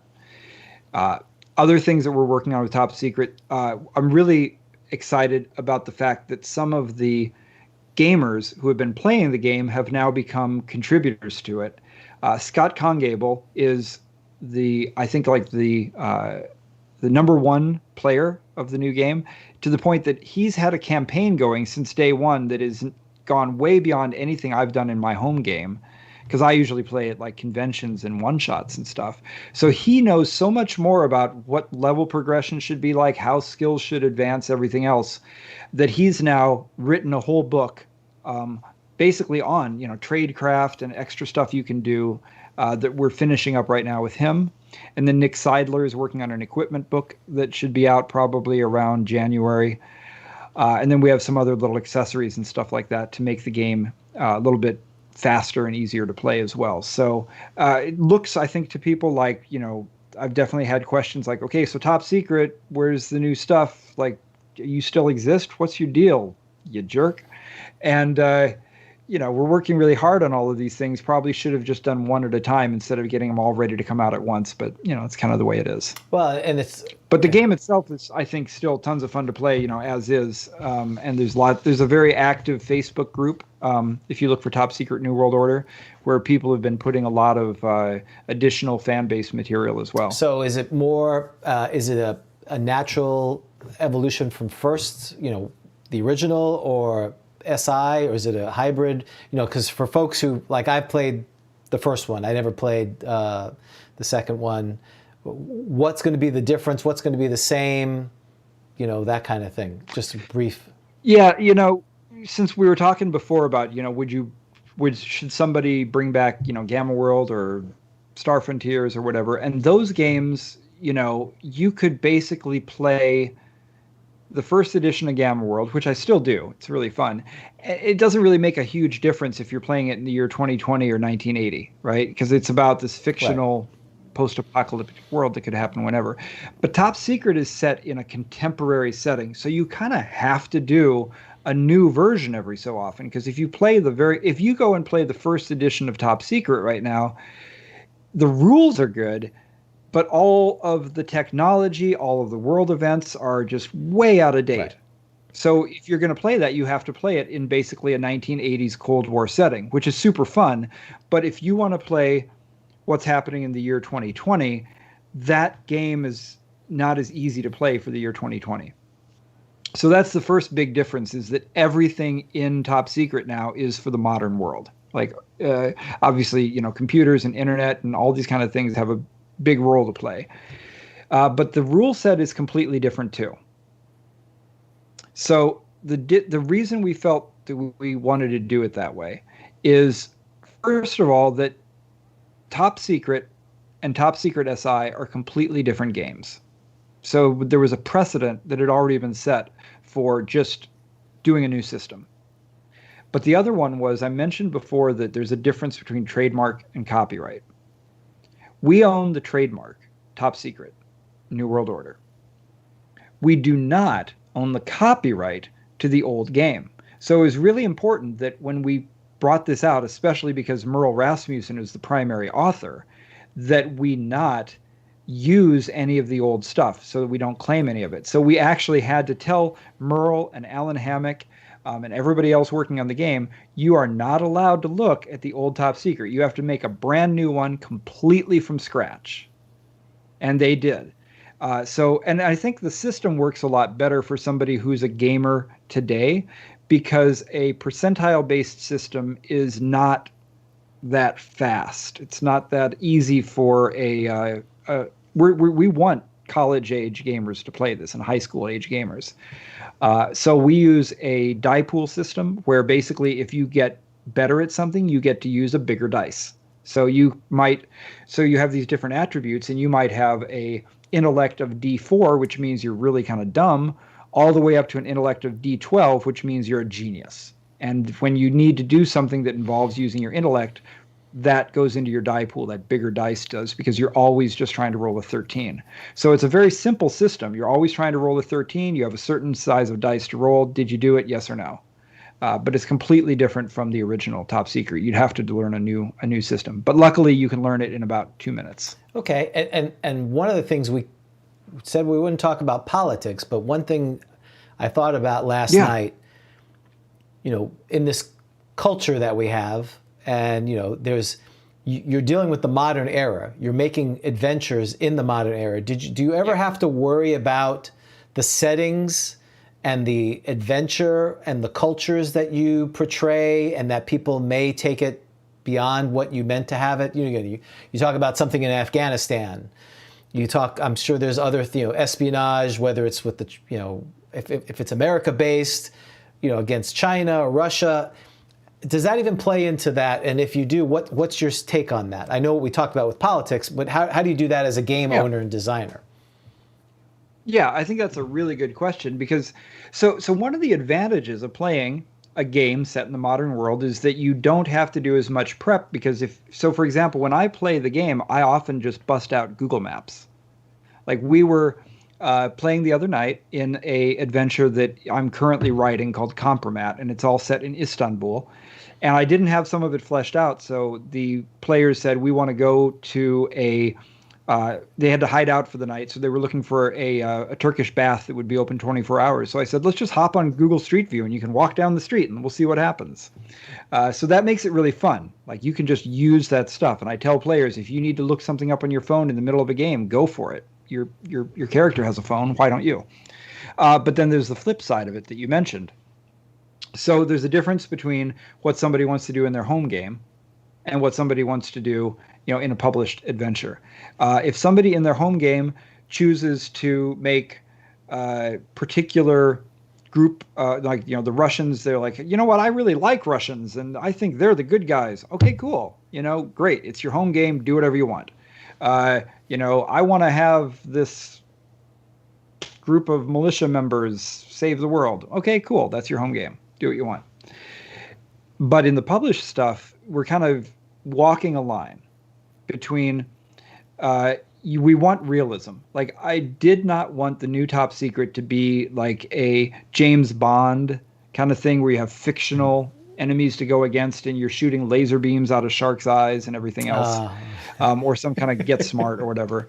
I mean, I think that's fun. And if you're in your home game, if you want to have something where you play Moonraker, go for it. But we wanted this game to feel a lot more gritty. Like, basically, the flavor of this game is not James Bond. It's more Jason Bourne. Or newer Bond, more refined Bond, not as over the top, ridiculousness. Yeah, exactly. So that means that we actually talk about real things. Like in the adventure that I'm working on right now, one of the people you come up against is some Iranian Quds forces, which is part of their, Revolutionary Guard. And having that realism and that real world stuff makes it more fun because you can look the things up. And the weapons and the cars and all that are real weapons and real cars. But what we avoid is getting into anything, not even for political reasons, but just because it would be out of date really quickly. So we avoid specific current events. So there would not be a published adventure about Russian meddling in the election, for example, because never mind what somebody's personal take on it is, that game is not going to be fun in 3 years. Hopefully, we're not going to be talking about stuff like that 3 years from now. I would not do a game about COVID because that's just going to be old really quickly. So there are some things I think, you can't avoid having some political things come into your game, especially your home game. But what we've done is that in Top Secret, the players, first of all, they don't work for any one country. Because I wanted the game to avoid nationalist partisanship. So everybody works for a group called ICON, the International Covert Operations Network. And the idea is that all these spy masters around the world, their bosses are all idiots. Every one of these presidents and prime ministers and emirs and everybody else, they're just political tools and they're making a mess of the world. And the spy masters are the only ones that know how to really keep the peace. So they kind of go behind their boss's back and they took a little money out of their black budgets and they're like, oh, never mind what I spent that on. And they used it to create ICON. And it's their back channel way of trying to keep the world from blowing up. So you created the deep state that is now the deepest of states that is actually running everything. So deep. So conspiracy. Or at least they're doing their best to make sure things don't fall apart. Yeah, they're the good deep state. Really that's right. Yeah, well, hopefully. So that's kind of the way that we avoid, because if somebody's hopefully playing the game in China, I want them to be able to be like, yeah, I'm the good guys. If they're playing it in Pakistan, I want them to be like, I'm the good guys. If they're playing it even in America, even Americans can be good guys, right? But there are a couple of places where I probably put my thumb on the scales a little bit. So I'll give you one example of that. Well, I don't even think it's political. I think it's more like when you write a game, you have certain ways that you want it to play, and you use the rules to create that. So, for example, in our game, you're meant to be a spy. You're not meant to be a commando. Like we talked about getting your bazooka and your street sweeper and everything. Exactly. So in this game, basically, guns, it's actually pretty hard to hit somebody in combat. Because we looked at all the statistical tables of police shootings and soldiers in combat.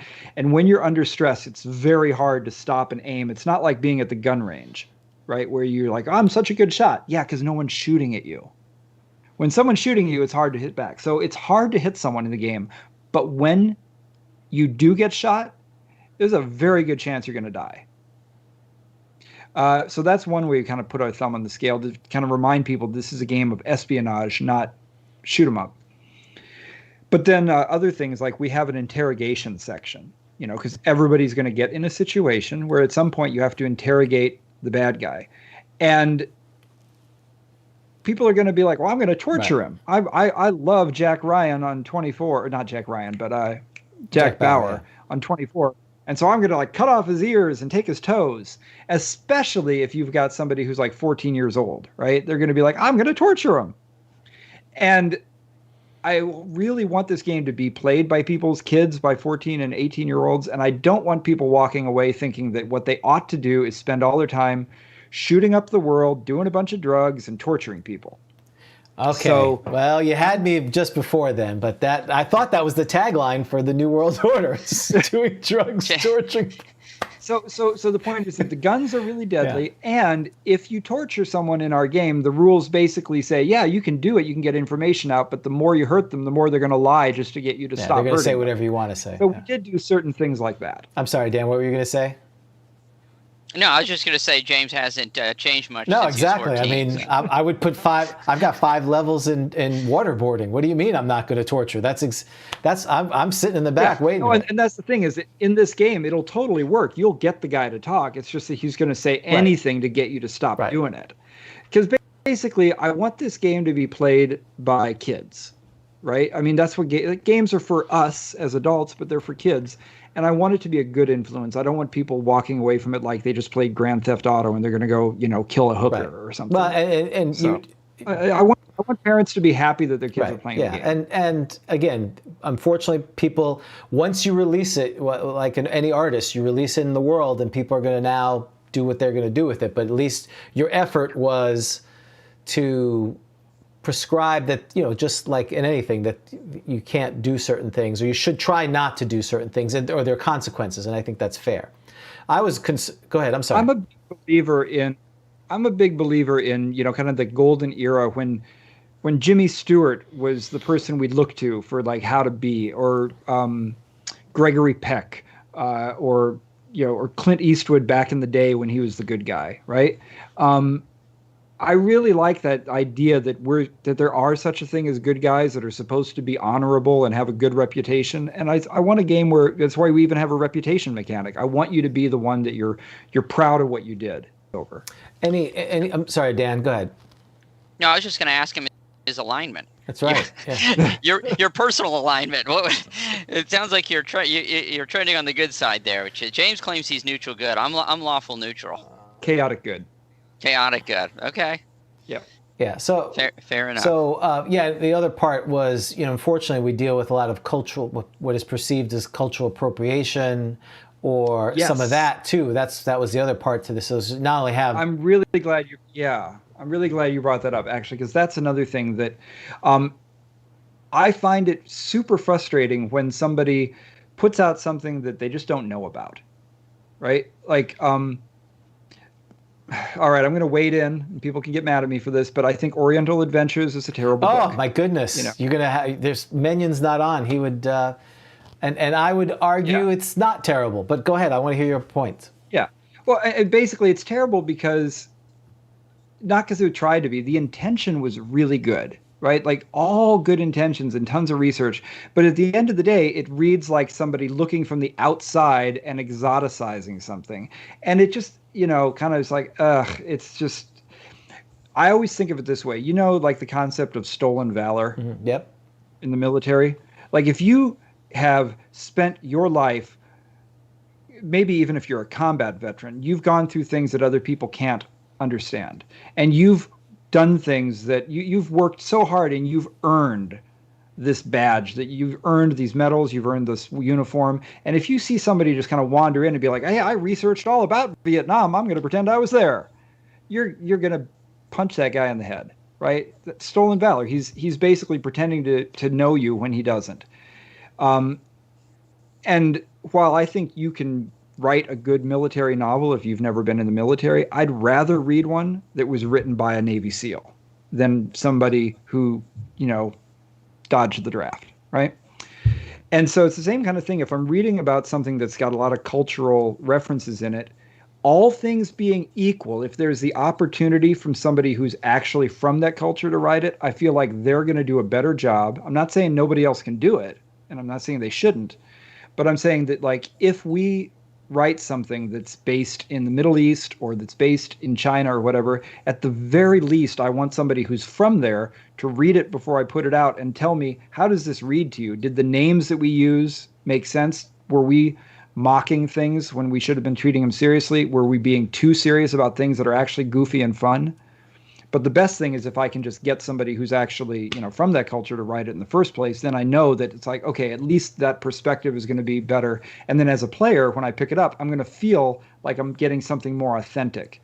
So I think with a game like Top Secret, you've got to include all these different cultural references because otherwise it doesn't feel real. I just think now that we have the internet and we have gamers from all over the world, why don't we go ahead and get involvement from the people who actually know the stuff really well and you have them be involved? It looks like I faded out here. But yeah, I think, OA is a product of its time, and I wasn't a huge fan of it at the time just because it was already devolving the game. That's post Unearthed Arcana, the book that shall not be named. That's all 1.5 to me. That's AD&D 1.5. And I had the same, 2E was not my game, and this all felt moving towards it. I think it because it's a product of the time. I mean, they did have testers from Japan, and the issue is I don't take it as seriously. Just like D&D is an amalgam of Western civilization, I don't sit here and go, well, they didn't stress Greek ancestry as much as they did German and Northern European. It's a game, and it's not a represent. Oh, I'm not mad. No, I understand, but there's some people who viscerally they're asking for it to be removed and pulled from history, and to me that's beyond the pale. I don't believe in going back and throwing things down the memory hole. I think that's stupid. Can you imagine think of all the times people tried to take Tom Sawyer off the shelf. It's like we gotta know about that. It doesn't mean we have to agree with it. It just means we gotta know about it. So don't take it away. Yeah. And there's context to it. And for me, it provided at least some more understanding as a 16-year-old. And there was a lot of Oriental filio at the time. Shogun had come out, and all these. Everyone was obsessed with Japan in a lot of ways, and they lumped it in with China. And yes, there is the American hubris of kind of lumping the rest of the world in kind of neat little boxes of, this is Asia. And it's like, wait a minute, Asia's pretty diverse. You're kind of lumping everything in. Yeah. But it's a product of the time. Yeah, no, I agree with that. I mean, I guess what I'm thinking is that, like, it's really painful sometimes to go back and look at a lot of the stuff in pop culture from that time and realize just what a narrow viewpoint we had, because there was like one little group of people making everything. And so nobody had a bad intention. It's just like, didn't know better. Right. But it's kind of like, if you take something like Oriental Adventures and you go and you say, I'm going to have it read by people in Japan, that's one thing. But being Japanese from Japan is a completely different situation than being Japanese American, being an American who has Japanese ancestry. And so what happened was, in the 80s, the 90s, whatever, a lot of American kids grew up being teased and made fun of and mocked, or not even mocked, sometimes just, put into pigeonholes. They're like, oh, you must be good at math. It's like, dude, I'm a person. I got other things I'm into. I suck at math, actually, right? And I just think that kind of stuff contributed to this narrow view. And now we got this really cool thing where the internet, and everybody can talk to everybody, and sometimes they're total dicks to each other, and they should try to be a little bit more considerate of viewpoints and know that, they're also talking to humans. But the nice thing is we can now actually have people tell their side of the story, and I think it's better now. Go ahead, Dan. I have a question that's mildly related. What's your view of the monk? I've never played a monk, and I think it takes a really good player to play it, just like a bard, right? Like you've got to. That was the next question.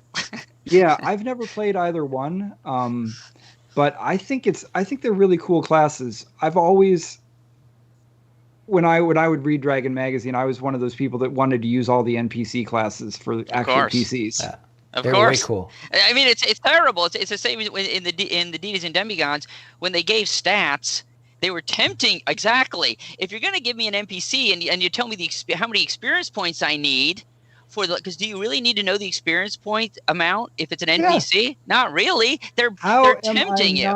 How am I not fighting Thor? Come on. Right? With the push. Why does he have an AC? Exactly.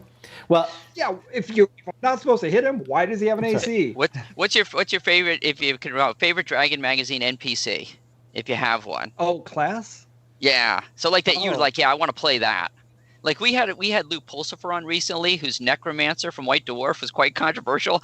A lot of people were very upset about the Necromancer class because he felt like it was tempting people to play this horrible character. And he's like, calm down. It's supposed to be an NPC. Yeah, no, now you kind of put me on the spot. I can't think of one. But not Gravedigger? Oh wait, what was it? Grave Master. What was it, James? What was that one that would go Dig graves, yeah. Something like that, right? Well, there was Duelist. I remember the Alchemist, the Duelist. The Duelist was cool. What was wasn't there a Jokester? Jester. Thank you, the Jester. The Archer, correct. So now we have the Link Boy. We should send that to Jason. He can bring. We created a Link Boy NPC. The guy who holds the torch. He's called the Link Boy. That's it.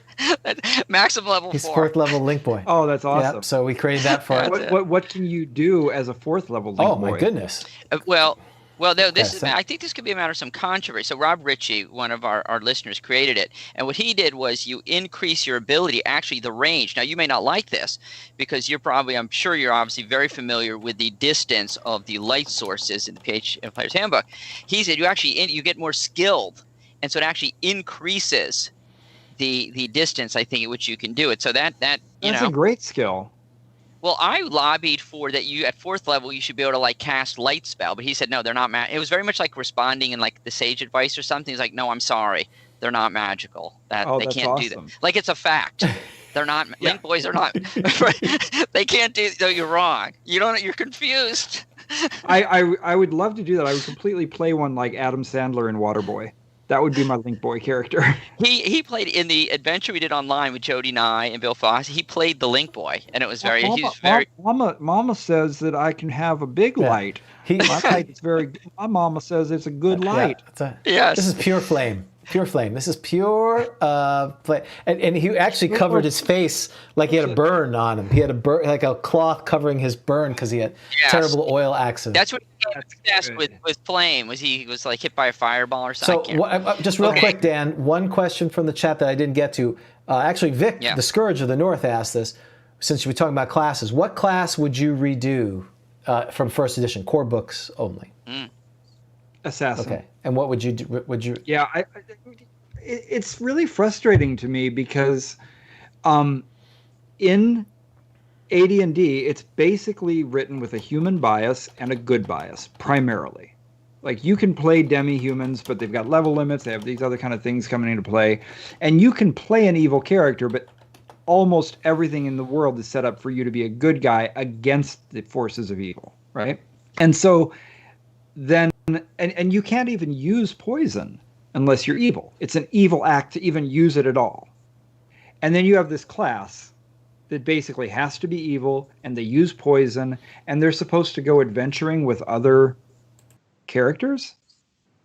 Like, it's difficult for me to play it well. And if I were redoing it, I would probably create it more like the assassins in Terry Pratchett's Discworld, the ones from the Assassin's Guild. It's an honorable profession. You're doing it for, it's not something that you should enjoy, but it's a job. You have to do this. Sometimes a person has to be assassinated. It's not necessarily an evil act. It's a political thing or whatever.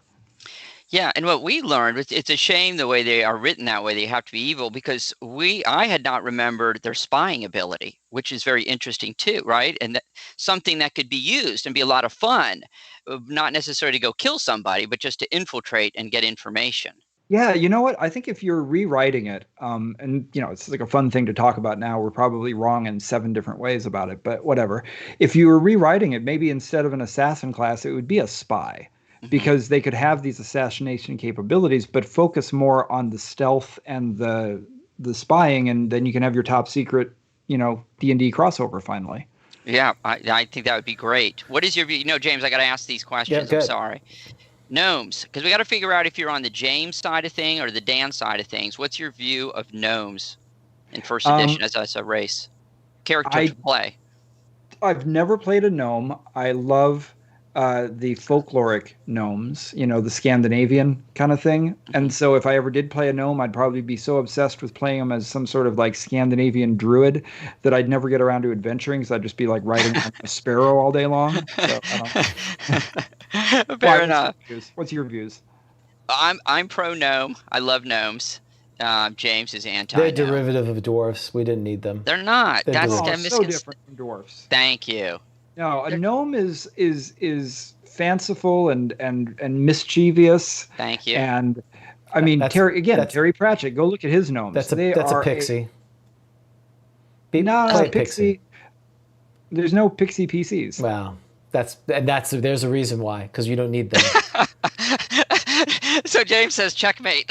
I hate. No, I mean all of the fey creatures, all of the the wee folk and everything in folklore, they mix together so much, so you can really kind of take it wherever you want to. Starting to create those divisions at this point is a lot of retconning, 1,000-year-old mythology. I liked them when they were monsters before they were player characters. No. Yeah, I think they were monsters. That's right. Yeah. That's what they should. Fair enough. They should have stayed. Well, I mean, everything's a monster, even humans. That's right. Well, they didn't. They shouldn't have graduated. But go ahead, Dan. Okay, and the last question I have: Are you a Lord of the Rings fan? I mean, it's not my question really. I need to. Oh, so you may not. The next question is real. I've read everything except the Silmarillion. Yeah, I haven't either. And I like The Hobbit best. No, there's nothing wrong. I think The Hobbit's great. James, you read The Hobbit recently, and you were surprised how much you liked it. I did like The Hobbit. I liked it better than Lord of the Rings because it's simple.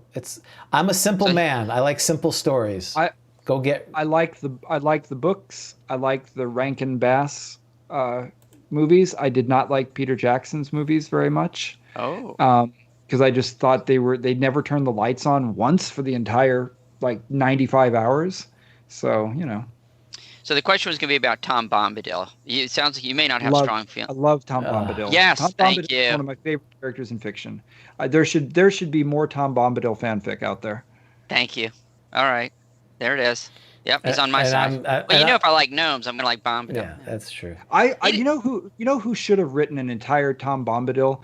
Philip Jose Farmer, the guy who wrote Riverworld. He could have done an amazing Tom Bombadil novel. Why didn't that happen? I think it answers itself because there's an audience of 2. I'm sorry, 3, 4. Stephen Colbert, guys, and who was the other one who liked Tom Bombadil? There's one other person. Everyone else was. Is there? There was another one who said they like. I'm not going to keep track of the Tom Bombadil fan club. That's not my. Oh, Jim Ward. I feel like Tom Bombadil must have been the thing that got all of those 1960s acid tripping hippies into Lord of the Rings in the first place. That's like their spiritual brother. Oh, maybe that's what it was. Yeah, he was very psychedelic. Tom Bombadil was. Yeah, indeed. All right, James. Anything else? Well, we have kept Jayson. Pretty Yeah. much, we've kept you for 2 hours. Which again, we're sorry if that was way beyond. Yeah, I got to get my waffles. Yeah, he even said you're between me and waffles, and I felt bad, but. But we said we're on as long as you want, and that's why when I thought he was going to get up, he was going to get that. But again, I'm going to plug one more thing. Please. If you go to our tsrgames.com, there's a store there. Another game that we have for sale is called The Hunt, and in The Hunt, it's basically the Running Man as a skirmish game. It is really good at conventions, and there's going to be a new version of it in about a year, and we're selling out the last of these from the 1990s, the original ones. So check it out. Well, great, and that's tsrgames.com. So you can go out there. Yeah. Is that your preferred place for people to buy the game products? Yeah, that we have a warehouse in Florida that ships things now, so they actually go out on time. Back a couple years ago, it was a little slower when they shipped from my house, so now it's pretty trustworthy. So yeah, go there to buy stuff. Well, I wasn't sure if Drive-Thru RPG or some other places to get it. Yeah, you can get PDF versions of it, but who wants a PDF? No, I agree. And some when we talked to Jody Lynn, we wanted to ask her where she get the most money, for her books. She actually said the Amazon, the Audibles is actually a pretty good deal for her from an artist perspective. So, she's bigger. The margin. She's bigger than we are. Yeah, well, clearly, yeah, but still, same thing. We want to make sure you get the most money. If you're going to buy it through Amazon or whatever, or third party, you may not get it as much as if they call through tsrgames.com. And and also if you just want to get a bunch of free downloads and stuff and learn some more things about playing Top Secret, it's topsecretnwo.com. So New World Order. Well, and if we do have a convention in the springtime, you have an open invitation. We would love for you to come on down. We'll kind of talk about that later if it happens. Come to Florida is what you're saying. Who wouldn't want to do that? Well, California's a hot spot. In the current environment. California's a hot Everything's spot. What's the fine difference? Here. It's all. That's true. We're trying to beat you. That's We're trying to get up to 500,000 as well, but we got less people, so we got to work harder at infecting each other, which we're working hard at. But Jayson, it's been a pleasure. Thank you so much for your time. Guys. We really appreciate it. Do we want to roll the Yes, there's D10? one. We have a tradition here. The guest, if you have a D10, rolls the D10 to see how well the show was. One being. This is how good the show is, because the dice don't lie. do not lie. Okay. D10. Thank you. D10. It's the honor system. You tell us what you roll. 8. Oh, yeah. I think that sounds right to me. That sounds like a good no modifier needed there. It was a good roll. All right. Thank you for your time. And if it had been a 2, I would call it descending armor class, and it was still great. That's right. There you go. We'll use plate that. mail and shield. But thank you, Jayson, for your time. It was really great. We really appreciate it. And we need to see if we can do a giveaway. Get one of your New World Orders or some product that you think is good. We'll buy it and we'll give it away to our patrons because we've got a lot of things. So we'll catch up with you after. And I know you sent those pictures. I'll put them up. If you have links that you want in the YouTube or the podcast, just make sure I have them and I'll put them up there as well. Okay. So I'll send them to you after I have my walk. Yeah, no rush. I'm done. I'm ready. We're on 5 hours, so this will be, my wife will be looking at me odd if I don't get done by noon. She just gets mad. But this was great. So on behalf of Grog Talk, right. I'm James, and I'm Dan. so we'll see you next time on Grog Talk. Take care.